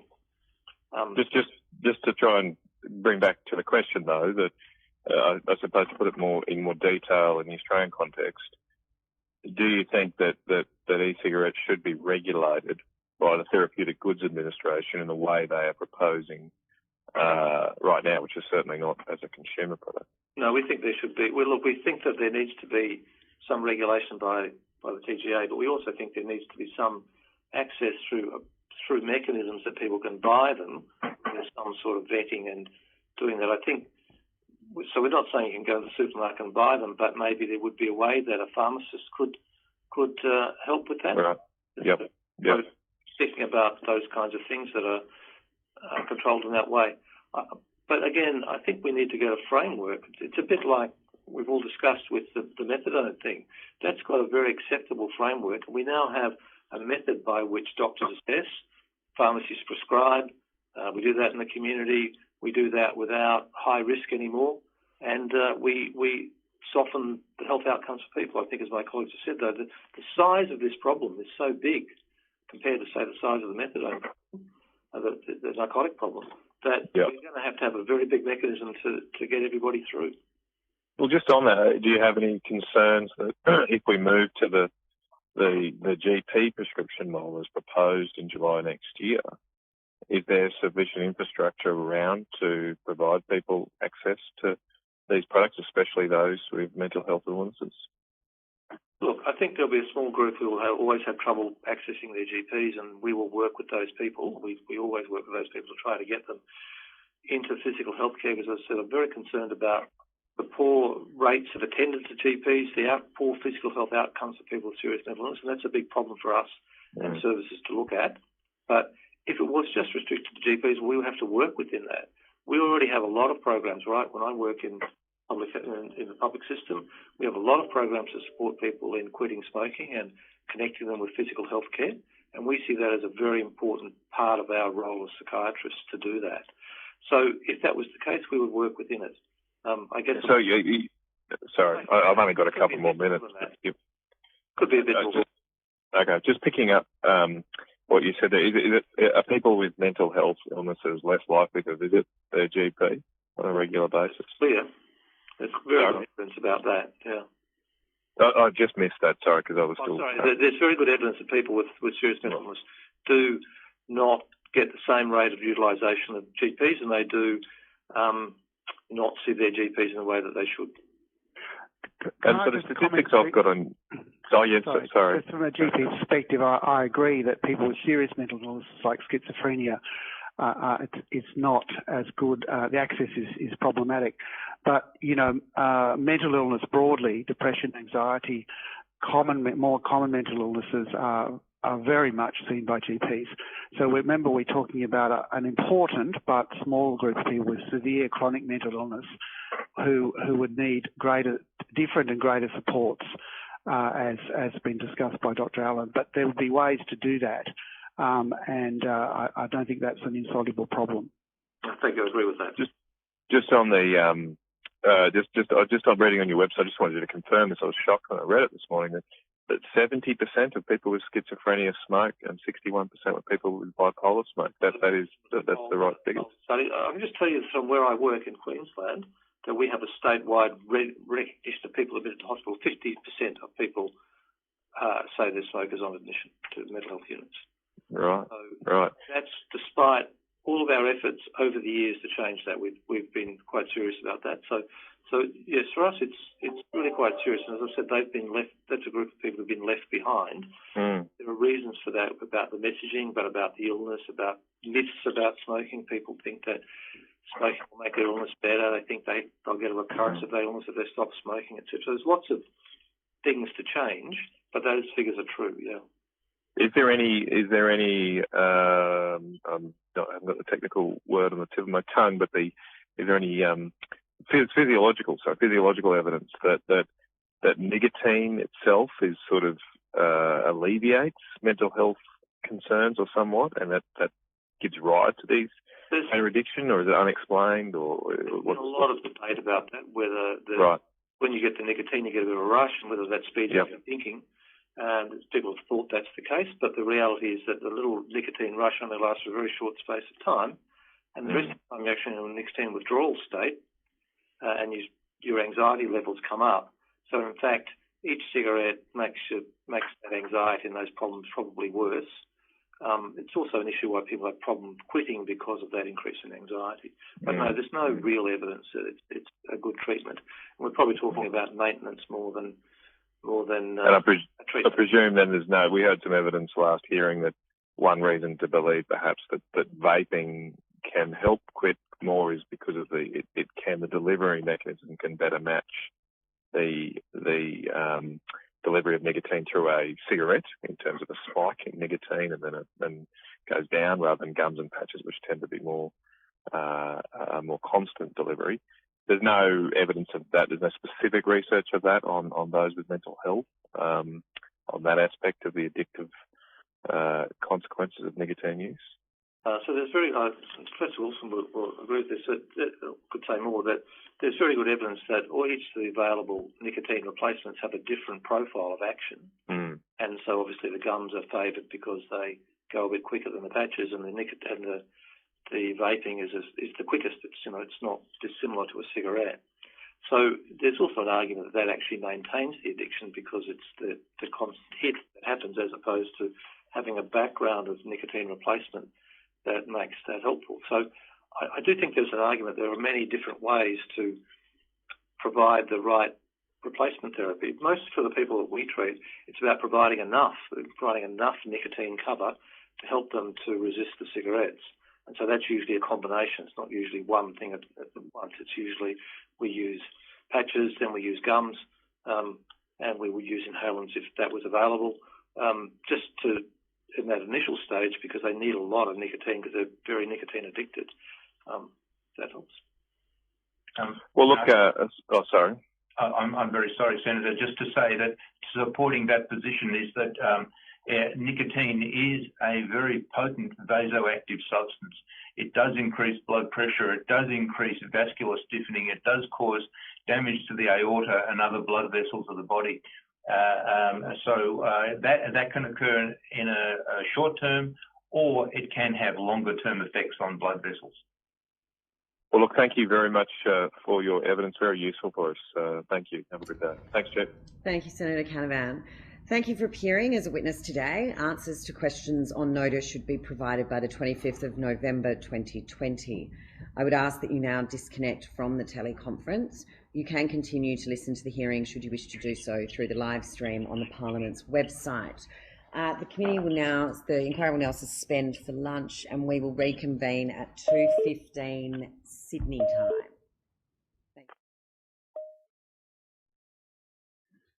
Okay, and now we are going for an hour's break.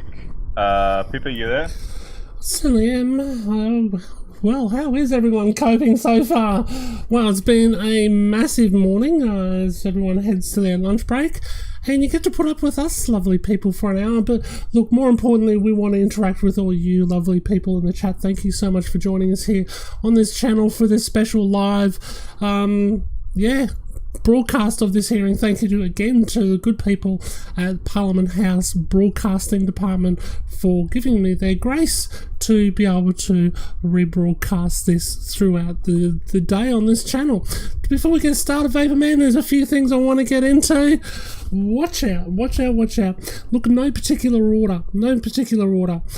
Firstly, tomorrow, stay tuned. Oh, I'm sorry, I just about lost my voice. I think it was because I was screaming too much at the screen.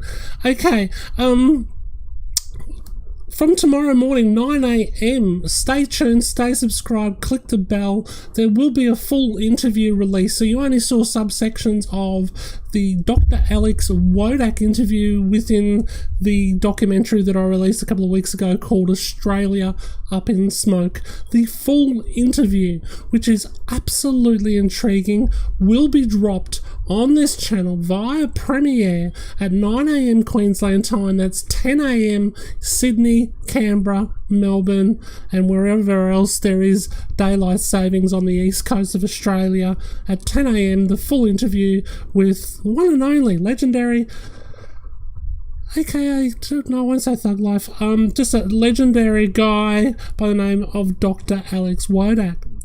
Alright, now just on the business side of things a little bit here, Brian Marlow from Legalise Vaping Australia. Unfortunately, it won't be appearing today due to a health issue. Please do not be alarmed. I am assured it is not life-threatening. Unfortunately, he's not well enough to appear before the panel today, which is a damn shame. Legalised vaping would have been handy to have there. I can't say too much with an angle regarding that, but it is a bit of a shame. Look, it appears that in his place at 3:15 at 3:15 p.m. Sydney time, there will be Clive Bates, a former advisor to Tony Blair back in the day, and lots more. He did a lot with ASH, which was a major harm reduction, tobacco harm reduction organisation in the UK. He's been very, very experienced. He's been around this particular issue for a long time, and I think the senators on this hearing will learn a lot from him, and be very, very useful to have on the Hansard.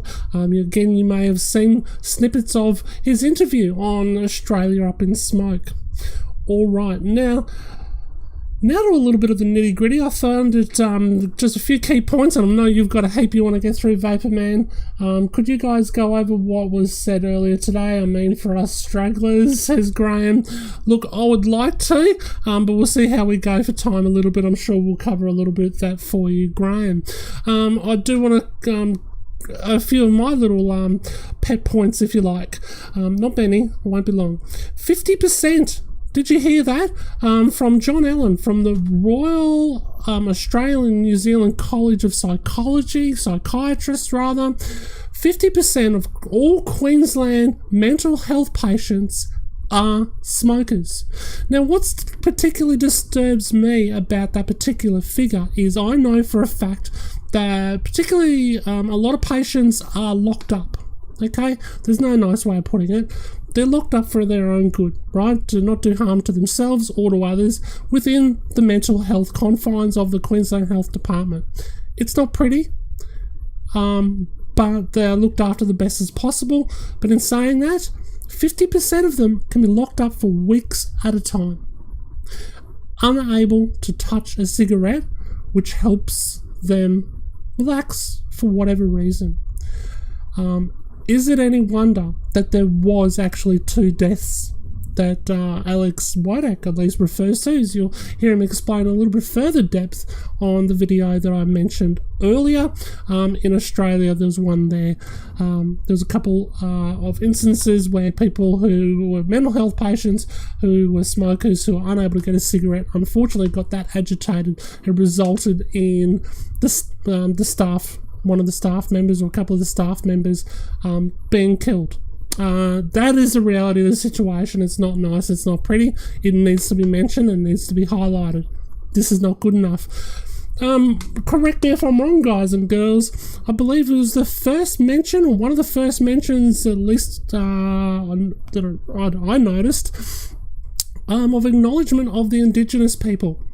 Acknowledgement of the indigenous people. Again, thank you to John Allen from the Royal College of the New Zealand, Australian New Zealand psychiatrists for doing so, understanding that the prevalence of smoking in subgroups, as you said, along with mental health, that indigenous people are obviously highly represented, more than 40% here in this country, which is a national tragedy.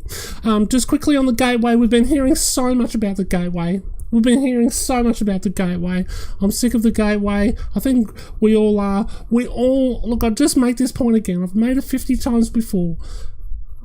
But tell me, guys, why would anyone want to replace vaping with smoking? Why would that be an on-ramp? It clearly just doesn't make sense. I said it on a show yesterday, I think, or the day before, on this channel.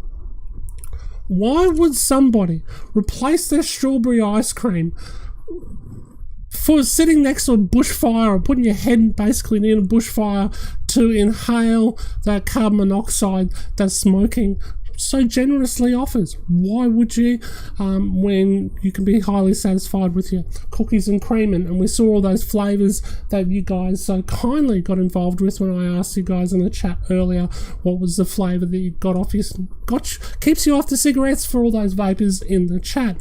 Thank you for that. I think it's important information, because make no mistake, not only are we Simon Chapman's favourite channel here to watch a replay on, there's many others, which is sort of, I don't know if that's an endorsement, but nonetheless, let's keep going, because I can see that Vaporman's just itching to erupt, so watch out, guys. Brian Clive Bates, oh yes, this is the most important bit. I need to bear with me. Please be patient, Vaporman. This will only literally take a second. I'm going to quote Matt Canavan.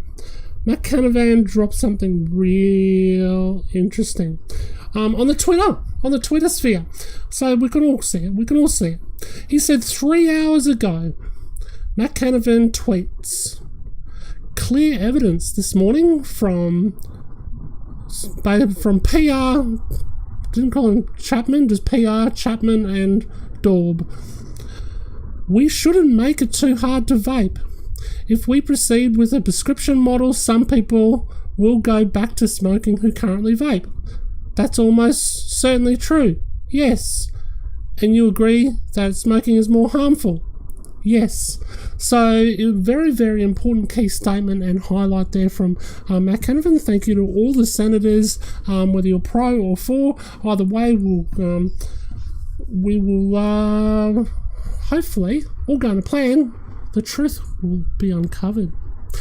In saying that, I'll use up a little bit more than my time, so I shall recede from the chair and refer my time a little bit extra over to Vaporman. Thank you for ceding your time. The first thing I want to get to, and I'm going to get to this again, because this is an issue that I will not stand for anymore. Professor Faulkner used the A word. That is unacceptable. My quitting journey is not some short, amusing story. Okay, I went on prescription drugs because. Can you turn the volume down on your end, Pippa? I'm getting a bit of feedback. I use prescription drugs in combination, dual use, if you will, with the chewing gum. Found out a few years later that anti reflux drug I was taking causes cancer. I am not a small or amusing story. Refer to my lived-in experience, Professor Faulkner. You are a damn bigot. And I want you to retract the use of the word anecdote whenever you talk about somebody's quitting journey or their health experience. Professor Faulkner is a bigot, and I demand an apology.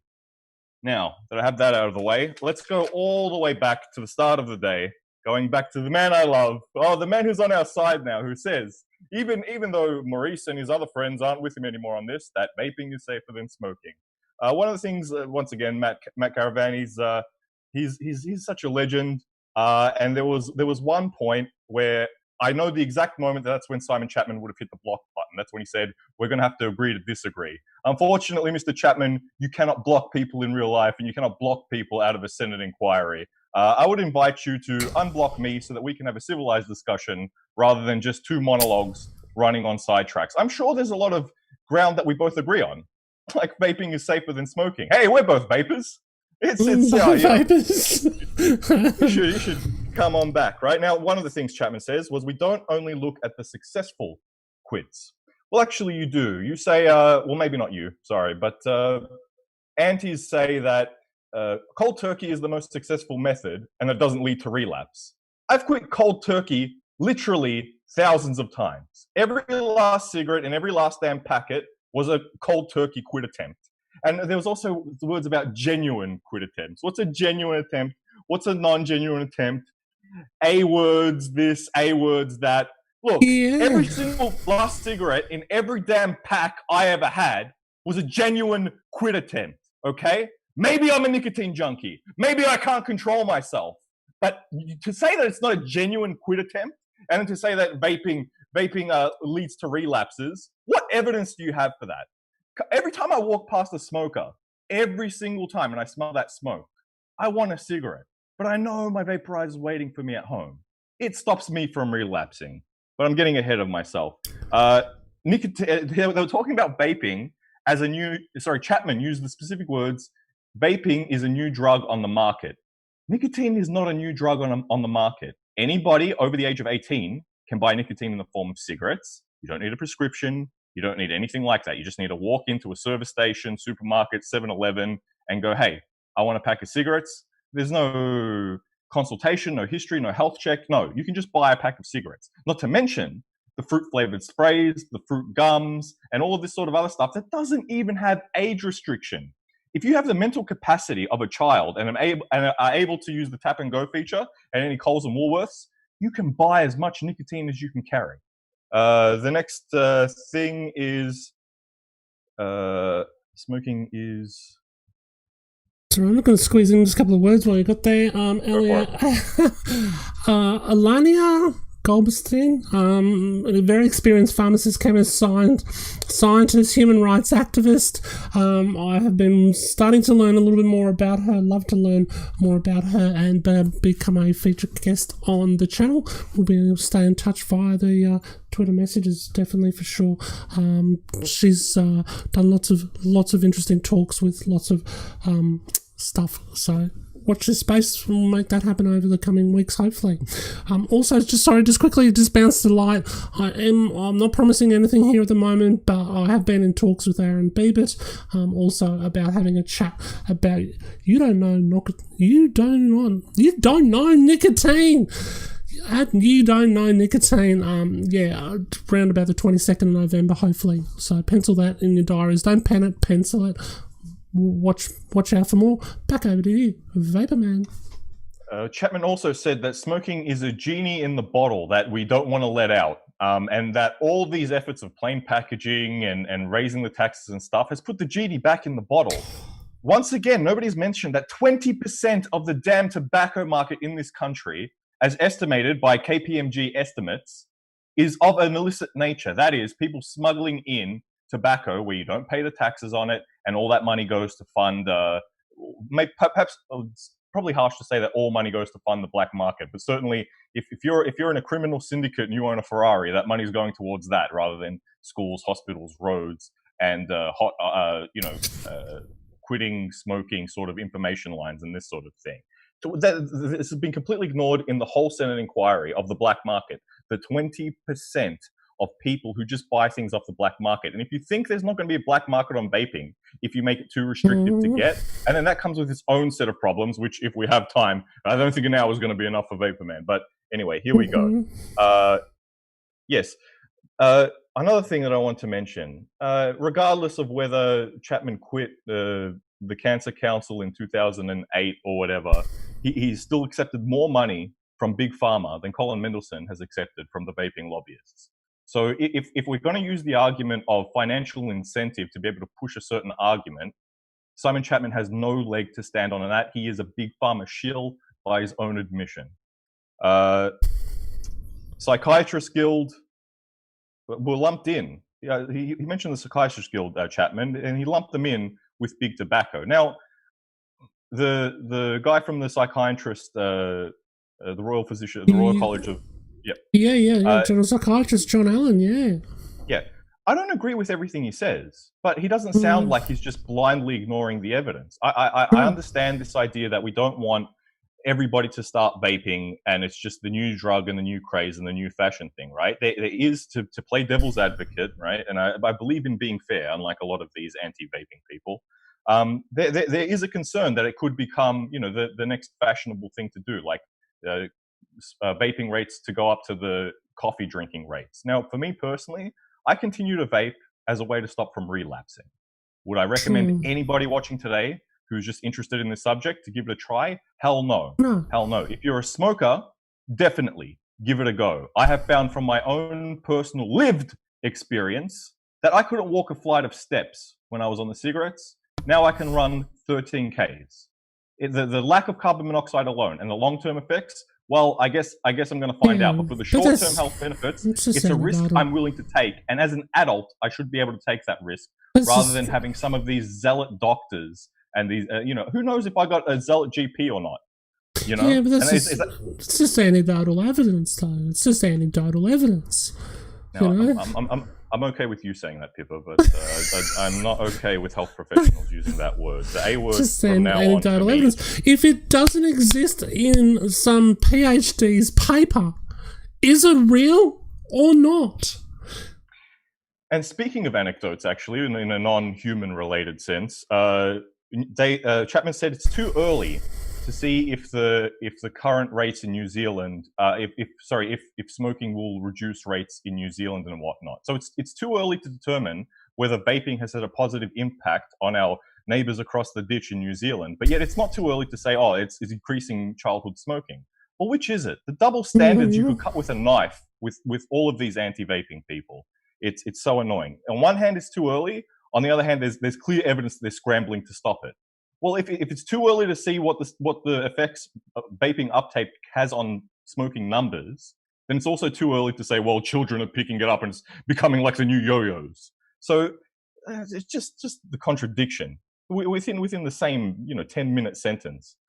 Vapor dropouts.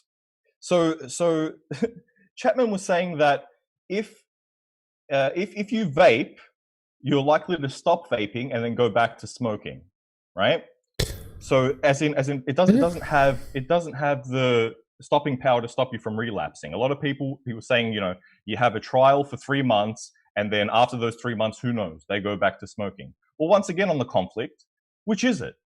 I mean, is vaping highly addictive, and once you start, you can't stop, and we should stop everything we can possibly do from children trying to do it? Or is it not addictive, and like you're going to try it for 3 months and then give it up and then go back to the smoking or whatever? Right? There are conflicts of interest. They tailor their facts to whichever particular argument they're pushing at the time. And there's no consistency there. None. Either vaping is a highly addictive, dangerous thing, or it's not. You can't say, well, then it's not an effective quit smoking game because smokers who switch to vaping end up ceasing vaping and then going back to smoking anyway. So who cares if we make a prescription or not? You can't have it both ways. You can't have your cake and eat it too. Yeah, there's so much though. Just quickly, I just want to interject. There's so much to take in with the statistics here in Australia that can't be said to be taken gospel. See, there's certain anomalies and stuff like that that affect what you just said, in the sense that, you know, here we are literally handcuffed, tied up, with our hands behind our back, still managing, so, you know, proverbially speaking, that we can still, with all that, we can still get 2.5% of people to vape rather than smoke here in Australia. Yet, it's such a distorted situation because people are a little bit, should I, shouldn't I don't know if this is good or not, because of a lot of the false or misinformation getting preached out there. And that can also make a massive difference in the decisions that people make about what sort of device they're going to get. Well, you know, after trying the first device, maybe it was the wrong device, but they didn't try it a second time. Because we haven't got this openness and understanding that it's okay to not be successful, to quit anything for that matter for the first time, we often just go relapse and go obviously back to the smokes. A pod system with salts or whatever will work for some people more so than a direct to lung, or sub-ohm tank and that sort of thing. But heaven help the pharmacy industry that have to try and get their head around nearly 5,000 lines, as we heard the wonderful Sav from Vaporize refer to earlier today. Back over to you, Vaporman. Once again, I have in my notes not telling the truth about smoking and the 20% black market. That is a big thing that has not been mentioned once in this whole inquiry. And it's like, it's a very relevant point. We're talking about essentially, and the last segment, they was essentially saying, well, we want to leave it up to GPs to prescribe it, but we're also advising GPs not to subscribe it. It's a de facto ban that the trio that was on the first half of the last segment were talking about. Bring up the black market. If you do have an effective ban on vaping, guess what? People are going to start importing 1,000 milligram per gram nicotine. Even Vaporman will defecate in his pants around that sort of concentration. 100 milligrams, I'm fine with. I'm careful with, but I'm fine with. But 1,000 milligrams, that's even going too far for Vaporman. Another thing, they were talking about these devices, these myriads, these thousands, these billions, these quadrillions, these quadrillions of devices not passing GTA. It is GTA. Is it GTA? No. What's that on? TGA, yeah. TGA. Yeah. Therapeutic Goods Administration wouldn't pass the safety standards to make sure that they're entirely safe. But what about scented candles? Okay, that's something that is made specifically to be inhaled. They use the same sort of flavorants, the same sort of perfumes and whatnot. Do perfumes pass the TGA standards? Are there tests on every single perfume that's released into the market? No. Don't be ridiculous. And the concentrations that these flavorants are used, I mean, it's one thing to be using a buttered flavored popcorn in a factory and go, look, these people had a deleterious effect on it. But even in the example of the popcorn lung flavorants, not one vapor has ever had popcorn lung. And even though it's something like 7,000 times more in a cigarette, not one cigarette smoker has ever had popcorn lung. Yeah. It's just ridiculous. Okay. Another question I want to ask, because Simon Chapman was patting himself on the back. Honestly, I think he's going to have to start patting himself on the back on the harder because he's starting to choke. Thank you, Simon, for letting us know that vaping is safer than smoking. You're disagreeing with some of your own colleagues now. How effective has plain packaging actually been? The US does not have plain packaging, and yet ever since the introduction of vaping, their smoking rates have fallen faster than they have in Australia. Another big misinformation fact that has constantly been pushed is that Australia is the world leader in tobacco harm reduction. We are not. We used to be. Prior to vaping, we used to be. Now, correlation, causation, well, I'm going to get to that subject later. Can I just quickly throw out this challenge? I'm going to throw out this challenge to anyone who is watching this channel. I don't mind what side of the ledger you're on. Could anyone please provide me evidence that plain packaging was an advantage to reducing smoking rates in Australia. Provide pure, believable, honest, forthright evidence that clearly shows that plain packaging kept the smoking rates down or reduced them. I've seen evidence to the contrary.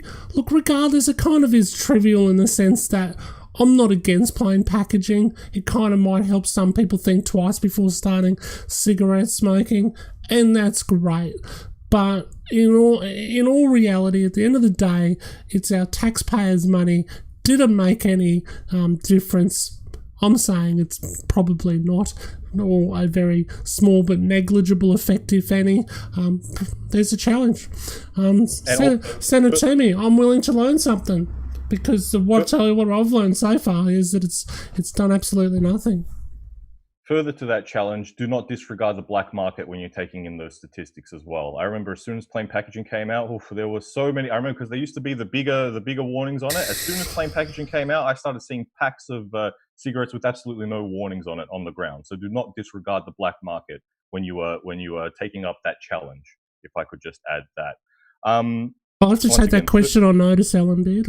Can I take that question on notice, Alan, and I will come back to you. I've got some firm figures from AIHW on Drive, but I will take that one on notice. Yes, of course, our time is limited. Nicotine gum is available in supermarkets. Once again, I mean, I'm writing down these notes, and it's just like they're talking about as if nicotine exists within a vacuum. It does not. Nicotine you can buy in the supermarkets. You can buy anyway. I've reiterated that point. I've also talked about how it takes 30 years for the gum to become a regular consumer product that any 16-year-old or 12-year-old can go into Coles or Woolies with a tap and go card and carry as much nicotine out as they possibly can. So many times Simon Chapman will not answer the question. He will deflect, and he has to give answers on notice. And I found with Colin Mendelsohn, there was not only were there no questions required for notice, the senators who are against Colin Mendelsohn, which appear to be mostly Labor, which distresses me because the majority of smokers are low income earners in lower socioeconomic brackets.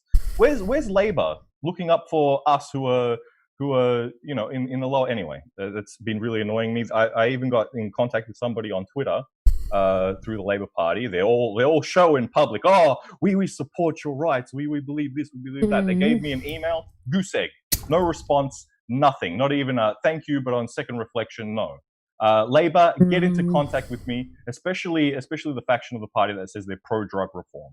Because as far as I'm concerned, all I've seen so far is a damn song and dance. So anybody who has a soft spot for Labor will go, oh, well, there are some in the Labor Party who are doing something. I have not had any direct experience of that aside from the stuff they put out in the public to make you think, oh, we're helping out. Unfortunately, it seems like it's only the Liberals, Matt Caravan and Holly, that are actually sticking up for me and my right to not smoke cigarettes. Just a reminder, political points of views here on this channel are subjective and objective, depends on our own personal opinion and do not reflect those of the overall stream. That's all right, no problem at all. I wish there'd be a discussion as smoking cessation methods which are supported by government and the AMA are also dangerous, but doctors are happy to prescribe them as an option. Yeah, look, we're going to hear more about the AMA's opinion, and which I'll just quickly preclude with telling you a little story, not a long one, not one that'll make you go to sleep. Sorry, because I know Vaporman's got a bit to say before we go back in around about 30 minutes or so. So yeah, Omar got the job over the top of Dr. Chris Sapala, who was doing a shocking job. To be quite honest, he was doing a shocking job. Chris Sapala, I'm sorry to say that because, look, he was school captain at the school that I went to for senior, and very well spoken type of a guy. But look, unfortunately, he's one of those bookworms. He can learn what he's read, but he can't kind of get into it, you know what I mean? So he's a retention learner. That's I guess the way to put it. Anyway, Omar is probably a little bit less of a retention learner, but just remembering when he does speak when the AMA does speak, they only really speak for roughly about 1 in 4 doctors in Australia. They like to give you the impression that they are the major body and stuff like that, and I guess they are a pretty major body, and the government do listen to what they have to say quite a lot, but just keep in mind that they really only subscribers are really about 1 in 4, and I stand corrected on that statistic, but it's around about that from memory. So yeah, Dr. Chris Apala, he was all against vaping, didn't quite get the top job. It'd be interesting to see what this guy's got today. It'd be probably one of the most that he's had to say about this particular issue since getting the top job at the AMA only a few months ago. All right, over to you. Quick reminder, we will be heading back to the Parliament in approximately 25 minutes. But another thing I wanted to bring up was that when the guy from Vaporize came up, once again, we are not allowed to advertise on this channel, but Vaporize is a supplier of vaping stuff. If you are a smoker, that may be information that you will find pertinent. Once again, they spell their site Vapoureyes. They spell vapor with an O, like Vaporman, if you want to find Vaporman. If you want to find more of my opinions and my videos on YouTube, but Vaporman with an O. They kept telling him, are you a doctor? Do you have any sort of relevance for your claims on health? Blah, blah, blah, blah, blah. Look, I ain't a doctor, but I smoked for 10 years and I've vaped for 5. And let me tell you, I can tell you as a damn guarantee that my health had improved immeasurably upon switching to vaping compared to smoking. Long-term effects, hey, they may have a leg to stand on that. I'll find out in about 20 years if that's the case for me personally. But one thing I would like to say to the senators, what do you base your claim on that smoking is dangerous then? Are you doctors, senators? Can you really make a claim that smoking is bad?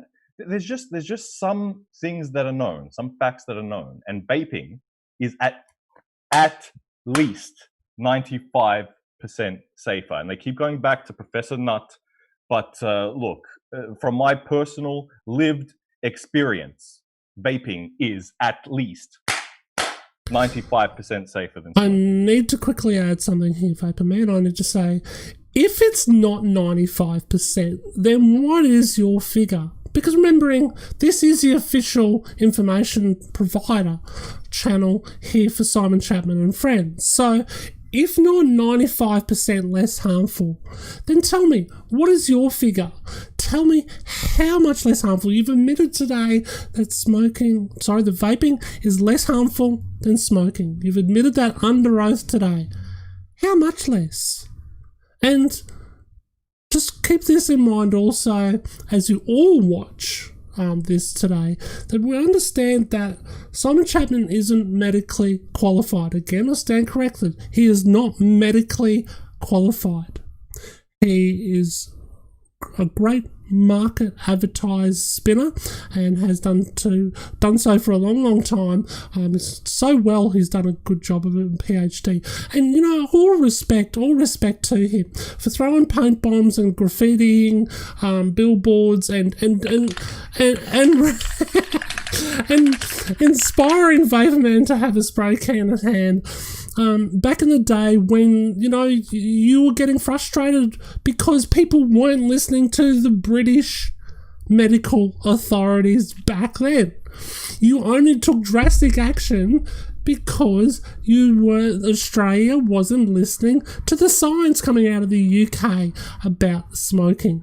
So you took drastic action. So all kudos to you guys for doing that much. But just remember, this isn't smoking. You know, this isn't smoke and mirrors. This is vaping, and nicotine is as much a part of smoking as potassium is as much as it is to banana.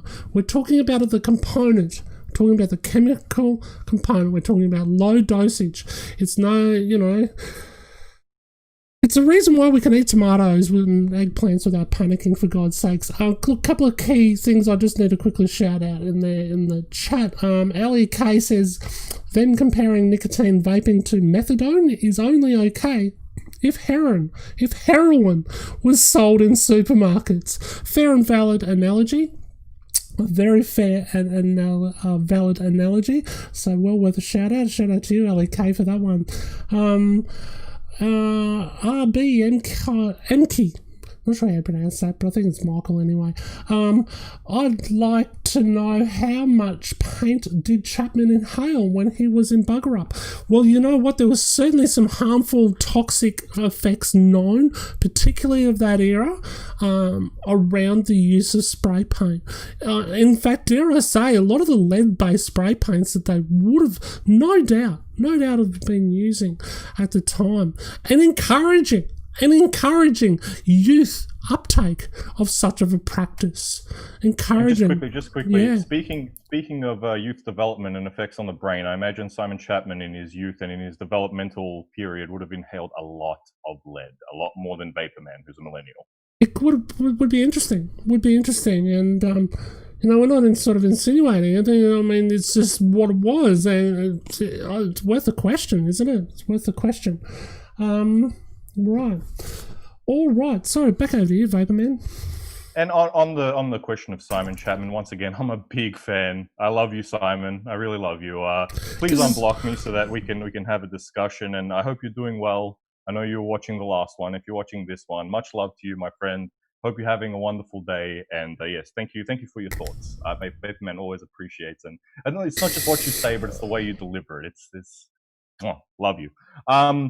Mike Doobie, let's go back to him. So he was saying, stay with the TGA.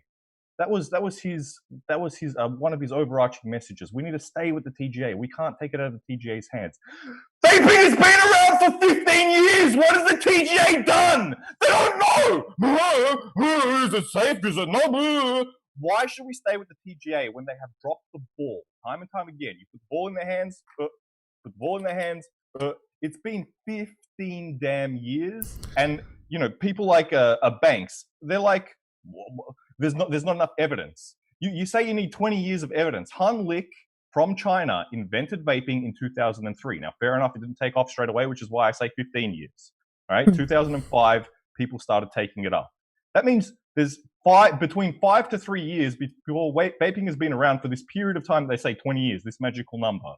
If there's no even indicator of it yet, then what has the TGA been doing for the past 15, 17 years? Keep it in the TGA's hands. No, they dropped the ball. The ball should be given to somebody else. Let's see. The other thing was he got very sensitive. Ooh, Mike, you got so sensitive about claims about big tobacco and funding. Ooh, he was so sensitive. How do you think I feel?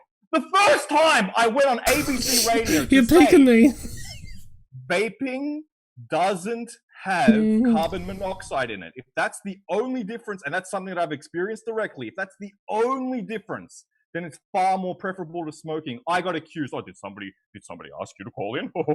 You sound like, you know what? Well, because I know the word carbon monoxide, that all of a sudden makes me a tobacco shill.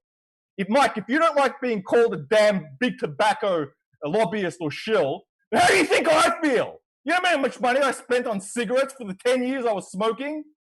We don't want to offend your sensibilities, Mike. I feel, look, for the purpose of this hearing, and just to give you a second to cool down, I think it's past time that I must declare that I was a major contributor with a lot of money that I invested in big tobacco over a long time.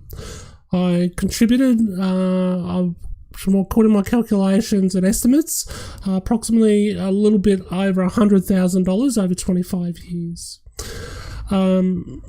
I'm not proud of it. I'm not proud of the fact that I didn't invest in a lot of tobacco. In fact, it was seeing a massive detriment to my health over time, because the money I gave to tobacco didn't help me, and it didn't help anyone else, other than maybe for somebody else to get rich. Yes, I'm talking about the tobacco, of course, that I purchased in cigarettes. But I think it is something worthwhile that I need to declare, hey, look, you know, if I'm doing this, that I need to declare any investments that I've made in big tobacco. I haven't declare, as far as Big Pharma goes, I'll declare that I spent a short amount of money. In fact, hardly anything. I think Pfizer put it out on a freebie. No, or PBS program. That's what it was, via the PBS pharmaceutical health scheme here in Australia. I did spend a small amount on Pfizer with Champix that made me absolutely sick. Have you got any financial interests to declare around Pfizer? Have you taken anything from pharmaceuticals, given anything to pharmaceutical companies directly, indirectly, anything from any tobacco companies, vape companies, anything of the like? The only thing I can say is I'm currently unemployed and annoyed, and because tobacco taxes go into general revenue, then much like Alex Wodak, I do receive funds from the sale of cigarettes, never from big tobacco. In fact, quite the opposite. The money is certainly a one-way street in that aspect. But I'm glad you brought up funding, because one of the senators kept asking the question about the World Health Organization Rule 7192666, right? And it generally assumed that it was about tobacco funding, because anybody who answered always answered about tobacco funding. What about pharma funding? Oh, the Three Stooges at the start of the last segment didn't get asked about pharma funding. The one time that they asked about, when they asked Simon Chapman if he did it, he had to declare it. Senator Holly, Senator Matt Caravan, please specifically ask all of these people in all of these health institutions if they're getting money from big pharma, from companies like Pfizer and all of these other great companies who are only concerned about health. But now we go into the second segment. So one of the first things brought up was oh, please God, won't somebody think of the children? He made a comeback. Yes, the old won't somebody think of the children. They said they were confiscated 3 vaping products from a year 12 formal.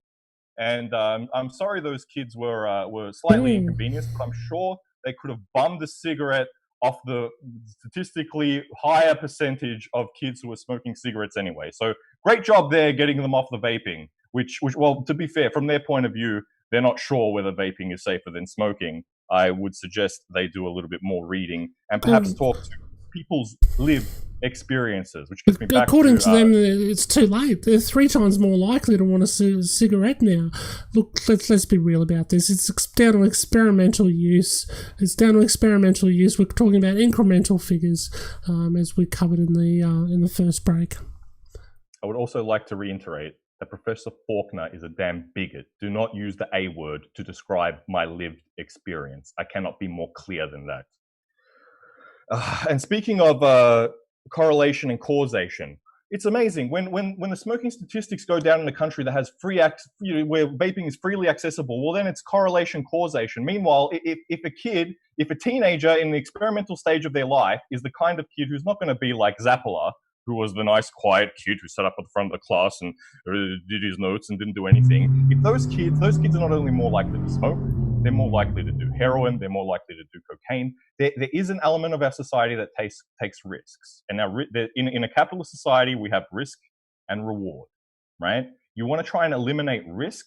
You want to eliminate risk to the point that people don't have the freedom to decide for themselves. It's going to be a very different society from the one that we currently have. So once again, on the contradiction, if it goes against their argument, then correlation doesn't equal causation. If it's in favor of their argument, well, 2 out of every 3 kids who vape go on to smoking. No duh.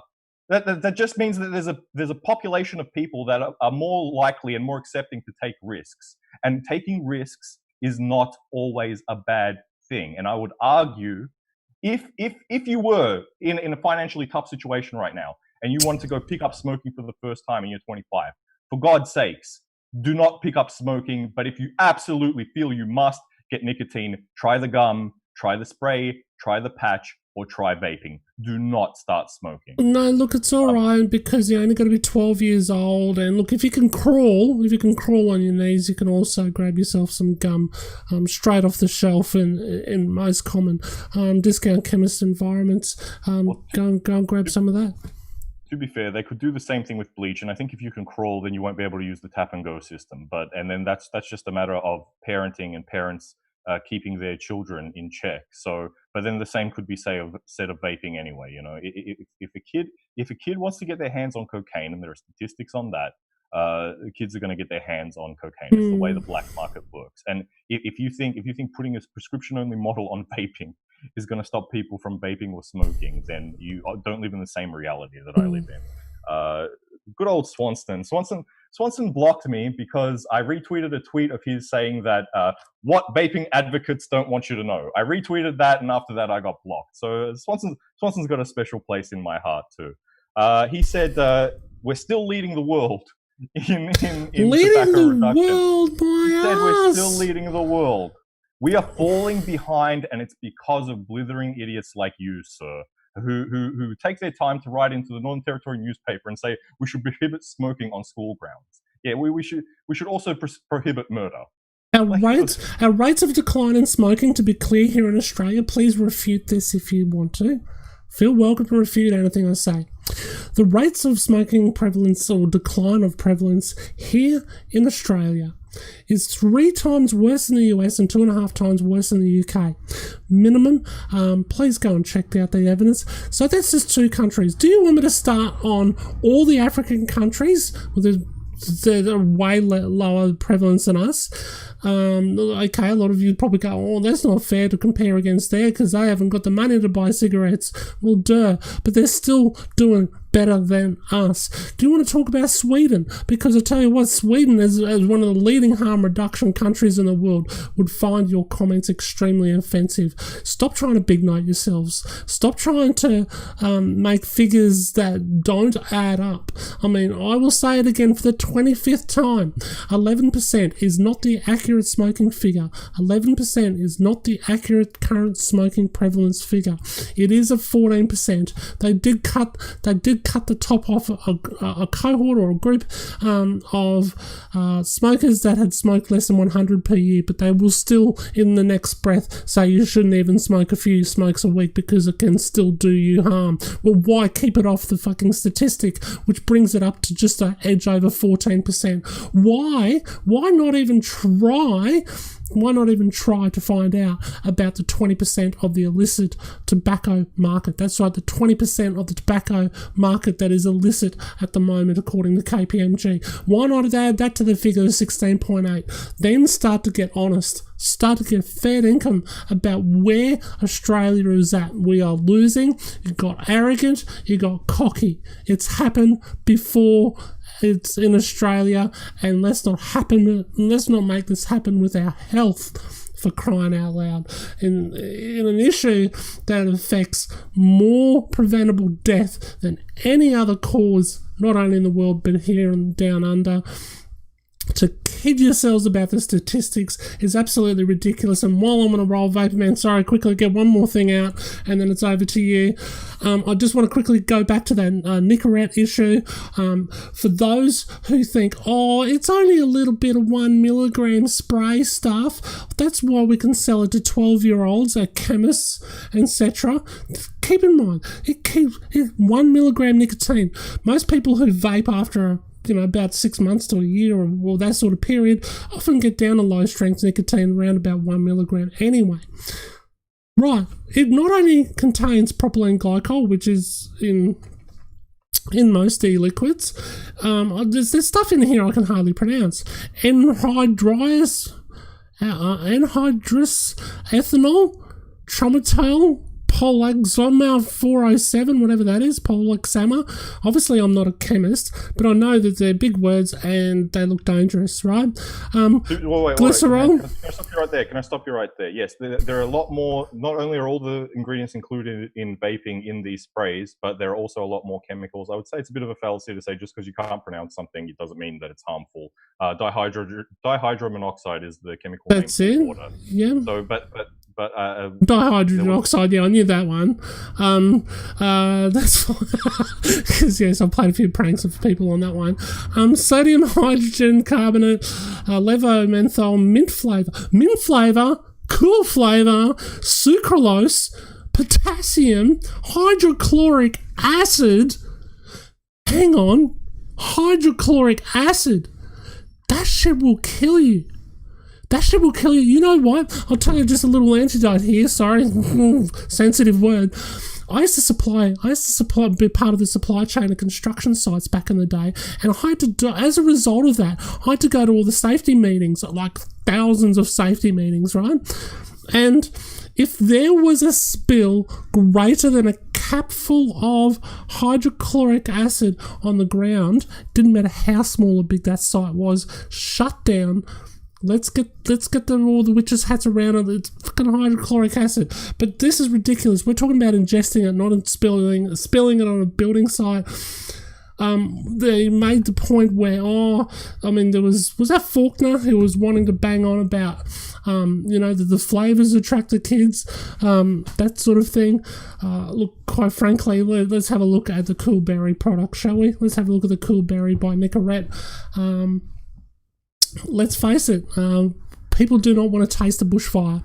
People do not want to enjoy the taste of a bushfire. People want a variety. As Sav said, I think Sav said initially, as I did when I first started, I tried tobacco flavour and vape. It wasn't my cup of tea. It wasn't my tobacco. Yeah. As soon as I got on that jam donut, I was like, yeah, cool. I'm off the smokes.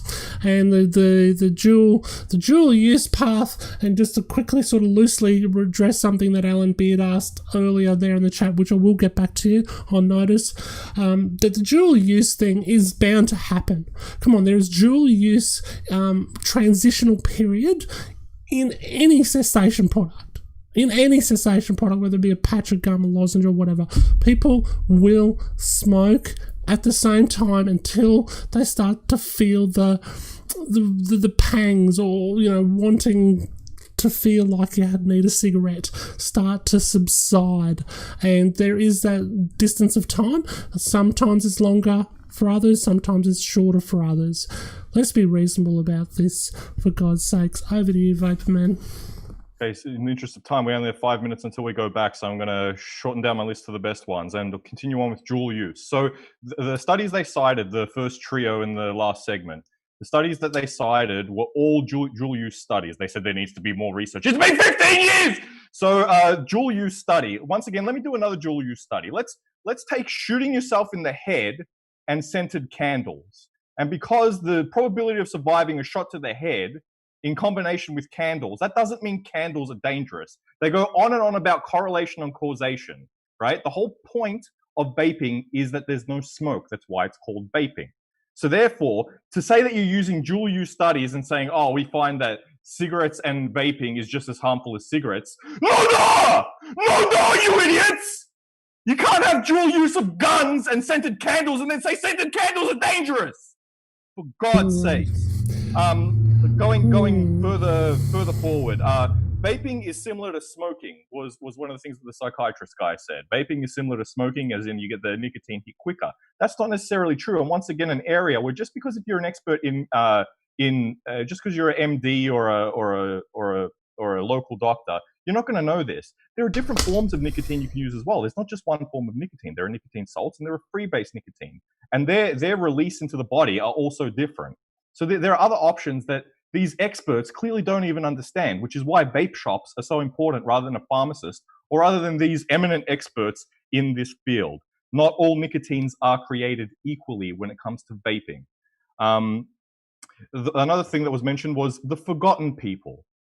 The forgotten people. That the 50% at the start of this segment, the 50% of people with mental health issues smoke, and they are forgotten. I would go further, and I would say on Twitter they are blocked and largely ignored and called the damn A word.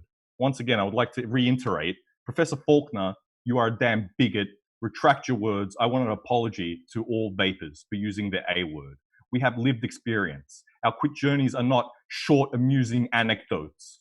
Okay? Lived experience, you bigot. Once again, Avali was brought up, and they were likening it to mix your own. No, the reason Avali happened is because in certain segments of the United States, vaping was also made illegal. So this sort of ban has been trialed, which means that none of these pods were regulated.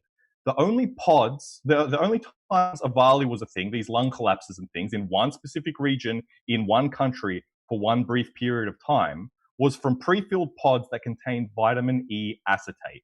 People aren't mixing vitamin E acetate into their own e-juices. And the only reason you would mix vitamin E acetate is because it's cheaper than the other products, which is a problem when it comes to the black market. Profit is the highest motive, and there's no recourse if you buy something on the black market where you can go and sue somebody later because they neglected their duty of care to you. So this statement that Avali was mix your own is just false, and these people need to do some more research. Thankfully, the TGA in the last segment at least said, well, okay, we need to obviously do some more research. The Three Stooges in the last segment did not do their damn research. There was no mix your own on Avali. And once again, the methadone thing, and this has already been brought up for somebody in the chat, and stand by because we're going to head over back to Sydney very shortly. But methadone, you cannot go and buy a pack of 20 spoons with heroin in them and 20 needles. So of course you want to make methadone for heroin use more restricted. But if you can go to any damn supermarket, any damn service station, 7-Eleven, IGA, Woolworths, and go pick up a pack of smokes, then to have vaping be as restricted as methadone is medievally insane. It's just ridiculously stupid. Like, if it is less harmful, and apparently it's been disputed in this, I can't believe we're going backwards. Not by Simon Chapman. Thank you, Simon Chapman. By the way, you're a legend. Good guy. That Simon Chapman, personal friend of mine. Yeah, methadone is definitely something that I think should remain prescription, because guess what? The only other option is on the black market. And if you've got an option between something that's legal to get through prescription or illegal to get through the black market, that makes total sense. But when the majority of people who are addicted to nicotine get it through cigarettes, which is probably even more dangerous than heroin, and more addictive than heroin, it's like, well, continued use of vaping is a problem, but vapors relapse. Once again, which is it? Continuing use of vaping is a problem. People are getting addicted to vaping and they can't stop, or that it's just such a non-effective quitting aid that people just relapse anyway. You can't have your damn cake and eat it too. Choose your damn argument and stick with it, please. Don't look like an idiot. Lung injury. Once again, the lung injury was brought up. Where's the evidence? These vitamin E acetate illegal Avali small section that happened in the US was definitely a thing that happened, but it had nothing to do with nicotine vaping, and it certainly had to do with not regulating the market. Avali only happened in places where vaping was made illegal and people had to turn to the black market. You're going to find the exact same thing happen here. And then, of course, once again, with the eat and have your own cake type situation, they're going to go, look, there are lung injuries in Australia, so we told you vaping was bad. Yes, if you have an unregulated market, the quality of the product goes down, because people in the black market are just looking to raise their profits and they have nobody to answer to. If they get caught for selling something that's safe versus they get caught for selling something where they're cutting it with vitamin E acetate, they're still going to face the same damn punishment. And this is why making it illegal is going to be a problem. And once again, docs shouldn't prescribe. So they want to move to a prescription-only model, but then they're warning doctors not to prescribe it. That's what you call a ban. That's what you call a damn ban. If you're going to be putting out propaganda and talking about Avali and how dangerous vaping is, and then say, well, and it's also now a product you can prescribe to your patients, but you're going to be liable if anything happens to them. If you were a doctor, would you do that? If you were a GP, would you take that risk? No, just say, I keep smoking. What do I care? I don't got no skin in this game. What difference does it make to me? Goodness. We could be cutting over to go back live any moment. I'm just keeping an eye on that. I just quickly need to highlight a special comment. I'm not sure if we're graced by royalty in the chat or not. But look, nonetheless, now welcome Dr. we're gonna there, and let's go over. And Dr. Michelle Jongelis. All right, see you on the flip side. Thank you for appearing before the committee today. Information on procedural rules governing public hearings and claims of public interest immunity have been provided to witnesses and are available from the Secretariat. Witnesses should speak clearly and into the microphones to assist Hansard to record proceedings, and that includes please taking us off speaker if possible. For the Hansard record, could you please state your name and the capacity in which you appear today? Dr. Kashin? So, Dr. Omar Khorshid, President of the Australian Medical Association. Dr. Jongelis? Dr. Michelle Jontanellis from the University of Melbourne, but I am not representing the University of Melbourne. I'm representing myself. Representing yourself, sorry, was that what you said? Yeah. Okay. All right. Dr. Korshid, if you'd like to invite you to make a brief 3-minute opening statement, should you wish to do so? I would like to do so, thank you. So I'd like to start by acknowledging the traditional custodians of the lands on which we're all meeting today and pay my respects to elders past and present, including any Aboriginal and Torres Strait Island peoples in attendance today. I'd like to thank the committee for providing the AMA an opportunity to appear at the inquiry. We are, as you know, the peak professional body for doctors in Australia, and we promote and protect the professional interests of doctors and the healthcare needs of patients and our communities. And I would like to make it very clear right at the start that we believe that currently there is insufficient evidence to support the use of nicotine-based e-cigarettes as an aid to quit smoking. In Australia, tobacco use contributes more to the total burden of disease still, despite our successes, than any other risk factor. And we continue to support evidence-based public health measures to reduce the use of tobacco products in our country to the greatest extent possible. Australia has led the world in tobacco control, and we have done that by pursuing evidence-based public health policies that have had extraordinary success in reducing the harm caused by tobacco in our community. These policies, including price signals, marketing reform, packaging reform, public education campaigns, and restrictions on freedoms of Australians to smoke what they want to, have had an incredible impact to reduce our daily smoking prevalence by such an extraordinary amount over the last few decades. We have been rightly praised internationally for our success, but in our view it is critical that we don't become complacent in this area. Tobacco companies have a vested interest in keeping consumers addicted to their products through the use of the highly addictive nicotine, and have clearly invested considerable resources in undermining the views of the health industry throughout the world. The AMA is disturbed by the claims, repeated claims by industry that nicotine-containing e-cigarettes are an effective way to reduce the harm caused by tobacco, because the evidence to support these claims is, at the very best, inconclusive. What we do know is that they cause specific harms on their own. In the short term, we don't know about the long-term risks of e-cigarette use, and we also know that they're a gateway for young Australians to become addicted to nicotine and potentially to start smoking tobacco as well. And crucially, as I'm sure you've already heard from the ANU, a recent systematic review found that there was insufficient evidence to suggest that nicotine-containing e-cigarettes help people give up smoking compared to other interventions such as placebos, no intervention at all, or nicotine replacement therapy. In addition, the evidence review found an increase in e-cigarette use amongst young Australians and demonstrated a threefold risk, and that's a threefold risk of taking up tobacco smoking amongst e-cigarette users who'd never previously smoked.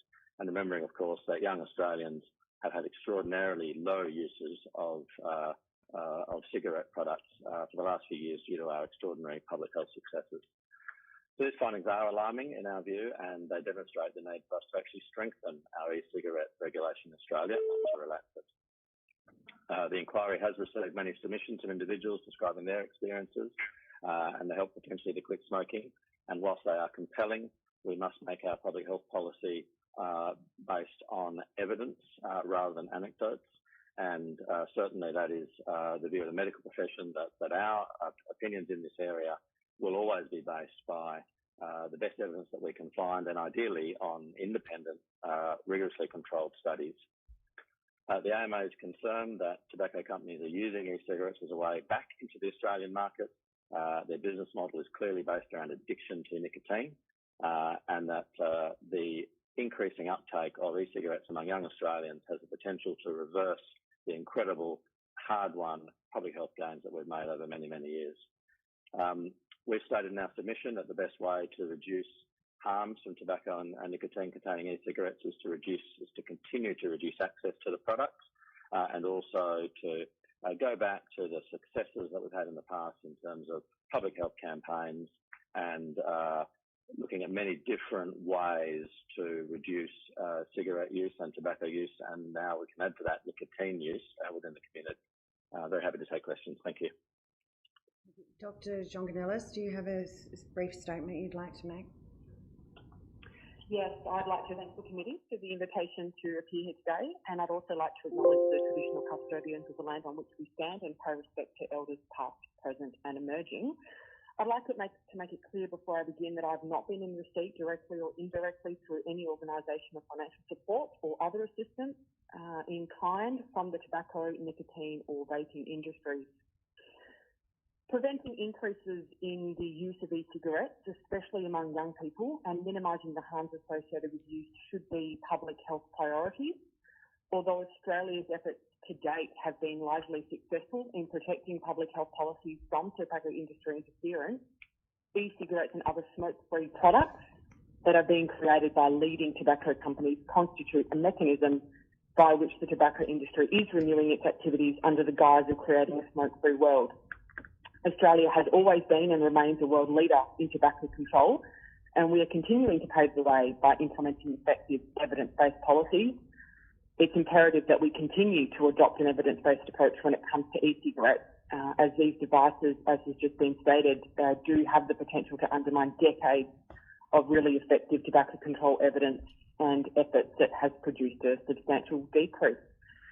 It is important, I'll reiterate, that the anecdotal reports of individuals who have quit smoking with the aid of e-cigarettes does not equate to data, and the net costs and benefits of e-cigarette use must be assessed at the population level. Thank you. Thank you. We'll open questions to the committee, so I'll start. Dr. Korshid, the current prescription model that the TGA is looking at would require GPs to be prescribing nicotine.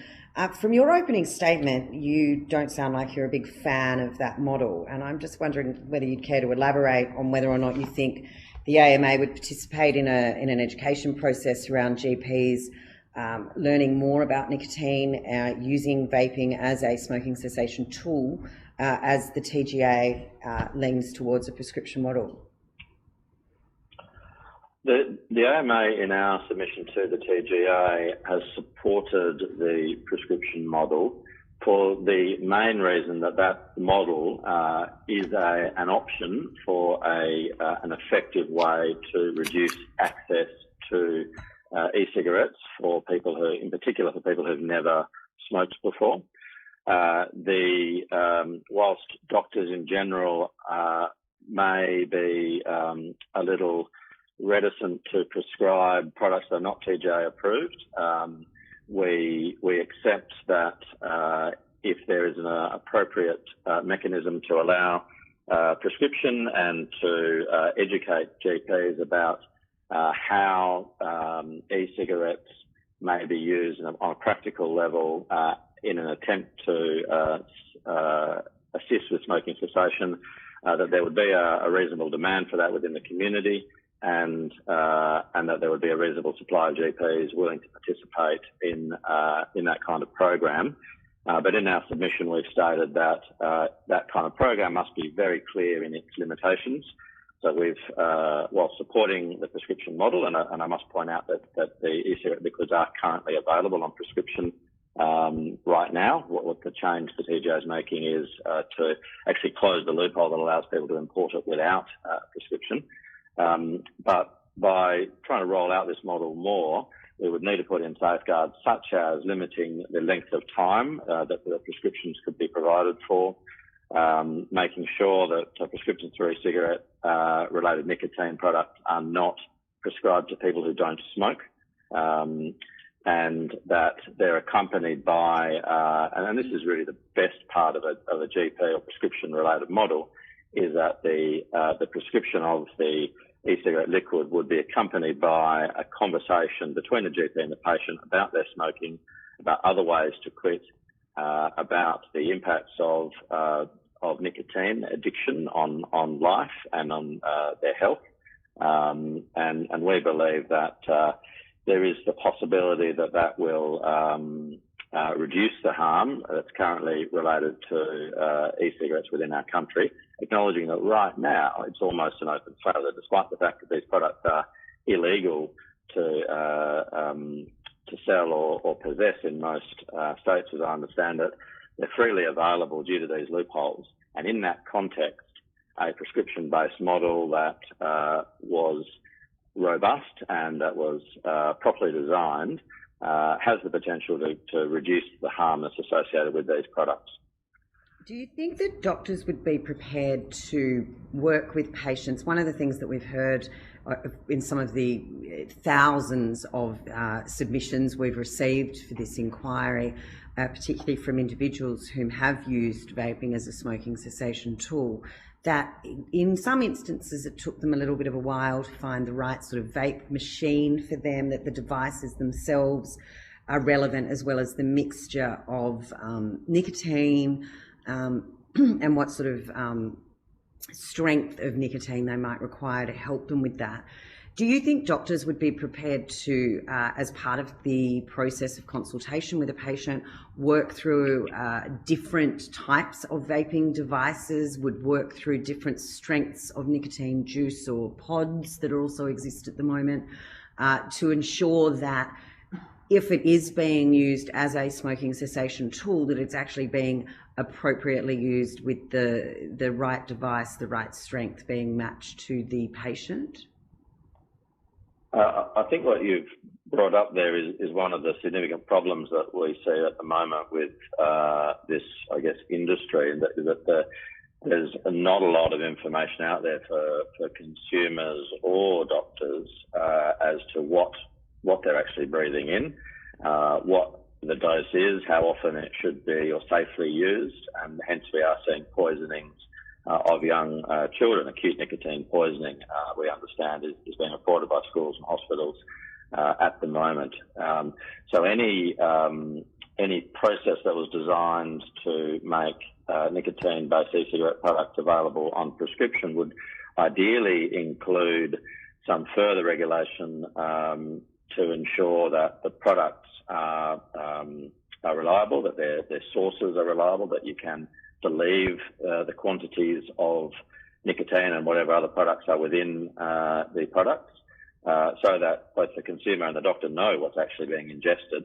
And that's an important prerequisite to then designing a quick program that obviously would need to tailor people off nicotine. The critical thing, and I guess the danger, one of the dangers that we see with this form of administering nicotine is that you can ingest huge amounts of nicotine, and by even somebody who transitions from smoking to a nicotine device like this might actually increase their addiction to nicotine if that process is not done properly. So yes, we need to know what's in them. We need to know what the effective absorption is from different devices, and we need to know there needs to be education around how to taper off those products, with the ultimate aim, and I think we've got to be really clear, the ultimate aim from a public health point of view is to get people off the addiction, not to get them off the cigarettes, but to get them off the addiction to nicotine. So I'm still not quite sure, though, what your answer to the question is. Would they be prepared to work through a range of devices to ensure that the device is correctly matched to the patient?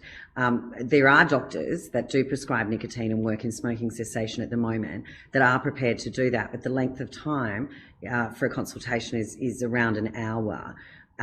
Is that something you see your members being prepared to do? It would require a significant amount of education, as well as stocking devices for patients to try. I'm sure doctors will work with patients to discuss this as they do all the other complex problems that people have. GPs are very used to tailoring their delivery of healthcare to the patient's needs, and not every consult is short and brief. There are more complex or difficult issues, require longer periods of time, and our members are willing to provide that. The point I was making before is that if you have an unregulated industry where there's all sorts of different products and new ones appearing every week or month, it may be difficult for GPs to be on top of all of that. And hence, if you regulate them a little more, then there may be an ability to make sure that the information available to the doctor and the patient is reliable, is believable, And that's a really important starting point. You can't be expected to have in your office a version of every type of device that could possibly have been imported into the country, including into Western Australia where they're illegal. So we do believe, and we're keen to work with the TGA on a program, I guess, that enables both the doctors and the patients / consumers to be aware of what they're using, what they're breathing in, and for the GP to be properly educated in how to assist their patient in reducing that dose over time. Mm-hmm. I am conscious of time, so I'll move on to Senator Sheldon. I do have a couple of questions on notice for you around the additional cost to the budget, as well as how many doctors you think would need to take up the education program in order to cover over 500,000 Australian vapers. But I will hand over to Senator Sheldon. Good. Thanks very much. Excuse me. And thank you. You've already given the answer to the letter that I've sent over regarding Article 5.3 of the World Health Organization's Framework Convention on Tobacco Control. I just want to go to some questions. Does the AMA have a view about non-nicotine e-cigarettes and whether they should be banned? Non-nicotine e-cigarettes concern the AMA because of their blatant targeting of young people and even children with the way they're marketed around the world and the flavours that are put into them. And similar to the banning of things that look like cigarettes in the past, we believe a good public health step would be to ban non-nicotine containing e-cigarettes because they are a pathway into smoking. In your submission, you refer to the influence of the tobacco industry in pushing for legislation of nicotine vaping. Just want to elaborate on what you've said there in your submission. Can you point me to the specific part you want me to elaborate on? Yeah, it's contained with I haven't got the right page in front of me, unfortunately. So our concerns around the tobacco industry are that they have, they've been making health claims for decades around cigarette use, which were found to be false and resulted in enormous payouts and enormous amounts of harm throughout the world. And they're pivoting now to new business models, which are resulting in very high levels of e-cigarette use around the world, and including, in places like the US, up to 20% of young people actually using e-cigarettes. And that is very clear evidence in our view of a business model of addicting people to this substance, being nicotine, and then continuing to be able to sell those products to the consumers over decades. Now, you might say that, well, those people might have smoked, but certainly in the Australian context, we know that very, very few young people do smoke, are taking up smoking, and if we end up with 20% of young people on e-cigarettes as a result of our failure to regulate properly or our failure to control the activities of the tobacco industry, then we will have presided over a public health disaster and a huge step backwards in our, compared with our extraordinary success over recent decades. Just one of the things that, Dr. Journalist, thank you for joining us as well. And of course, you already responded to article regarding the World Health Organization on tobacco harm reduction. Can I just ask you, what do you believe has been the effect of legislating nicotine vaping in countries like the US, UK and New Zealand? So what we're seeing certainly from the US is an epidemic of use among adolescents in particular. We're also seeing high levels of use in the UK. They've now tried to, as I said in my submission, close the gate, but it's well and truly after the horse has bolted. I think certainly the number of flavourings that are allowable in electronic delivery devices, which, for many years hasn't been allowed in traditional tobacco, is what's really drawing the youth in particular into those devices. And I think that in terms of, your previous question around the nicotine, it's important to realise that nicotine isn't the only harmful substance, the addictive substance, that there are scientific studies out there that show that it's the other additives as well, the flavourings, that are what's contributing to the harm associated with the devices. So it isn't just a matter of, well, let's allow non-nicotine e-cigarettes as well, because they are also harmful. And I actually don't really see the point in them. If the vaping industry is interested in smoking cessation, then I don't see why a non-nicotine e-cigarette should be allowed full stop. It's just a harmful device with no end result, really. So do you want to just go a bit further just on your view of the risks to Australia of allowing a relaxation of laws regarding e-cigarette use? Yeah, absolutely. So at the moment, I think that if we were to relax the laws around that, I am very concerned about the increase in youth uptake. So we have already seen a tripling in the increase of e-cigarette use among youth in the last 6 or so years, based on the data from the ARHW. My concern is that by legalising vaping further and allowing these products to be, sold in your local corner shop, there won't be any controls in place to ensure that youth in particular cannot access these. So it's all well and good to say, well, we will make sure that kids under the age of 18 can't purchase these, but we are seeing the biggest growth in young adults. And that tripling in youth was among non-smokers. And again, I don't see how allowing nicotine e-cigarettes to non-smokers is going to move public health in Australia forward. The other concern, of course, is the gateway effect. There is evidence from the countries that you've mentioned earlier, the US and the UK. There is now consistent and compelling evidence that shows that nicotine e-cigarettes, use of nicotine e-cigarettes among non-smokers does increase initiation of subsequent tobacco smoking. That research is starting to appear in Australia. My own work shows this increase in susceptibility to using tobacco cigarettes among non-smokers. So my concern, just to go back to your question, is that if we were to legalise these products, we would see even more of an increase in youth use and potentially an increase in the risk of initiation of tobacco cigarette smoking. So just following through on that question, what do you believe the ideal policy settings then would be regarding e-cigarettes in Australia? I think that at the moment, the recent decision by the TGA is a good interim compromise. I understand that there are significant flow-on effects from that in terms of, GPs that the AMA has just pointed out quite clearly. I think that the current policy of banning e-cigarettes full stop is a good one. If the vaping industry or if Australia decides to treat these products as therapeutic goods, then they should be submitted to the TGA. So ideally what I would like to see happen is once there is substantial evidence and compelling evidence that these products do result in or are effective smoking cessation aids, there isn't any of that evidence at the moment. It is still emerging.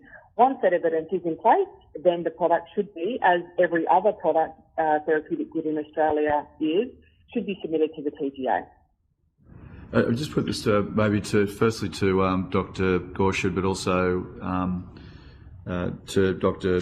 Jungelis as well. Just to, I know you've touched on this a little bit already in submissions and your comments, but do you want to expand just about the risks to young people of e-cigarettes and the trends?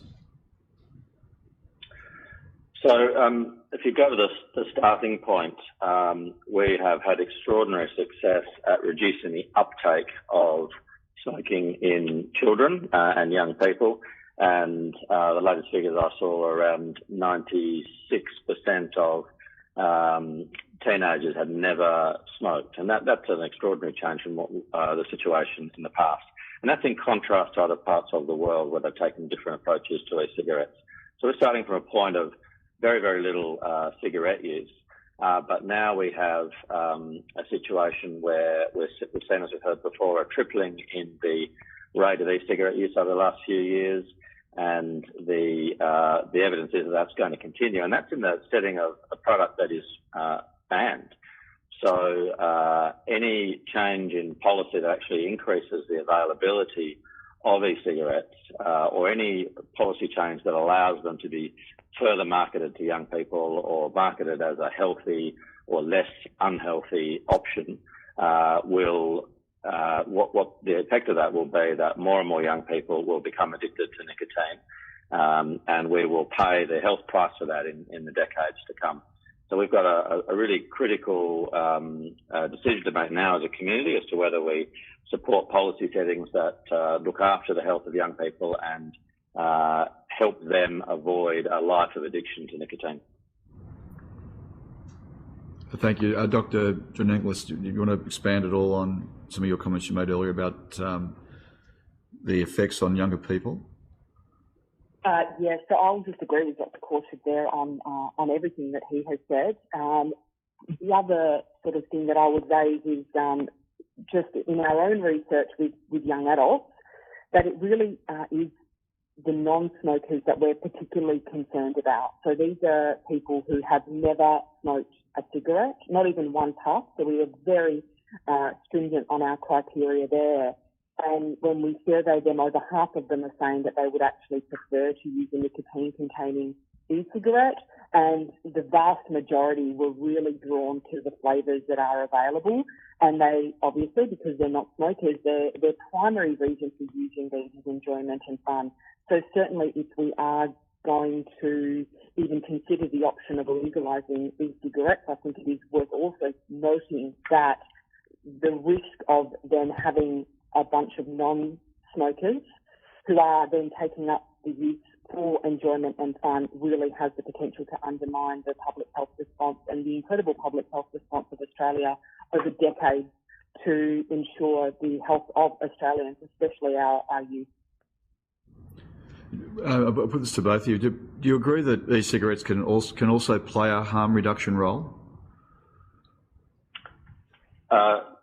No, at this stage that is not our view, because for a harm reduction approach is an approach that we generally support in public health, but that involves taking a step back, looking at supply reduction, looking at demand reduction, and then looking at reducing actual harm itself. So it's not just here's an alternative that we think maybe might be less harmful.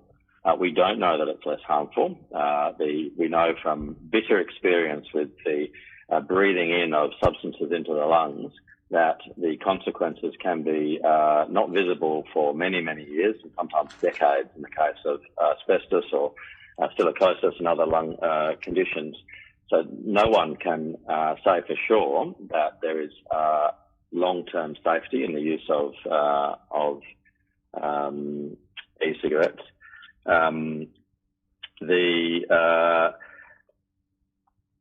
they be used as a harm minimisation tool short term? Again, that would involve successfully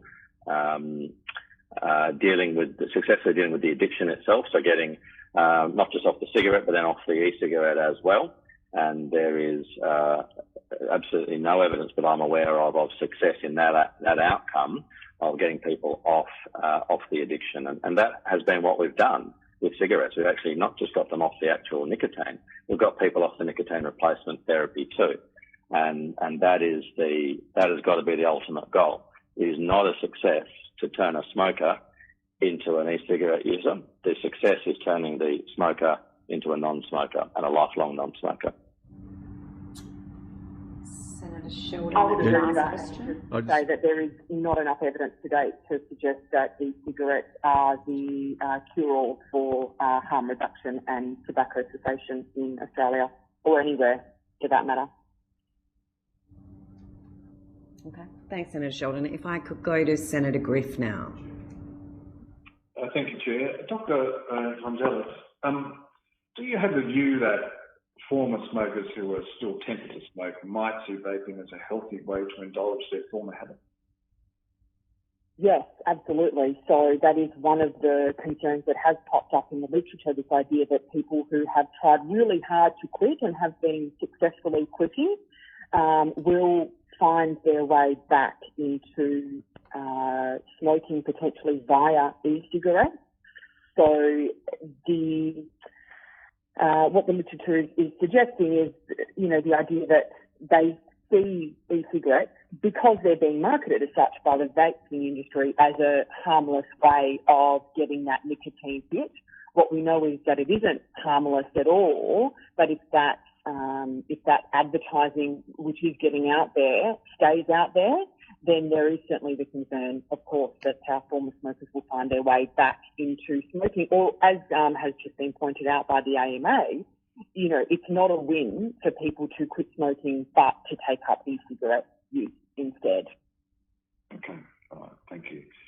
Now, your submission also notes the US is frantically trying to close the gate well after the horse has bolted, and Australia needs to ensure our gate remains closed unless clear evidence emerges to suggest that there's an interest of population health to open the gate. Do you think other countries that treat e-cigarettes as consumer products may in time come to envy Australia's cautious position? I think so, yes. I mean, I think certainly the work coming out of the US suggests that they are already quite envious of us. They are, as I've mentioned in the submission, battling an epidemic. There was widespread advertising and availability of e-cigarettes, and it did lead to substantial increases in youth use. They've now had to spend millions of dollars on mass media campaigns targeting youth to get them to stop using e-cigarettes. Australia can very much avoid having to throw that money later on at intervening by just taking the right steps now at preventing that from even happening in the first place. Dr. Courser, do you have a view? Yes, like Australia has really led the way with our response to COVID, and with a completely different strategy to the US and Europe. Many countries are now looking at us enviously, and I think the same will be happening in the smoking and e-cigarette space. We've led the world for many years in our smoking reduction strategies, including some pretty innovative things like the plain packaging laws that were controversial at the time, but have contributed to ongoing success and have been emulated by others. We read with horror some of the events that have occurred, including deaths of people who are, from what we understand, adding cannabinoids to their vaporizers, and these are avoidable harms, not to mention the potential link back to smoking again. So we're very supportive of Australia's cautious approach, and if evidence emerges that there is a place for these devices in smoking cessation, then we would obviously review our position. But you've got to take a precautionary approach, as we've done with COVID, and put the health of Australians at the centre of all our decisions in this area. Yeah, Dr. Courser, you actually call for increased funding for proven reduction strategies. What specific strategies do you think would benefit from that funding? And do you have a view of the sort of funding required? Sorry, when that beeped, I just missed the last couple of words. The last part of the question. View of the funding level that's required. So look, I don't have an answer for you right now on the level of funding, but what we're talking about is a national anti-smoking campaign, like we've done many times in the past. I understand there hasn't been a decent national campaign for almost a decade now, and that looks a little like us resting on our laurels, thinking we've beaten this thing, we've changed our society, we can relax now. But I guess our message is that we don't believe we can relax, that ongoing review of the level of tobacco excise to make sure the price signal is appropriate for a changing environment,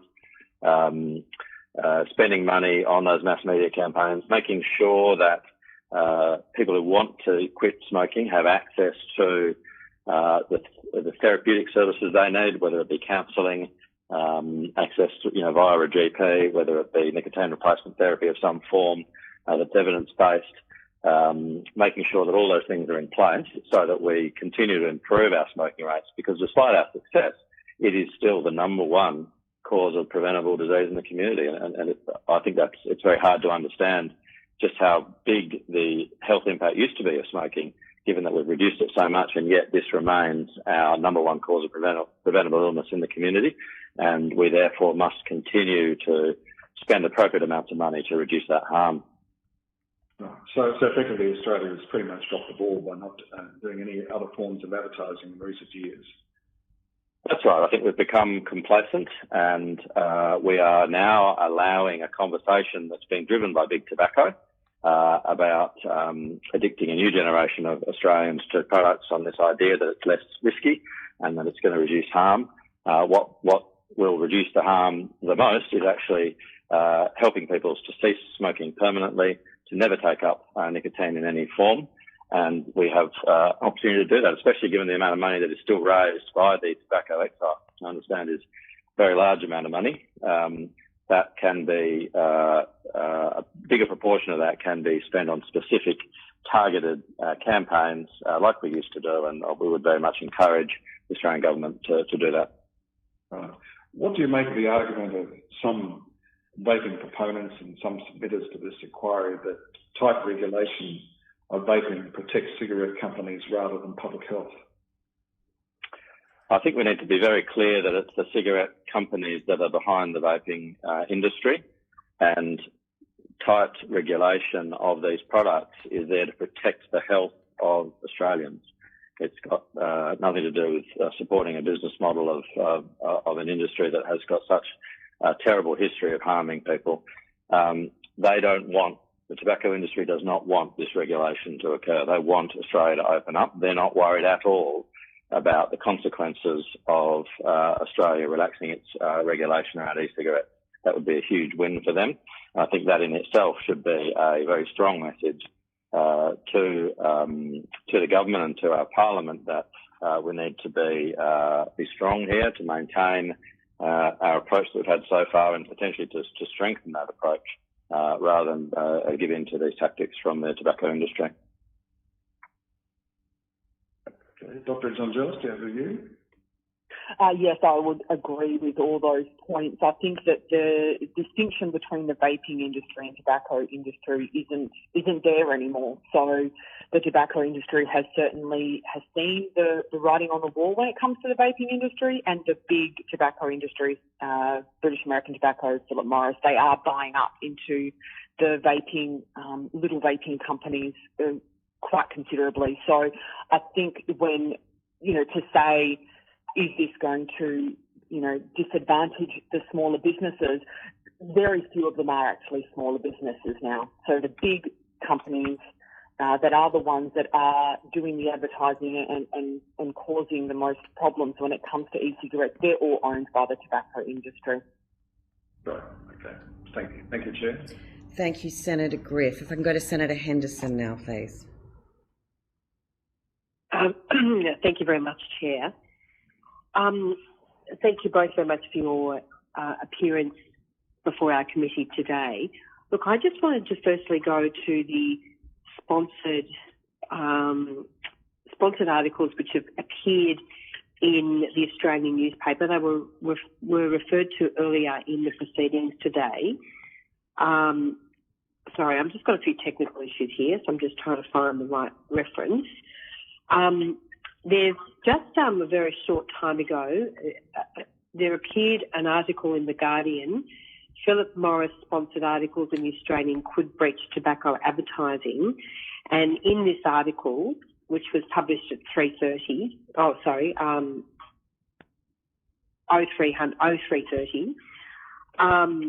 there is also reference to, apologies, I'm just having some technical issues. There's a quote from the Australian Council on Smoking and Health, and they say that these sponsored articles are part of a broader PR campaign by Philip Morris to undermine Australia's cautionary approach to the regulation of heated tobacco products and e-cigarettes. Philip Morris is simply diversifying its range of nicotine products to ensure continuing addiction and maintain its profitability. And then this article also includes a tweet from Philip Morris International of yesterday saying, "We're preparing to replace cigarettes with smoke-free alternatives for good." And then it goes on. Are you aware of this campaign by Big Tobacco, which obviously aligns very much with, vaping companies and those who sell vaping products? And what would be your comment to that?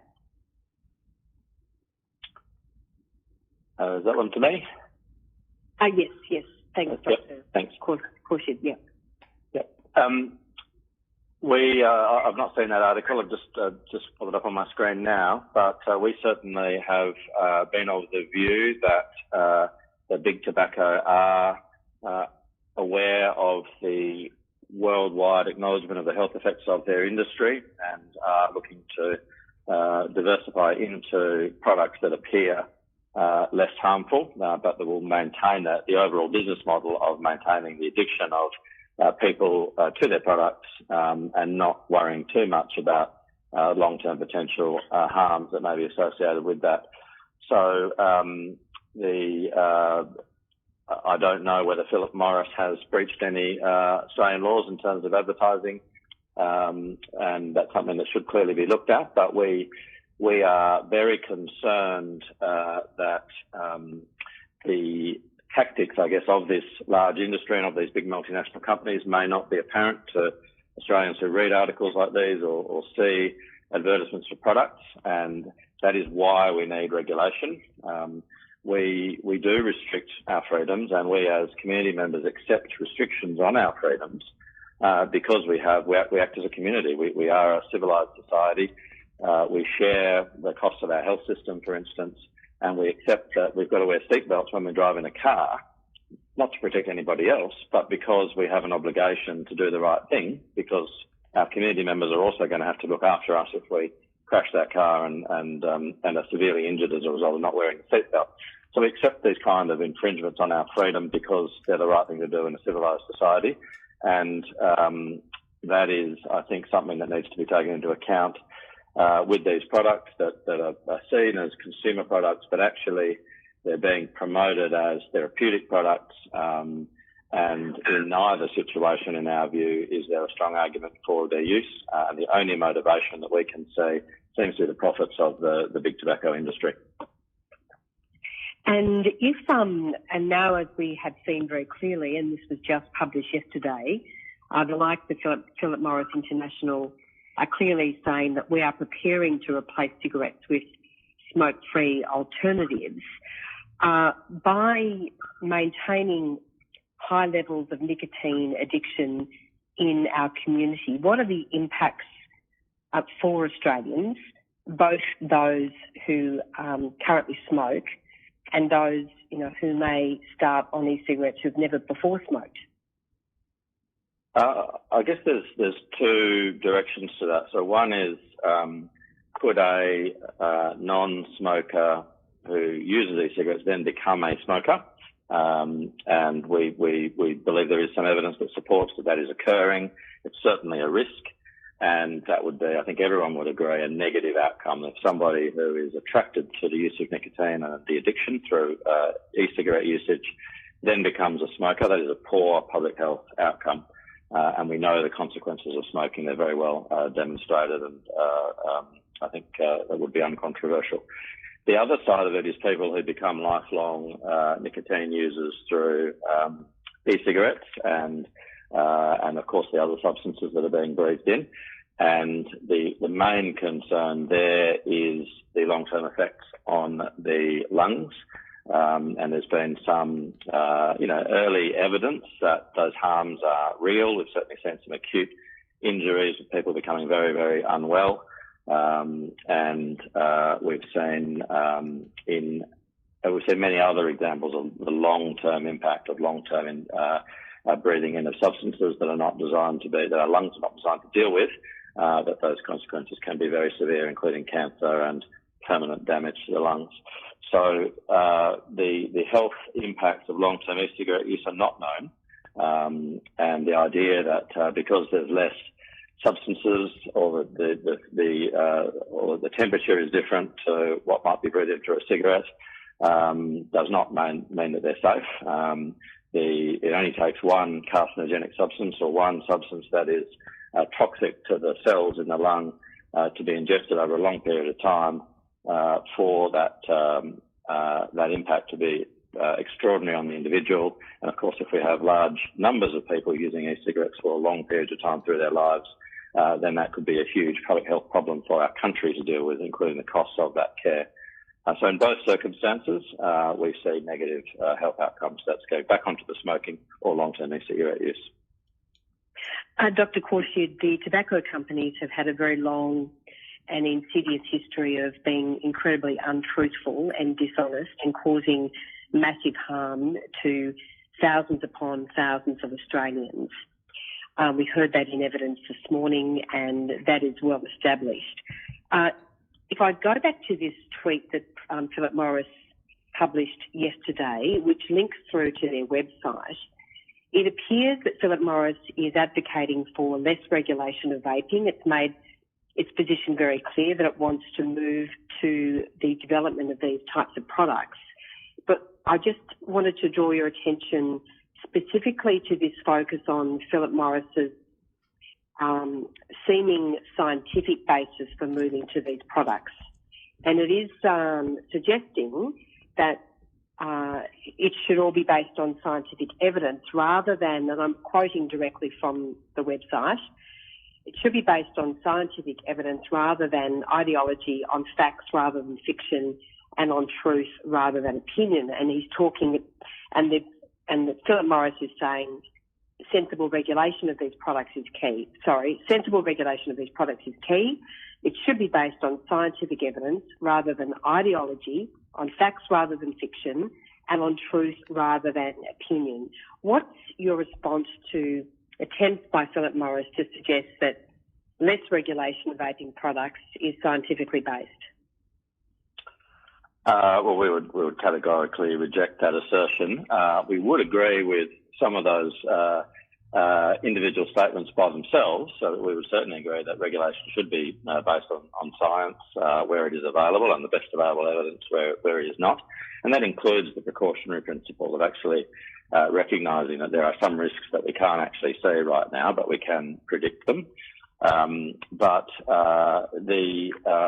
the evidence needs to be gathered independently by people who are not likely to be making billions of dollars out of the sale of products that cause people to be addicted.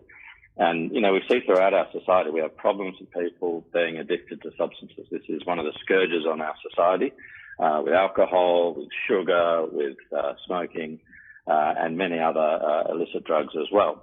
So we need to be moving in the opposite direction of allowing people to get hooked onto addictive products.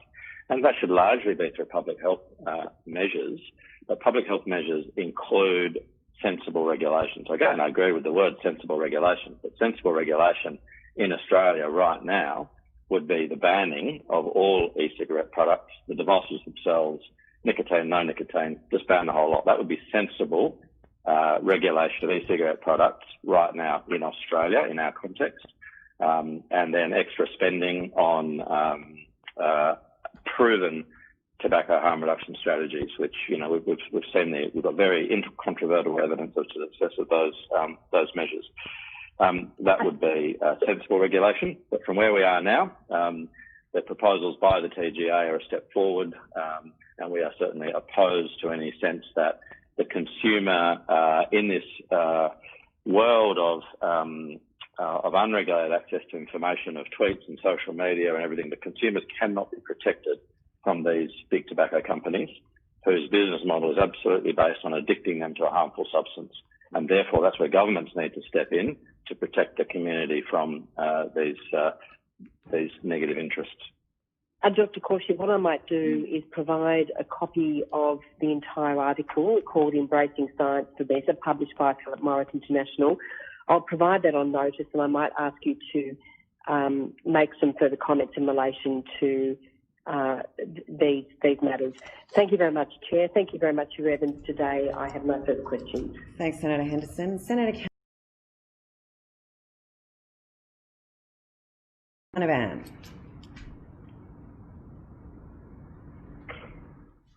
Sorry, it's just coming off mute. Cheers. Thank you, gentlemen, for your evidence. And Dr. Michelle John. How do I pronounce your last name, Michelle? Sorry.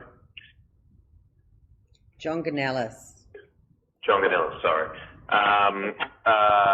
I just wanted to go to your submission first, Dr. John Ganellis. There's a bit in your submission. I'll just get you the page number. Is it page 4, I think, of your submission? And it talks about increases in e-cigarette use. There's a sentence I'll just read to you. It says, and I quote, prevalence rates of use among adolescents and young adults, non-smokers, more than tripled over the same time period. What's the age range you're using there for adolescent and young adults? So it's the age range from the National Drug Strategy Household Survey. So adolescents would be 14 and up to young adults would be up to the age of 25. Right. Okay. So up to the age. So that includes some use of people between the ages of 18 and 25. Yes, it does. Yes. Right. Okay. So those people obviously above the age of 18, above the age of, they can have alcohol, they can pick up smokes, obviously. What's the change for people below the age of 18? We are also seeing substantial increases, albeit not as much, but substantial increases in use in adolescents, so those under the age of 18. I've got the 2019 Drug and Household Survey in front of me here, and in table 2.19 says lifetime use of e-cigarettes.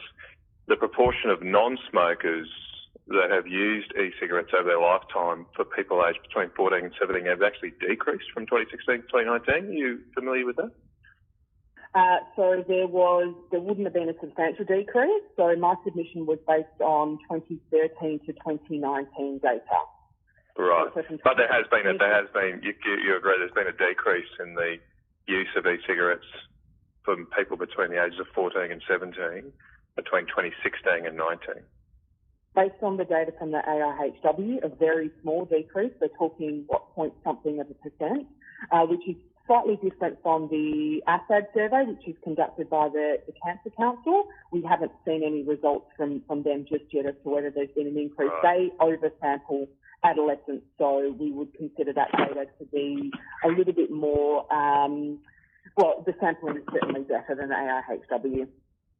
But the AIHW survey has use of e-cigarettes for or for people below the age of 18 decreasing over the last 30 years, while e-cigarette use for people above the age of 18, according to this study of all people, has gone up 30%. So doesn't that, it seems completely inconsistent with the position that somehow increased use of e-cigarette will lead to more young people taking it up. So you're comparing the increases from e-cigarette use to potential increases in tobacco cigarette use over the same time? What I'm saying is the position that's been put by yourselves here today, along with others, of this gateway effect, that somehow increasing use of e-cigarette use in adults would also then lead to younger Australians taking it up as well, and non-adults taking it up. But the data seems directly contradictory to that from the AHAW, given that below 18-year-old individuals have reduced their use of e-cigarettes, while use of e-cigarettes for those above 18 has increased quite substantially. Well, it's worth pointing out that there is obviously lags associated with the data. So someone who takes up an e-cigarette isn't necessarily going to take up a cigarette the day after. So they do need to obviously have the nicotine addiction potentially, which then moves them on to e-cigarettes. There is also differences in terms of, as I mentioned earlier, the sampling and the undersampling of adolescents. So I think to say that we're not seeing an increase in smoking rates among that sample means that e-cigarettes are totally fine. is a concerning statement to make because e-cigarette use in and of itself is harmful, regardless of whether it leads to increases in just smoking. so we're clear, I didn't make that statement. I didn't say that it's fine. I think, for the record, I think what have I got here? 7.8% of kids between the age of 14 and 17 who don't smoke,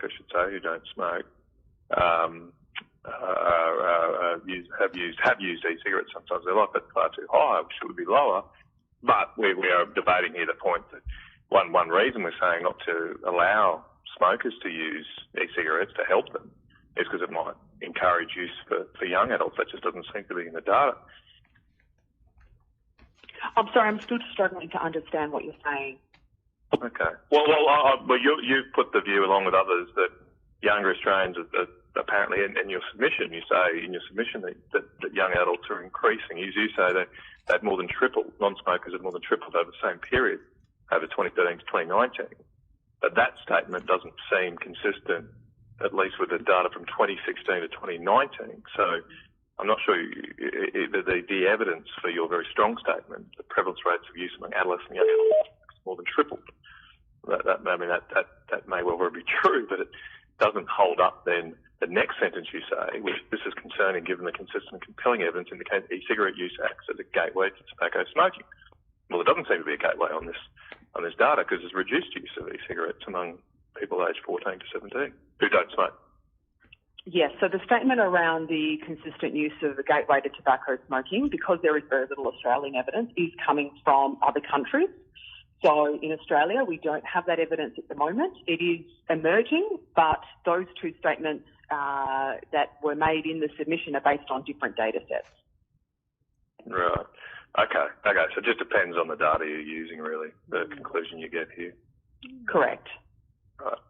I just sort of leading up to there's more questions for the AMA. We've had a number of discussions here about the precautionary principle and its appropriate application. I presume you believe that, from your evidence today, that there's because of the lack of evidence on the health impacts of e-cigarettes, we should have the precaution of not deregulating it to too much of a degree and keeping restrictions around it. Is that a fair point?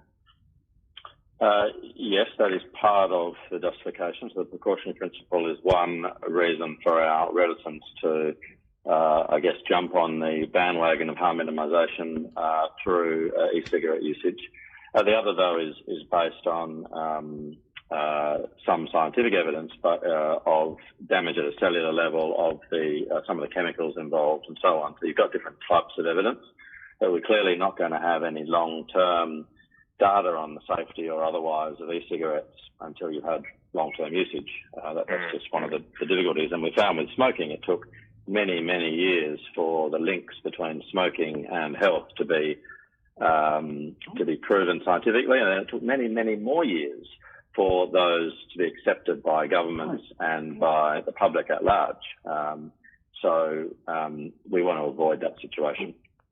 I just been a little perplexed about the inconsistent application of the precautionary principle. I just take you to an AMA media release last year in March 2019. It's titled AMA Formally Backs. Sorry, I'm getting some people still listening.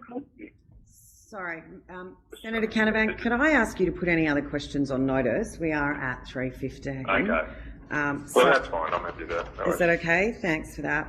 Yep. So I'd like to thank our witnesses for appearing today. Answers to questions on notice should be provided by the 25th of November 2020. Just keeping in mind Senator Seward joined us a little bit later and may have some questions that she's going to put on notice. I would ask that you now disconnect from the teleconference. You can continue to listen to the hearing should you wish to do so through the live stream on the Parliament's website. Thank you. Now, Clive? I'm just asking, yeah. Sorry. We do have a line for Mr. Clive Bates connected. Please go ahead. Oh, we have Mr. Bates. So I'd like to now welcome Clive Bates. Thank you for appearing before the committee today. Hold on. Excuse me.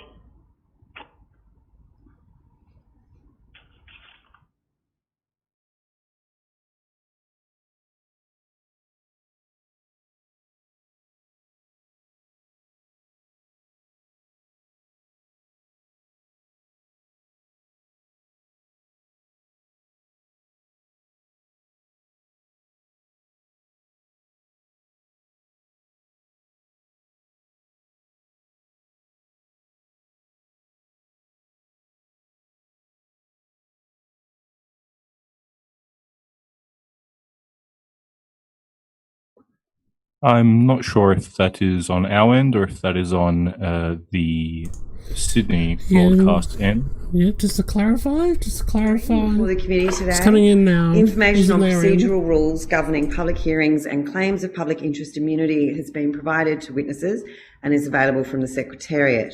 Witnesses should speak clearly and into the microphones to assist Hansard to record proceedings, as well as not on hands-free. For the Hansard record, could you please state your name and the capacity in which you appear? Okay, my name is Clive Bates and I'm appearing as an individual. Okay. I'd like to now invite you to make a brief 3-minute opening statement, should you wish to do so. Okay, thank you, Chair. As I say, my name is Clive Bates. I'm a long-standing tobacco control and public health activist. I came into this business as the Director of Action on Smoking and Health in 1997. I've since been a senior civil servant with the UK government and internationally, and now I run my own consulting business. To be clear, I do not take money from tobacco companies, vaping companies, pharmaceutical companies or their affiliates. My income comes from property, from investments, from consultancy, from writing and from philanthropy. I've had a detailed letter from Senator Sheldon, which I'm happy to respond to by the deadline that he has set. In terms of the substantive issues for today's hearing, I have 4 basic points. First, there is absolutely no doubt that these products are much, much less harmful than smoking. Absolutely none at all. We know that from the toxicology and from the exposure studies. We also know that we've got a good chance that these will be much lower over the long term because we have comparative data from occupational health studies. Second point, we know that these products act as a substitute for smoking. We know that people use them instead of cigarettes, and in doing so, they benefit from a reduction of risk. And the reason we know that is from a mixture of evidence, randomized controlled trials, observational studies, population studies, and user testimonials. You put all of that evidence together, it makes a compelling case that vaping products are displacing smoking. My third point is that tobacco harm reduction is supportive, not antagonistic to conventional tobacco control. Now, one example, Australia has eye-wateringly high levels of cigarette taxation, which creates an incentive for people to quit. People find it difficult to quit, so the availability of these products makes it easier for them to respond to the tax signal. It gives them more options, qualitatively different options. People are doing something different when they switch to these products. And therefore, I think it's an ethical imperative, not just supportive, that you help smokers find their way out of the smoking problem, especially if you tax them to these very high levels. Fourth point really is beware unintended consequences. Now, you'll hear a lot of talk about precautionary approaches and so on. The problem is if you make these products more expensive, less accessible, less pharmacologically acceptable, if you make them harder to find, make them less appealing, the danger is you simply end up with more smoking and black market. Now, one of the things that and these things are far greater than the risks that you're actually trying to defend against. Okay?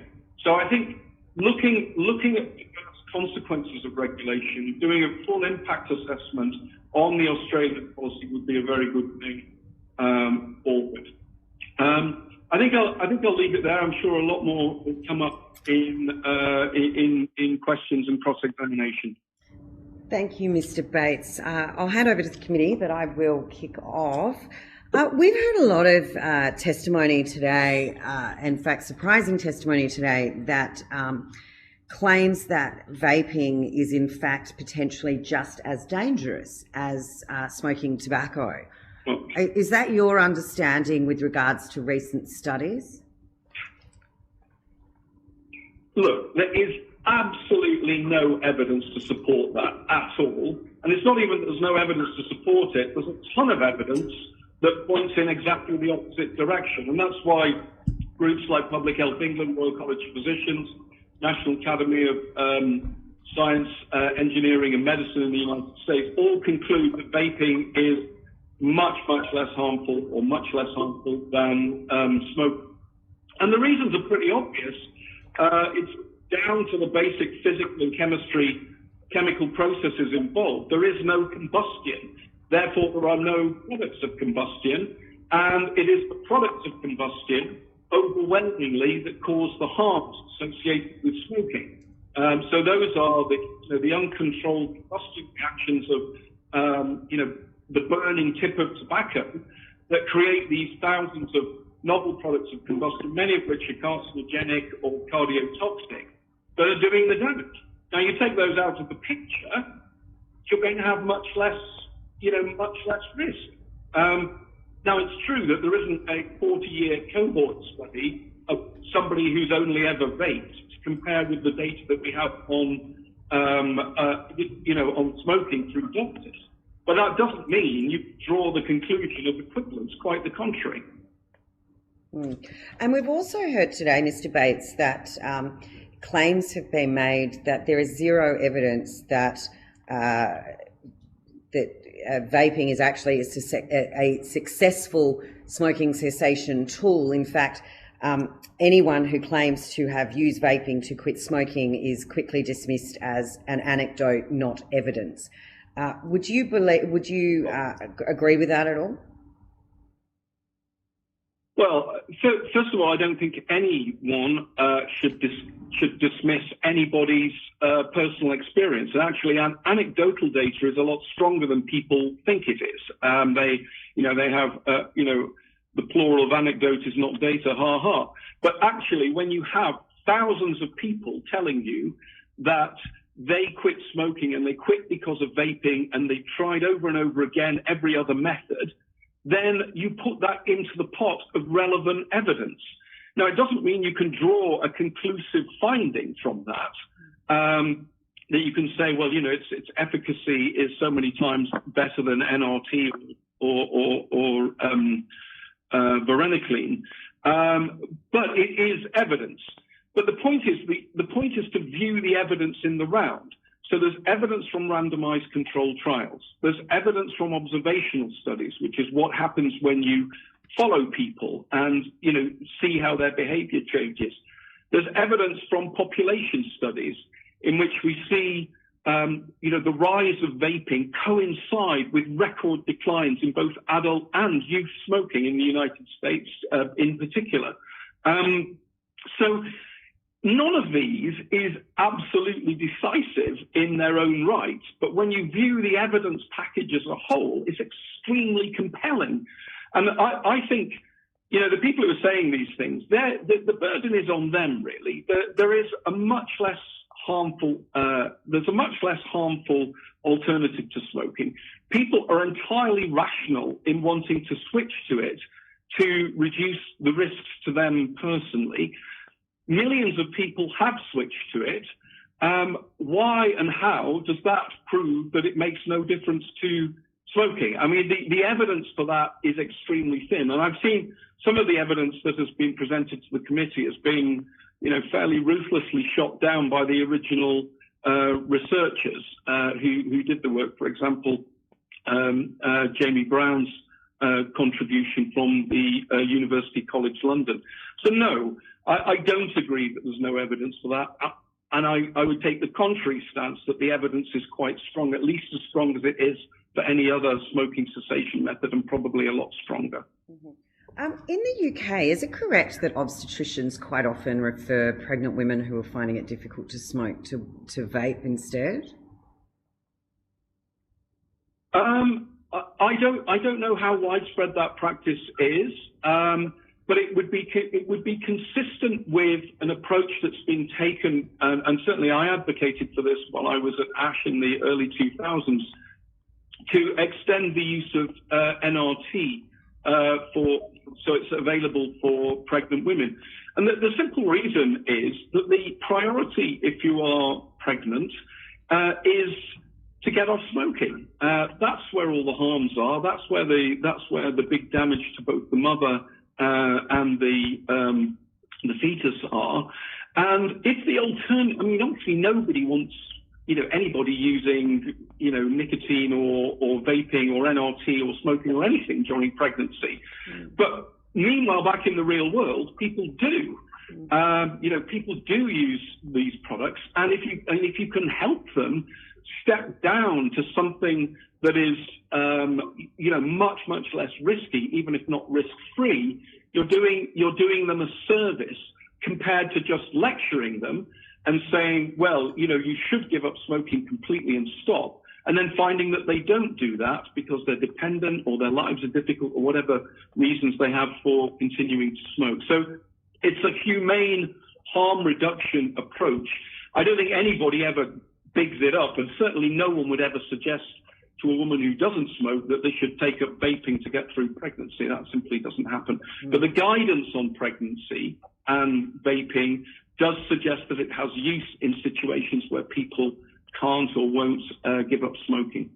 I have also been sent a photo this week of a photo outside of a hospital where smoking is not allowed but vaping is. Is that commonplace across the UK?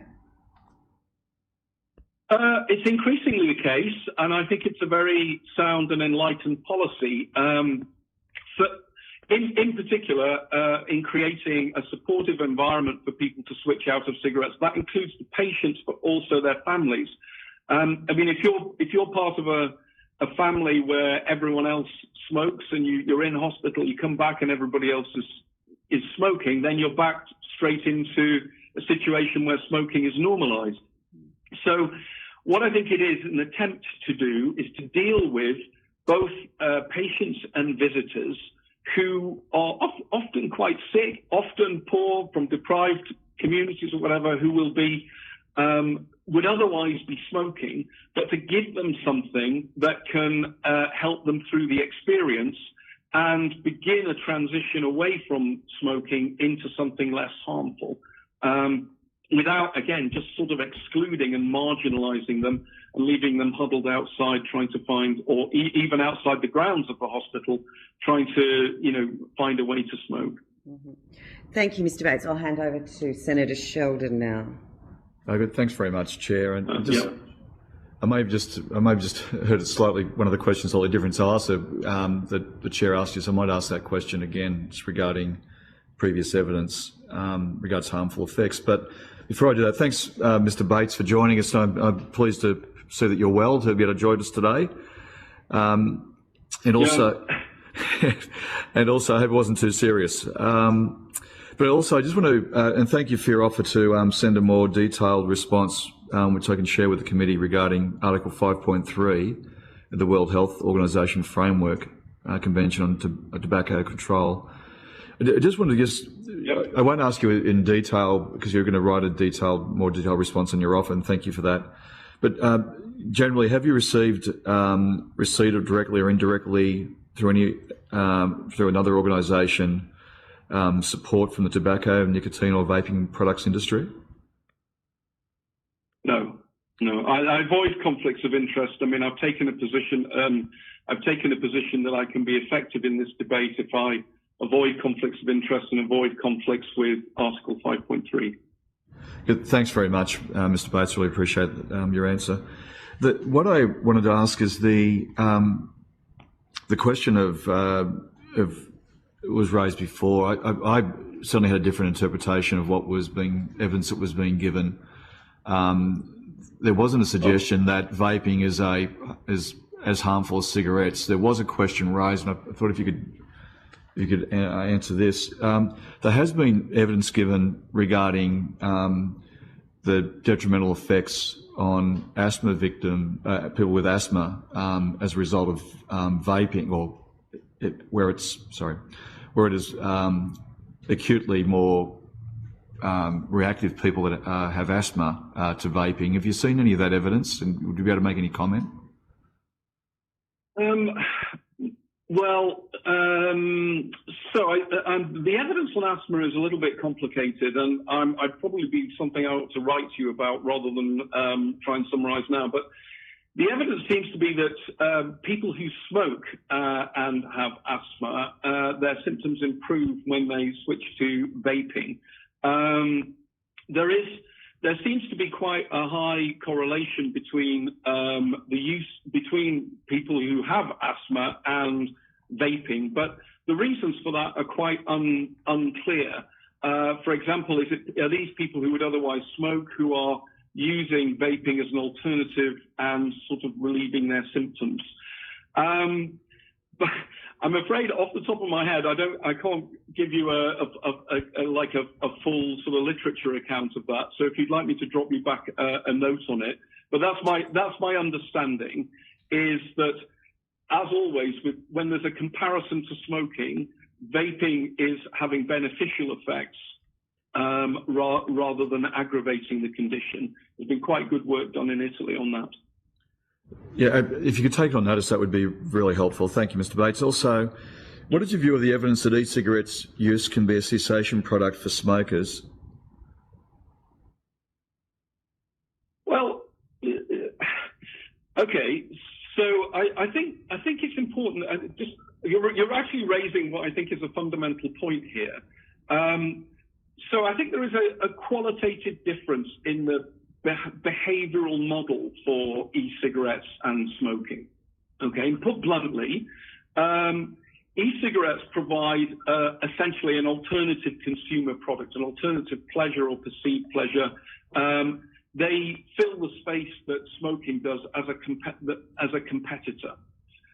Smoking cessation products are slightly different. They are there to aid people on a journey from smoking to complete abstinence by dealing with withdrawal symptoms and cravings. Okay, so it is a completely different model, and it's one of the reasons I think regulators sometimes get in a bit of a tangle about this, because the former model relies on vaping being an appealing and easy prospect to smokers to switch to. It's not like a controlled medicine where you're going in to be treated for your smoking, and then the cravings and withdrawal symptoms will be attenuated and you can make it through to abstinence. That pathway is still available. There are still NRT, varenicline, bupropion, counselling, and so on. But what it tries to do is open up a different pathway, which is to say, you used to do this, smoking, you can now do this, vaping. Many of the things that you like about smoking will still be there. The nicotine, the taste, the throat hit, the hand-to-mouth movement, the behavioural rituals, and so on, but at far, far lower risk to you. Now, it's still a smoking cessation tool in a way, but it works via a very different model. And I think it's, when you're considering the approach that the TGA and the Australian government takes, I think it's important to keep that different model in mind, because much of what is done in Australia is to try and jam it, square peg into a round hole, into a smoking cessation treatment, a kind of pimped up NRT, rather than recognising that it is an alternative consumer product. Does that answer your question? Well, that's your answer, which is fine, because it's your answer, which I appreciate. In your opinion, what does the... I mean, there's evidence that works, which I sort of reprised in general terms in my previous answer to the chair. Thank you, Mr. Bates. That's helpful. Thanks. So I know you've made some sort of broad comments about this, but maybe we just dig down a little bit deeper. How does the use of e-cigarette use rate against other forms of cessation? Well, it depends on the conditions in which you measure it. I mean, people will say that the gold standard is a randomised controlled trial, and there's a couple of trials now that suggest about twice as effective as NRT. And to be honest, you'd expect that. The concept of nicotine replacement therapy is replacing something that you get from smoking. Vaping replaces more of what you get from smoking. As I say, it's not just the nicotine, it's the taste, the flavor, the behavioral ritual, hand-to-mouth movements, and so on. So you would expect it to be better. The big question is whether RCTs underestimate the impact of vaping, because in a number of ways, RCTs are quite artificial. They place vaping in a clinical setting, whereas actually what's happening is people are taking up an innovative product. They're learning to use it over time. Their reasons for using it may change over time. They self-select into it, and they have, if you go to a vape shop or you try to do it, you're already quite keen on that way of quitting smoking. Whereas if you randomize people, you're including people who don't want to do it that way. So there are a number of issues that you can raise about randomized controlled trials that suggest, I believe, that they would be an underestimate. They don't capture all the models. For example, people who've gone straight to vaping, or people who, what we call accidental quitters, people who, they start experimenting, they're dual users for a while, they get to learn to like it. And a lot of people report that this is their experience. And then over time, they go, well, actually, this is quite good. I don't really need the cigarettes anymore. And then over time, the cigarette use becomes marginal and eventually stops, and they start to find smoking and cigarettes sort of repugnant and move off, taking advantage of flavors, and they've become fully fledged vapors. So RCTs don't really capture that.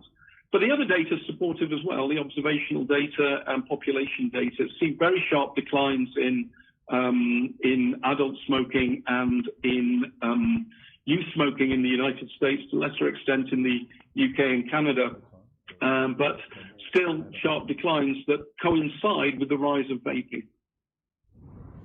Okay, thank you, Senator Sheldon. If I can go to Senator Griff, please.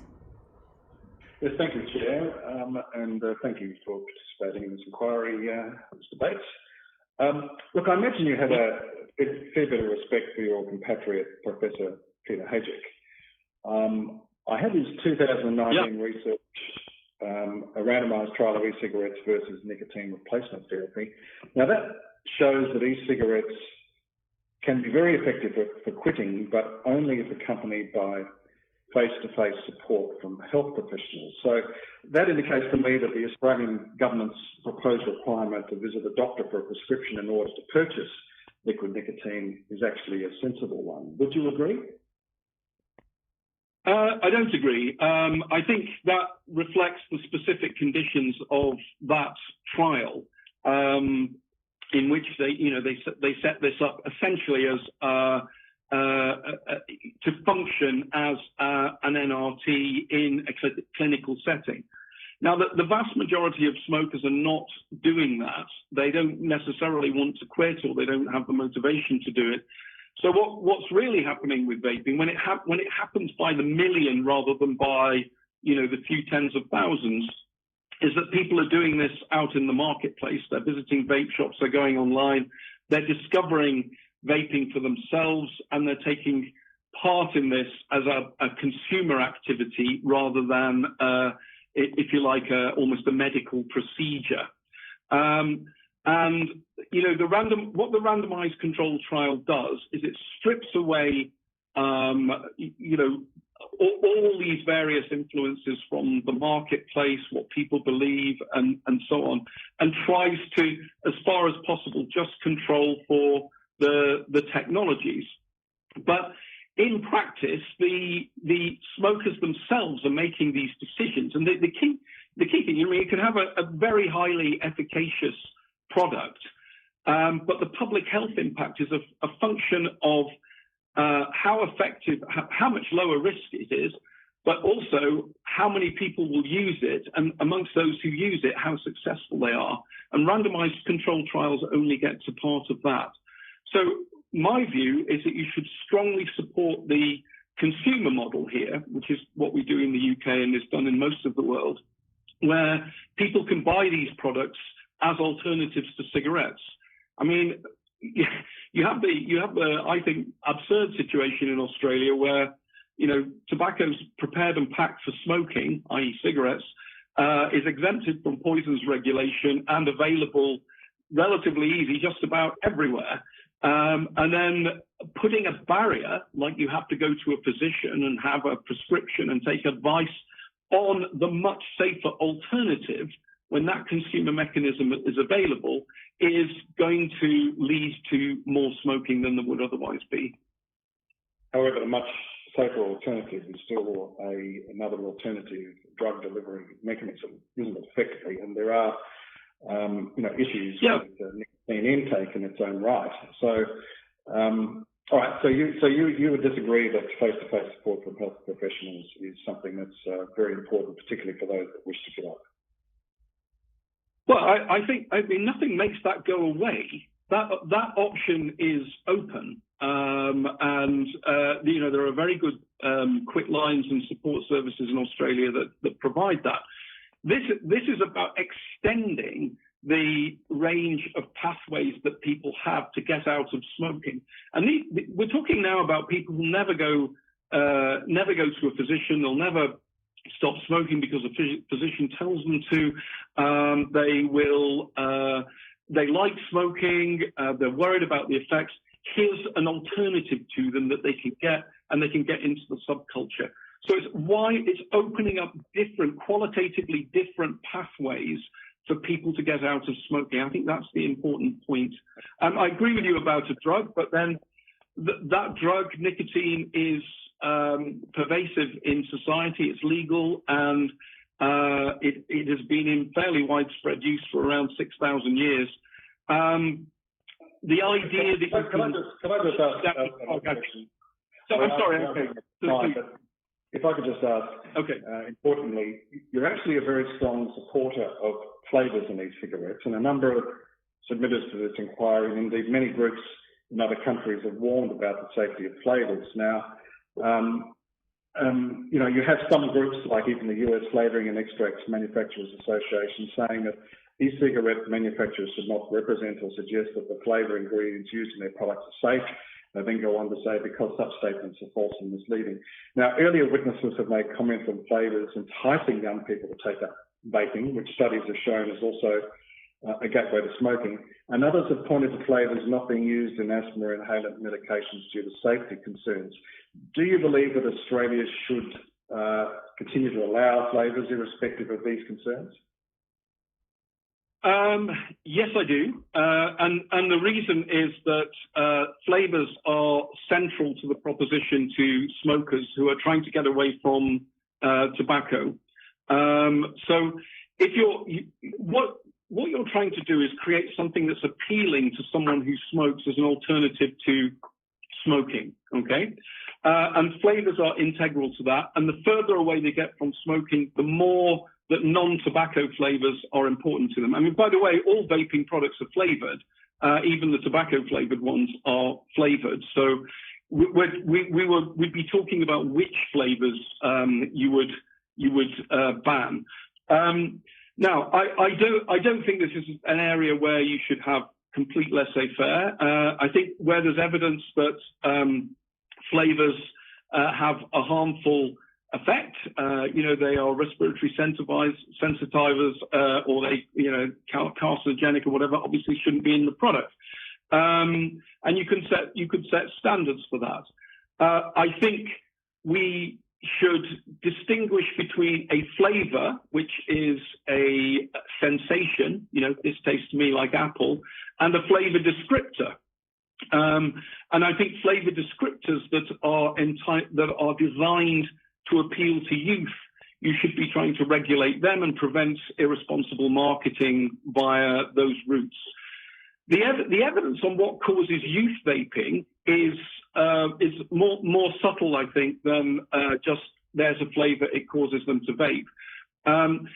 In a trivial sense, if all the products were unflavoured, then there would be less youth vaping because the products would be horrible. And it's just, that's true about everything. And I use the analogy of pizza. If you only had one topping for pizza, then there would be less are consumed.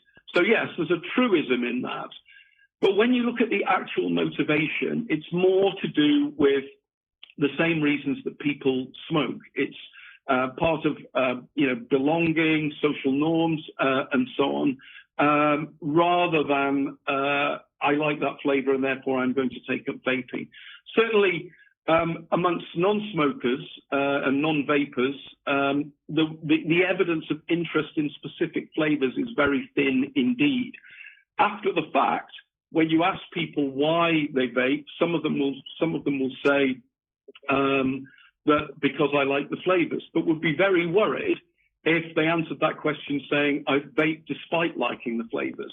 So, as I say, the issues around flavours are a little bit more subtle than the debate the debate usually credits. And sorry, I must pick you up. You said that there is a proven gateway. There really is no proven gateway here. There is contested evidence, which I'm happy to come back to, but there are no gateway effects from vaping to smoking that happen at any kind of material level or any net level. There's just no evidence to support that. There's a lot of evidence that has confused people who make that claim, but there is no gateway. Okay, Senator Griff, if I can just move on to Senator Henderson now. Thank you very much, Chair. Thank you very much for your time this afternoon. I just wanted to ask, I understand your background with ASH and the like. What are your qualifications? My qualifications? Well, they're mainly, I have a degree in engineering and a master's in environmental technology. Those are my educational qualifications. My main qualification for participation in this debate is that I'm a kind of policy wonk. So I've spent time in the tobacco policy environment as the director of ASH and many years as a senior civil servant. So I come at this as a sort of policy guy. And like any policy roles, and you'll know this yourselves as senior politicians, your job is to integrate information from a variety of different sources, science, economics, behavioral insights, and so on. So that's why I take a role in this. Thank you very much, Chair. I've got no further questions. Okay, thank you, Senator Henderson. Senator Urquhart. Thanks very much. Thanks, Mr. Bates. Look, I just wanted to continue on the question that Senator Griff raised to you about the flavourings, and I'm really interested in terms of the if we sort of put the comparison around asthmatics and the number of asthmatics in Australia. There's about 2.7 million. Many of them inhale asthma medication up to 5 times a day, roughly. None of those are flavoured because of those safety concerns that Senator Griff raised. So I'm interested in your view that if e-cigarettes were regulated as medicines, I'm assuming that it would be unlikely that flavours would be approved. So can you just step me through your view on why is it sensible to not allow asthma puffing drugs to be flavoured, but okay to allow vapers to inhale flavours? And I think it's on an average of around 173 times a day. All right. Well, it goes back to the distinction that I drew between about the way the public health model works here. An asthma medication is a medication. It's taken for therapeutic purposes to relieve asthma symptoms or prevent asthma attacks, and therefore its primary utility is the drug that it delivers to the patient, and the flavours are there primarily to mask any unpleasant flavours associated with the active drug. Now, vaping is different to that. It is an alternative to smoking in which you are trying to encourage smokers who maybe would be reluctant to quit, don't want to quit, quite like smoking. You're trying to encourage them to move to a product that is much less harmful, and therefore product appeal really matters to them, and it matters in that public health model.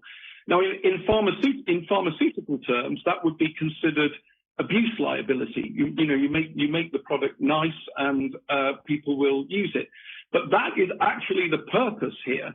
You are trying to get people to switch to a product that's much less harmful. And so the difference is that you're coming from a product that is out there in the market, widely used, 2.9 million Australians smoke, and you are trying to encourage them into a different behavior. You're trying to give them an additional option to stop smoking. And that's why the flavours are important, because they are integral to the appeal. Mr. Bakes, I don't want to cut you off, but I did hear that, and I think you went through that with Senator Griff. But I'm just interested, given that these haven't been approved for ingestion by the FEMA, then how can it be considered to be, a safe use of something when it hasn't? They're approved for ingestion in foods, a lot of these flavourings, but actually not for inhalation into your lungs. So how do you? Well, you're right. I mean, they haven't. Many of them haven't been evaluated for inhalation. They are generally recognised as safe as food additives, and they're added to these products. And to make so you're right. They don't have. I'm sorry, I missed that. Go ahead. No, I'm sorry. I don't want to cut you off. I don't want to do that at all, but I am pressing for time. But I just wanted to try and get the justification for, how can it be safe to inhale stuff that is not meant to be inhaled into your lungs? And so what I gather you're saying, and what I glean from what you've said to me and to Senator Griff, is that it's an attractiveness to try and get people away from smoking, take up vaping. It tastes okay, so it's more attractive. Do I understand? Basically that's right. That is part of the way vaping works to reduce smoking, and you're getting somebody away. And remember, people are inhaling thousands of really nasty, known dangerous chemicals when they're smoking. What you move to with vaping, you're not moving to a situation where they're inhaling chemicals we know to be dangerous. They're inhaling chemical, and where there is known danger, the manufacturers tend not to put them in. But they're moving to inhaling chemicals that at least at one level have been recognised as safe, safe for ingestion. But you're perfectly correct that most of the flavours have not been evaluated as safe for inhalation. Okay, thanks. Senator Urquhart. If I can go to Senator Seward now, please. Thank you, Chair. Can I just then continue on with the line of question that Senator Urquhart was just asking in terms of flavours? If they've not been improved for inhalation, why is it then safe to use the product? Well, I think the premise of your question probably needs to be challenged there. I don't think anyone is saying that this is a perfectly safe thing to do. I mean, words like, safe, quite an absolute term. The point here and the theme of the committee's inquiry is tobacco harm reduction. So the argument is that we're going from something that is known beyond any reasonable doubt to create exposures that are extremely dangerous, thousands of chemicals known to be carcinogens, cardiotoxic and so on, to something much less risky. Now, that does not mean that all risk has been eliminated. Mr. Bates, what you're arguing is to go to a consumer model and not to I take that not the prescription model, where you've got much more control over a product through the prescription approach that the TGA is going down, is dealing with at the moment. And yet, so wouldn't you then take the precautionary principle if these flavours aren't regarded or haven't been approved for inhalation? And in additionally to that, the proposition that's been put to us is the flavours, particularly the fruit flavours, are particularly attractive to young people. So why would you go down that line knowing that those products have not been approved for inhalation? Well, first of all, we obviously don't have full evidence on everything to do with vaping. I mean, that's a fact. Okay, so what you can look at here is, well, where are the signs of any problems? We're not really seeing problems with these products. I mean, there are a few studies of flavors that show higher than expected cytotoxicity. So yes, you could look at those and you could you restrict or limit or ban them, but they're always much less harmful than smoking. So that's the starting point. On the precautionary principle, the precautionary principle is a two-way concept. You have to be mindful both of the consequences of action and of inaction. In other words, you have to be aware of the consequences of banning these flavors. Now, if banning these flavors means that fewer people will switch because the alternative is less attractive, you end up with more smoking and higher exposures to tobacco-related toxicants. So it's not, the precautionary principle is not a one-way bet on restrictions on these things. You have to look at the risks in the round, including the risks that you will leave more people smoking. So far, we don't have evidence really that suggests that there are material risks coming from flavors. I mean, there have been, lots of studies done on flavors. It's not as if there's no data here. It's just that they're not evaluated in the same way through the generally recognized as safe approach to ingestion. So we're not seeing any real signals that these flavors are causing problems. Now, on your final point about fruit flavors, if you do a survey, there will always be a type of flavor that is more used by one group than any other flavor. And fruit flavors are by far the most highly used by adults as well. So they're popular because I guess they're nice. I mean, I don't vape or smoke myself, but I guess they are popular because people like using them. That isn't something that changes, before and after age 18. So here we come back to the argument that flavors are used as an alternative to smoking. They're used to entice people away from smoking, and they are successful at doing that.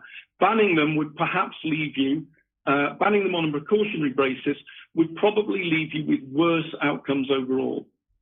So you don't agree that flavours for young people could potentially act as a gateway to either ongoing vaping and or smoking?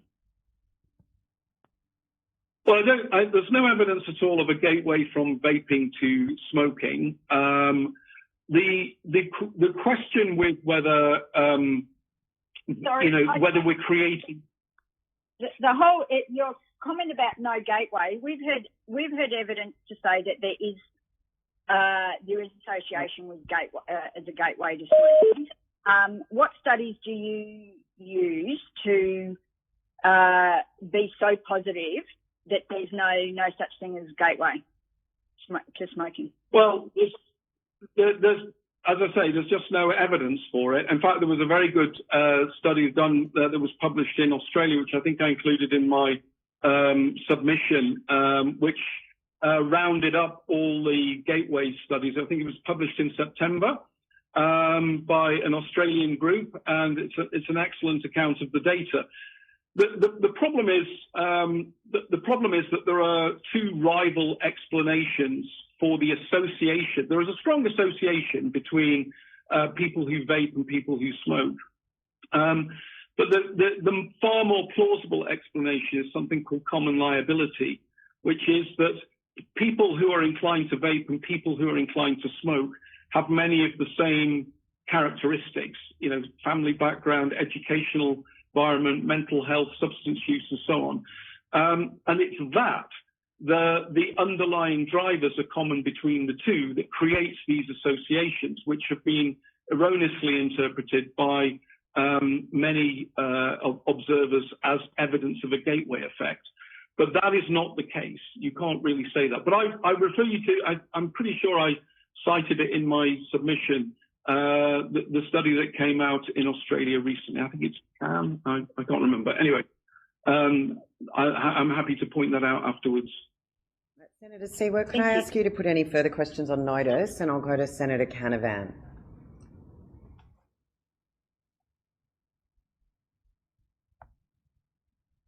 Matt?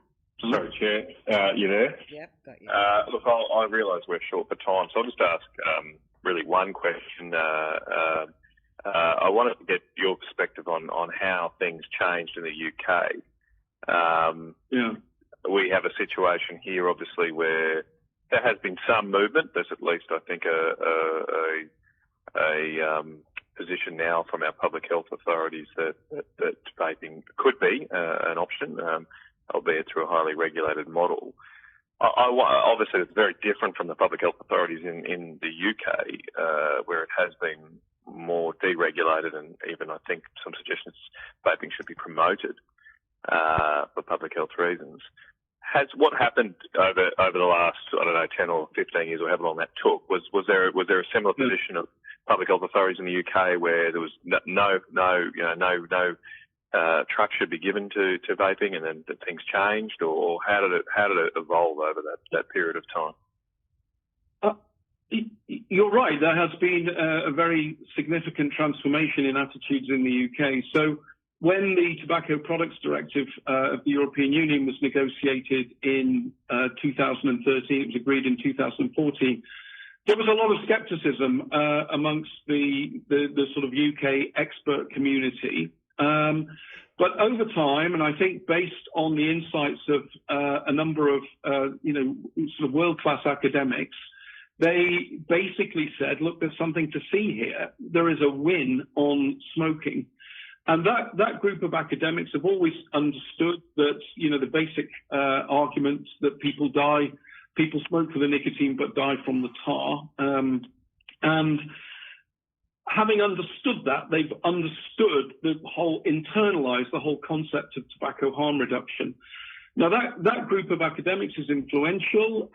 They changed the approach of the advocates. So people like my successor, Deborah Arnott, who I think has played an absolutely brilliant role in all of this, have over time formed a coalition determined to seek out the opportunities here while managing the risks, rather than be overpowered by what are in practice relatively trivial risks and forego the opportunities.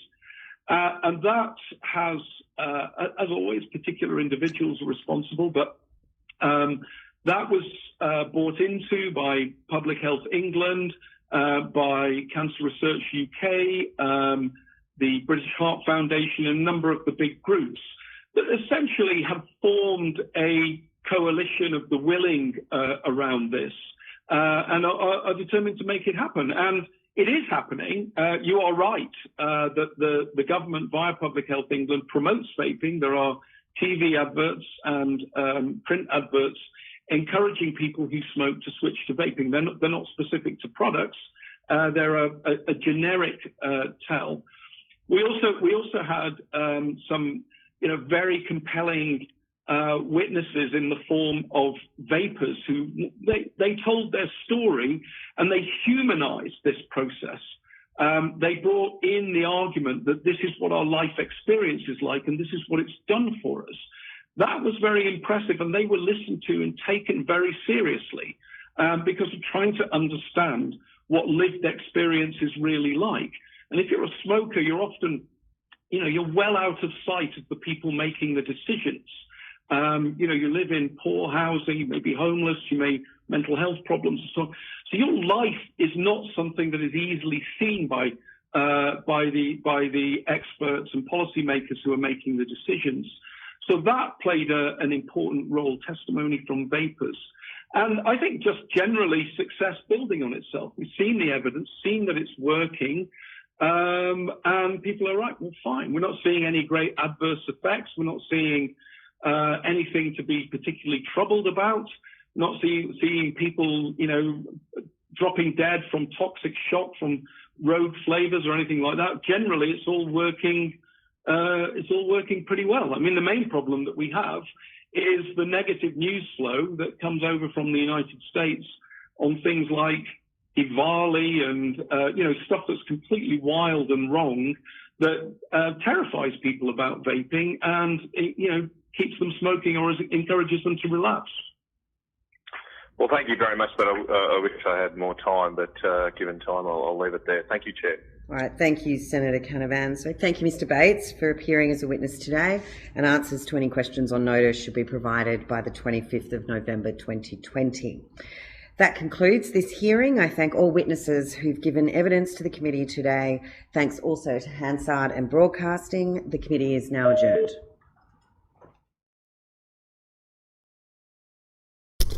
All right, so there we have it, guys and girls. That is the hearing done, dusted, all done.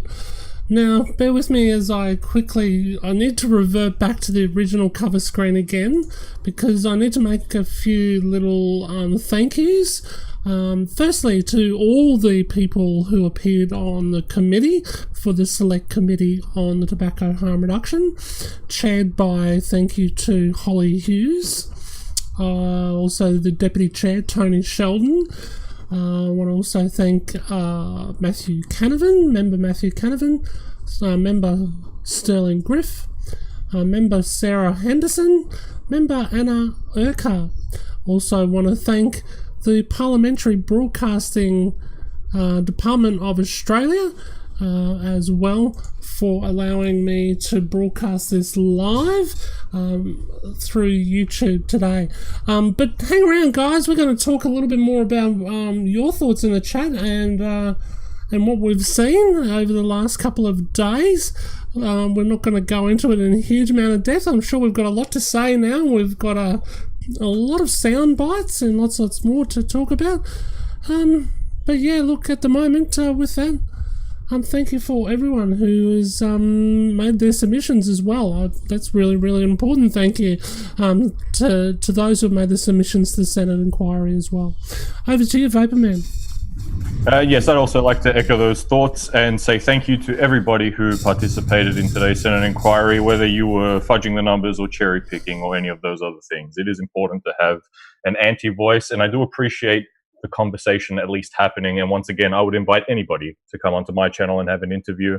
Perhaps then we can tone down this level of conversation, because when you get blocked, it's kind of hard to remain level-headed. Speaking of not remaining level-headed, Dr. Khourshid, you are a bigot.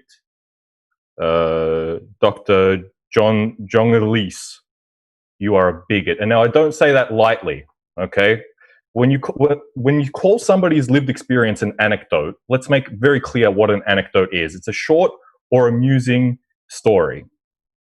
It's an account regarded as unreliable or hearsay, a minor narrative. I smoked for 10 years. I vaped for 5. My story is not that, okay? And now let me also go through the definition of what a bigot is. A person who obstinately or unreasonably attached to a belief, opinion, a faction, especially one who is prejudiced or antagonistic towards a person or people on the basis of their membership of a particular group. To those two experts at the beginning of the last segment, you are bigots, absolutely. Do not refer to my lived experience as the A word, okay? And Melbourne University, I'd take a very close look at whether you want to employ a bigot or not. The people who vape and people who smoke are some of the most underprivileged and vulnerable people in our communities. I do not want to hear the word anecdote to refer to these people ever again. You are damn bigots. Now, with that out of the way, let me head back to the last segment and some of the points I wasn't able to bring up before. All this talk about Sorry if you want to add something. Just going to quickly say, share your thoughts and feelings in the chat. Now let's open up the chat a little bit, and we'll definitely shout them out. If there's anything you want particularly shouted out or to ask a question about, remember to tag at Pippers Live in the chat. Go ahead, Vaporman.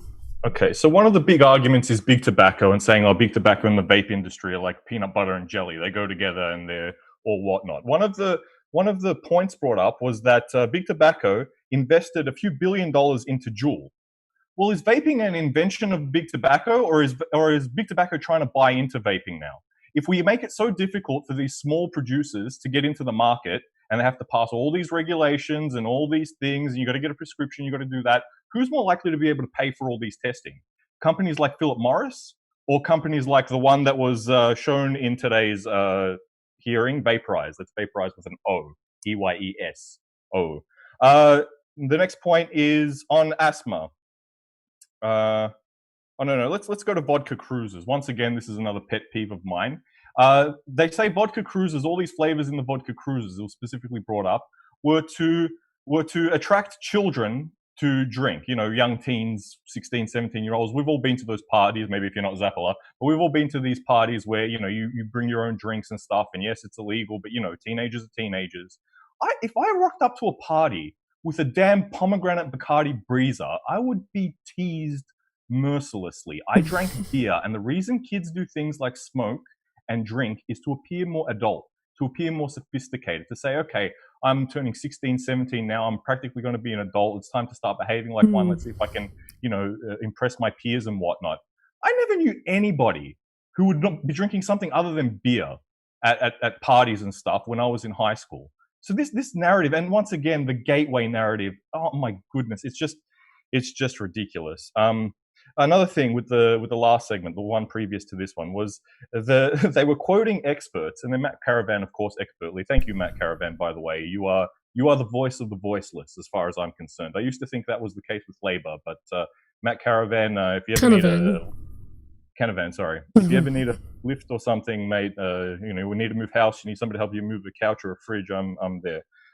So they were quoting experts, and the experts had written into Matt and said, they're misinterpreting the data.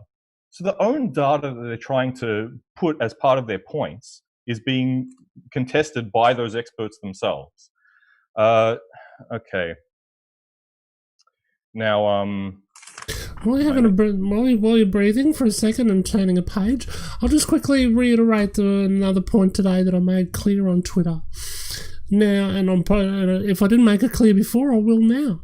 That there wasn't any person during this hearing that was asked whether they had received monies from a pharmaceutical company. Chapman was. Chapman was, that's right, he was, and he denied it, and they made... No, he claimed he did.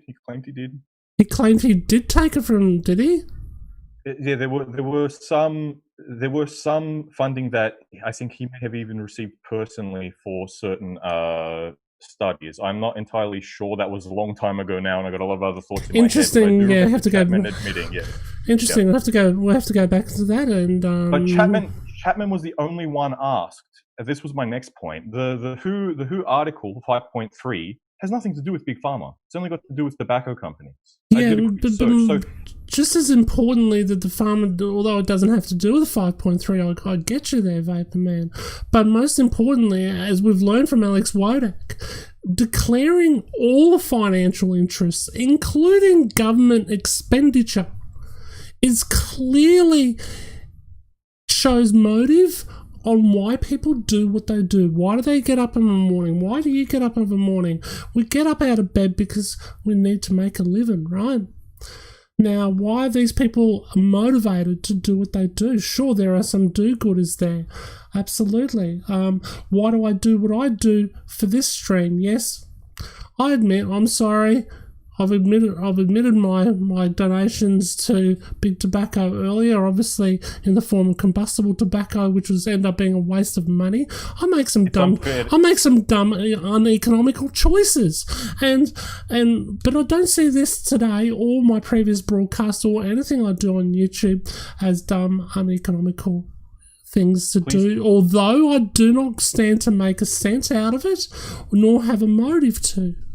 It purely is a once-in-a-lifetime opportunity. Who gets a once-in-a-lifetime opportunity to make a difference globally of 1 billion lives to be possibly saved by the end of the century? You know, we're part of a greater army to help save 1 billion lives from an unnecessary premature death by the end of the century.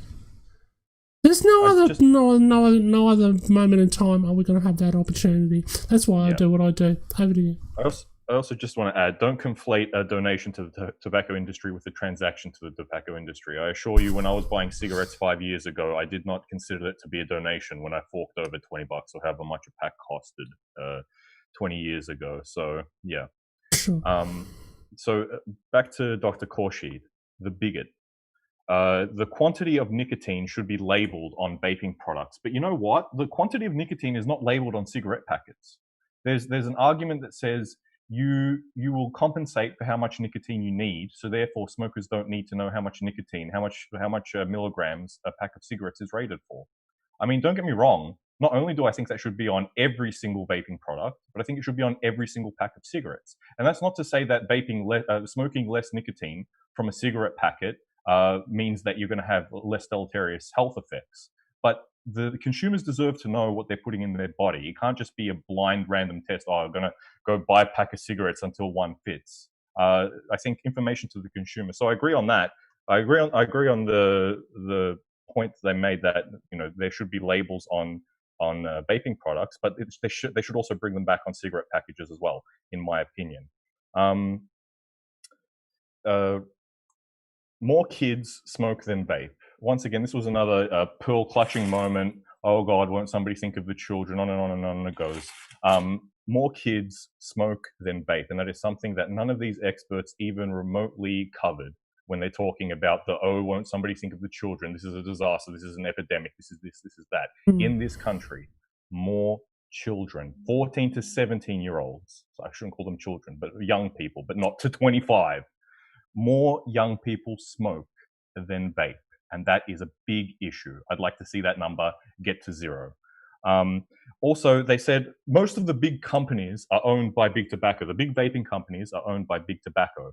The one company that I've seen in the media when they keep talking about all the, one of the big companies, when I see it in the ABC, when I see it on Current Affair, when I see it on all these stuff, is Kuvis. Kuvis comes out of Shenzhen, China.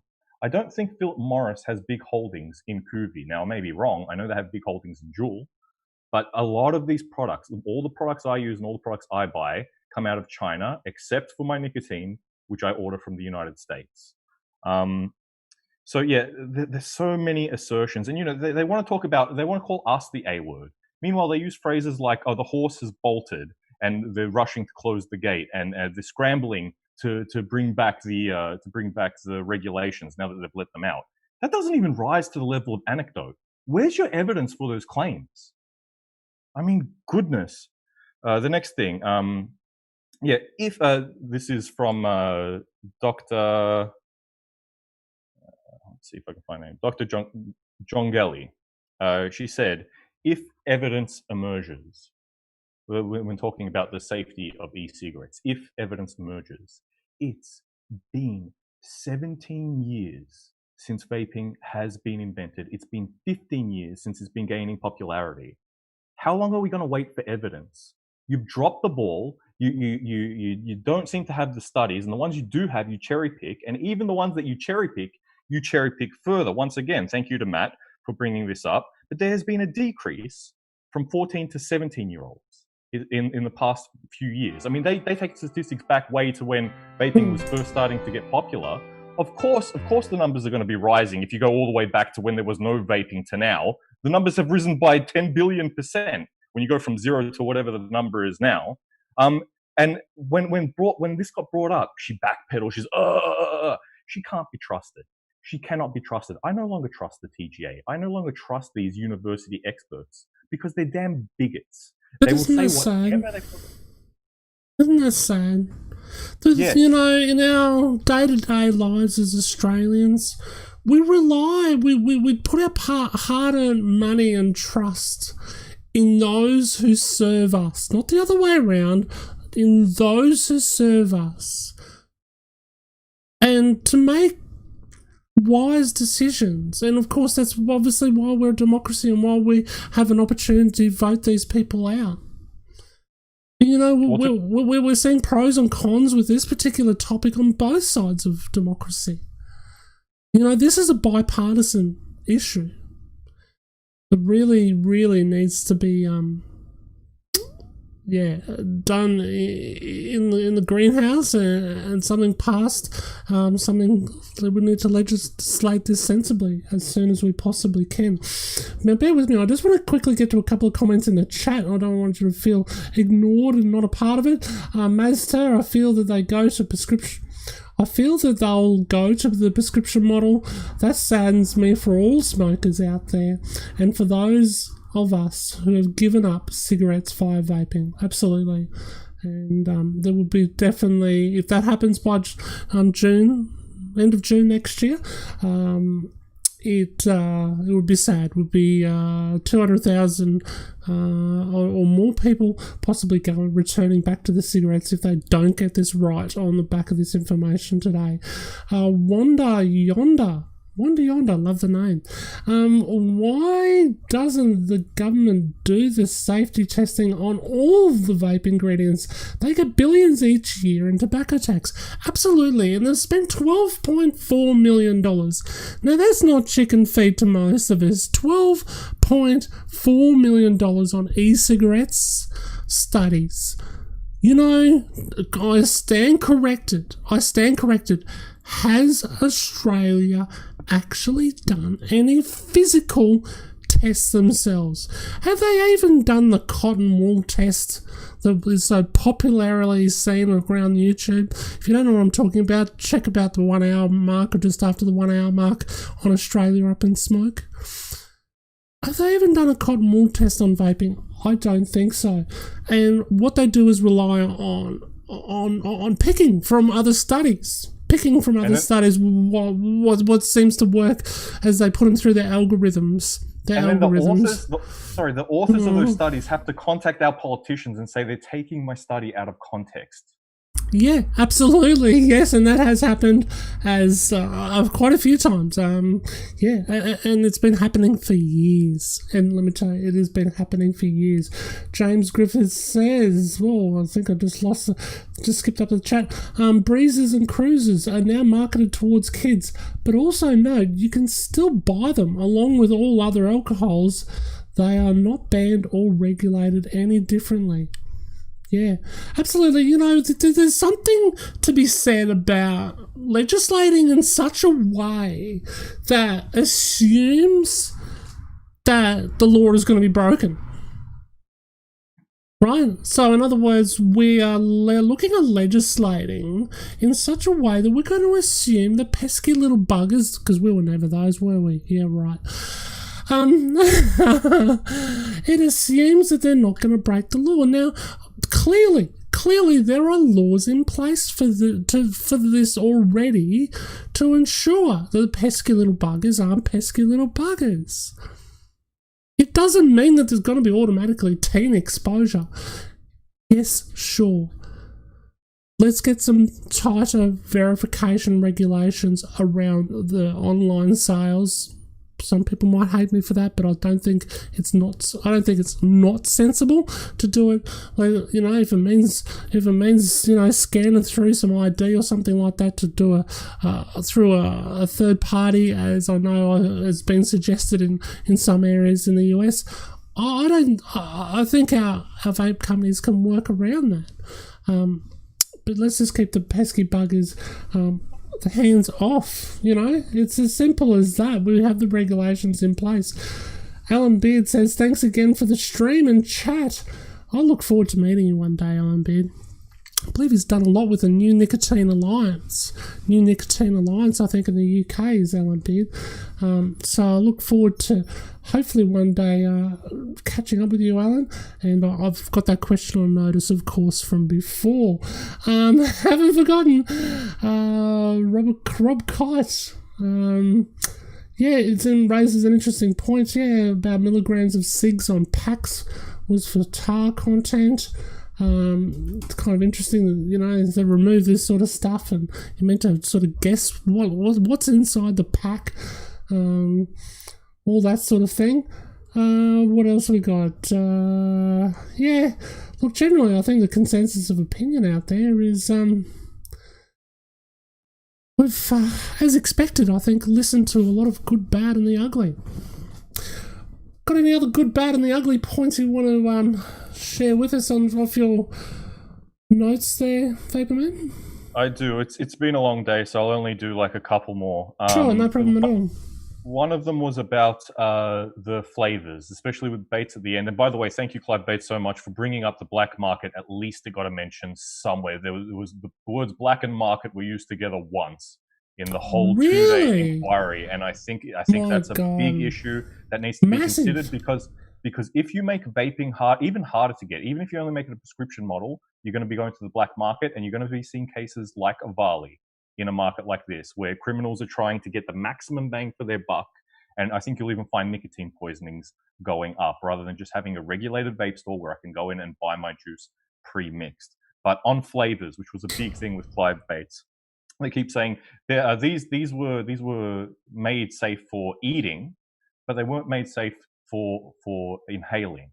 Hate to break it to you, but anytime you have a flavoring, when you add, like, let's say for example, I've added strawberry flavoring to a apple cider to make a mulled cider in winter, right? You smell it. As soon as you heat it, you're smelling it. Now, the argument could be made, sure, it's at a very low dosage though. But once again, dosage is important. Putting flavors into a vape juice is one of the smallest parts of the vape juice that you put in. The dose is important. And I would recommend to anybody who uses flavors, don't stick with the one, move them around a little bit, because if it does turn out that there is one flavor that it causes cancer, you're going to be minimizing your risk if you swap around a little bit.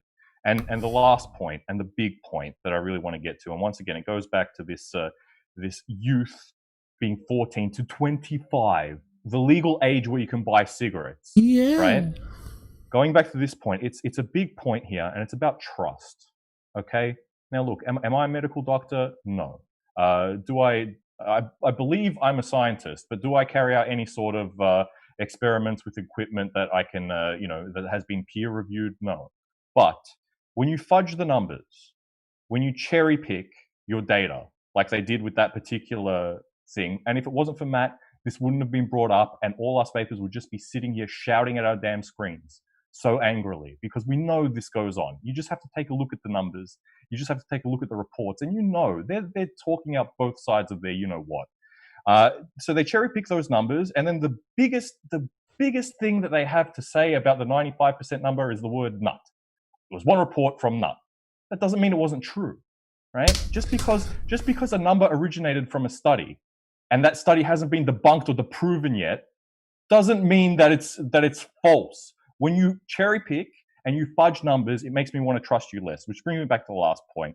Dr. Khorshid said, reliable, believable advice from doctors. Well, let me tell you something. When this pandemic first started and there was a shortage of masks, doctors told us not to wear masks. Now, was that a little white lie so that our essential services could have access to masks? I believe it was. Because as soon as the masks came back, as soon as the shipments of masks came in, we mandated that everybody has to wear a mask. My trust in the medical institutions, my trust in public health, and my trust in politicians is at an all-time damn low. And let me tell you, if I'm going through nicotine withdrawals and a recession and a depression and possible hyperinflation or negative interest rates, that is a very dangerous mix. I know my history and I know what that could lead to. But and I guess the final thing I want to say now that my rant, I guess, is officially over, even though there's more for me to go through, is don't call me the A word. There you go. He's spoken. Stephen Swire has spoken out there. Stephen, one of the local, just lives down the road apparently. There is already a black market. Look around you. Facebook, you can buy Nick juice. Look, you can buy the odd Nick Heed liquid, and as I've heard Simon Chapman say before, you just got to say nudge, nudge, wink, wink, or whatever to a vape shop owner. Now, there's a lot of assumptions in that statement alone. I don't think he said it on this hearing, but God, I was waiting for it. It does happen, but not in the majority of cases. Nowhere near the majority of cases. Look, there's too much, especially up here in Queensland, there's a lot of stringent, health inspections and that sort of thing around vape stores, making sure they comply within the rules and regulations of the framework that they've set. So, where to from here? If we don't win this federally, there's an opportunity at state level. Woo! Because, this isn't painful enough. The grind of going through this since the year 2016 or 17, I think it was, when we had the last Senate hearing called, that unfortunately didn't get us any further. Just maybe got a few more $1 million in a few more public servants' pockets, or to do a few more studies. Who have done no research in the meantime. Apparently the answer is still 12.4 mil, where is it? No, what we did is we got a whole of studies, we put them through the metadata analyst robot Doctor Who machine, and we went via the TARDIS, and here comes out the information for you, and it says that all bad, no good, computer says no. Now, I think it's time that we say, no more does the computer say no. We are people. We say yes. We know that we are not the A word. We know that our lived experience is damn real. Our real life lived experience is not ideological. It is not a cherry-pick science study. It is what it is. We know that we feel fitter, healthier. We know that we smell less. We know we can actually physically smell and taste better and more. We know, especially a lot of you guys who have tried cold turkey successfully for 6 to 8 weeks. Look, I went cold turkey for 3 years. I went back on the smokes again. Thankfully, vaping finally got me the home run. But we know that, if you've ever tried that, the effects from stopping smoking, whether you went cold turkey or otherwise, and relapse and then tried vaping, you know that the effects, they're real. They're real. They're not to be ignored. I want to thank you, Baker B. You take care. We'll see you around. James says technology can absolutely solve that issue. I work in the technology industry and have done so for 15 years. It's not hard to make a way to scan an ID and keep register of a nicotine in and out of a shop. Yeah, there you go, James. So maybe we might want to be a little bit proactive on this, but hey, this is my opinion. You don't have to agree with it. The opinions expressed over the last couple of days on this channel, or at all across all streams or content all across this channel, is purely only the opinions of those who appear on the channel, not as a collective opinion. And I like to keep it that way, because all our not only opinions but our real life experiences matter, and that's the whole essence of this whole channel. So yeah, what else did I want to raise? Oh, sorry for the 55 people that have been lovely enough to still stay around. Make sure you're subscribed and you click that bell. The reason being is something important is going to drop tomorrow, and it's going to be the full interview with Dr. Alex Wodak. Okay, now over time I'm also going to release the other full interviews with the other key people, even Vaporman. I'm going to possibly release a full-length interview from those subsections of interview parts that you saw during Australia Up in Smoke. And they've got a lot more to say that unfortunately I couldn't fit in 2.5 hours.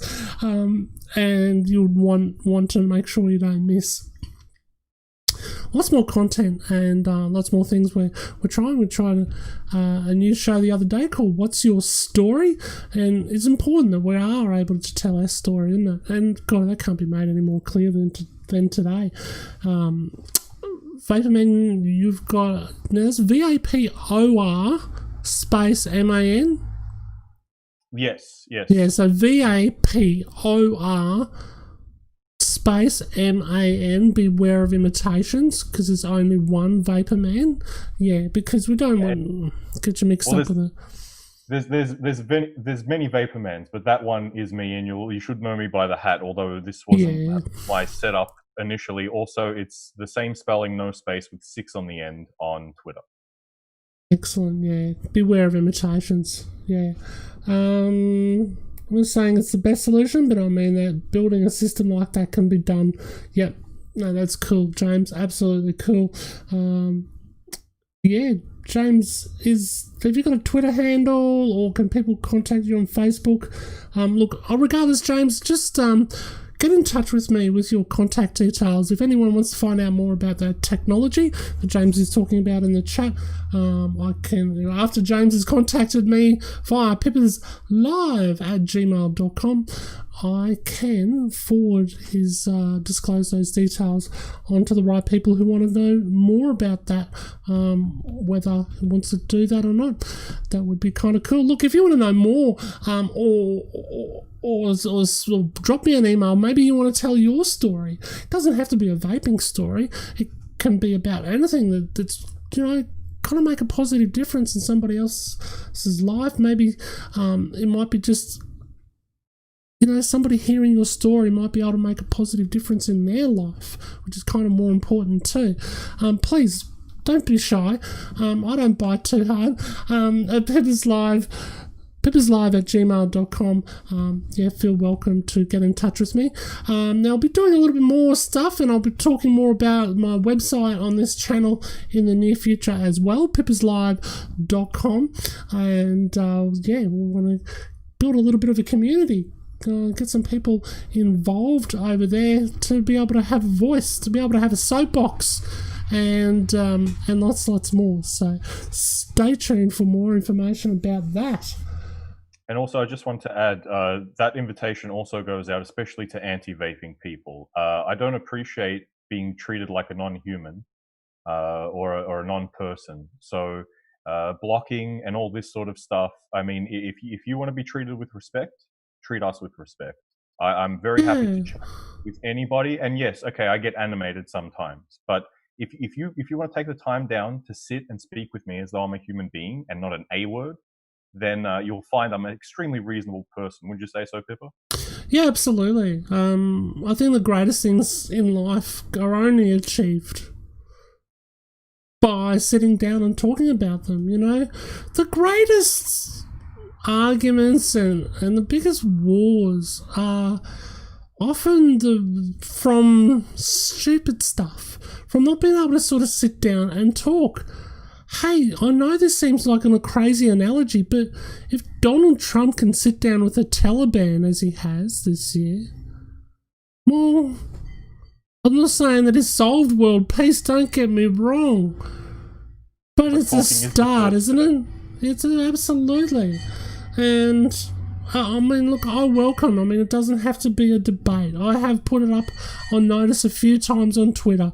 If you want to debate me about the pros and cons of e-cigarettes and vaping, from being against the use of e-cigarette products with nicotine, to contact me and debate me, and nobody has yet. Look,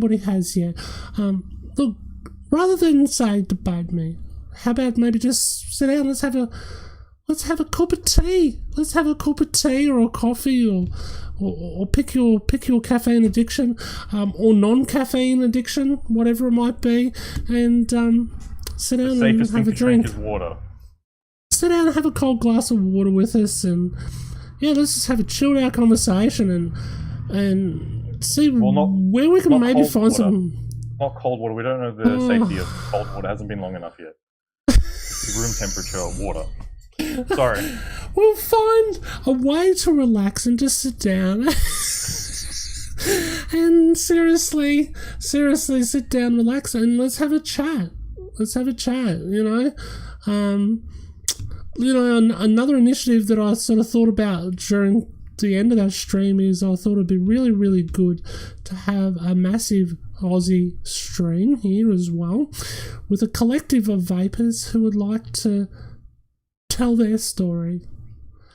I'm not talking about their life story, just a quick 1 minute, 2 minutes or whatever, read it off a piece of paper, whatever you feel comfortable with, and come on the channel and just tell your story. I'd like to, if you would like to do that and be a part of that, please again, make sure you don't feel shy. I'm not going to buy it. Email me at pipperslive@gmail.com or get in touch with me via personal messenger or direct message on Twitter or Facebook. And if we can get enough interest to make that happen, let's get, I'd like to see about 50 of us in one stream. Tell our story and have a mega tell our story. Our vaping or quit smoking story. And even if you're not a vapor, it doesn't matter. If you're somebody who would just like to say a couple of minutes worth of words and what you may think as a taxpayer, whether it's for or against this particular subject, also feel free to send me a message. Anyway, lots of opportunities, lots of thoughts running through the mind, lots of stuff happening. Follow Vaporman, make sure you subscribe, make sure you click that bell. Anything else to say before we get the hell out of here? No, just here, well said. Looks like I got a fist pump. I guess the main thing is that I don't go out without my final little spiel where I say, hey, look, while we've had a long time over this whole hearing, we're all here for a short time, right? And we've got to value it, because if we don't live in the moment, then we're just gonna be 80 and old and maybe just over it, as a lot of us feel like right now. So we're better off just being in the moment. Let's sit down, let's have a chat and be in the moment. This is that moment. I'm Pippa Star. You are all beautiful. This is the Vaporman. He's going to sign us out of here. You are all beautiful in the chat. Thank you so much for joining us. Sign us out, Vaporman. And if you don't know, now you know!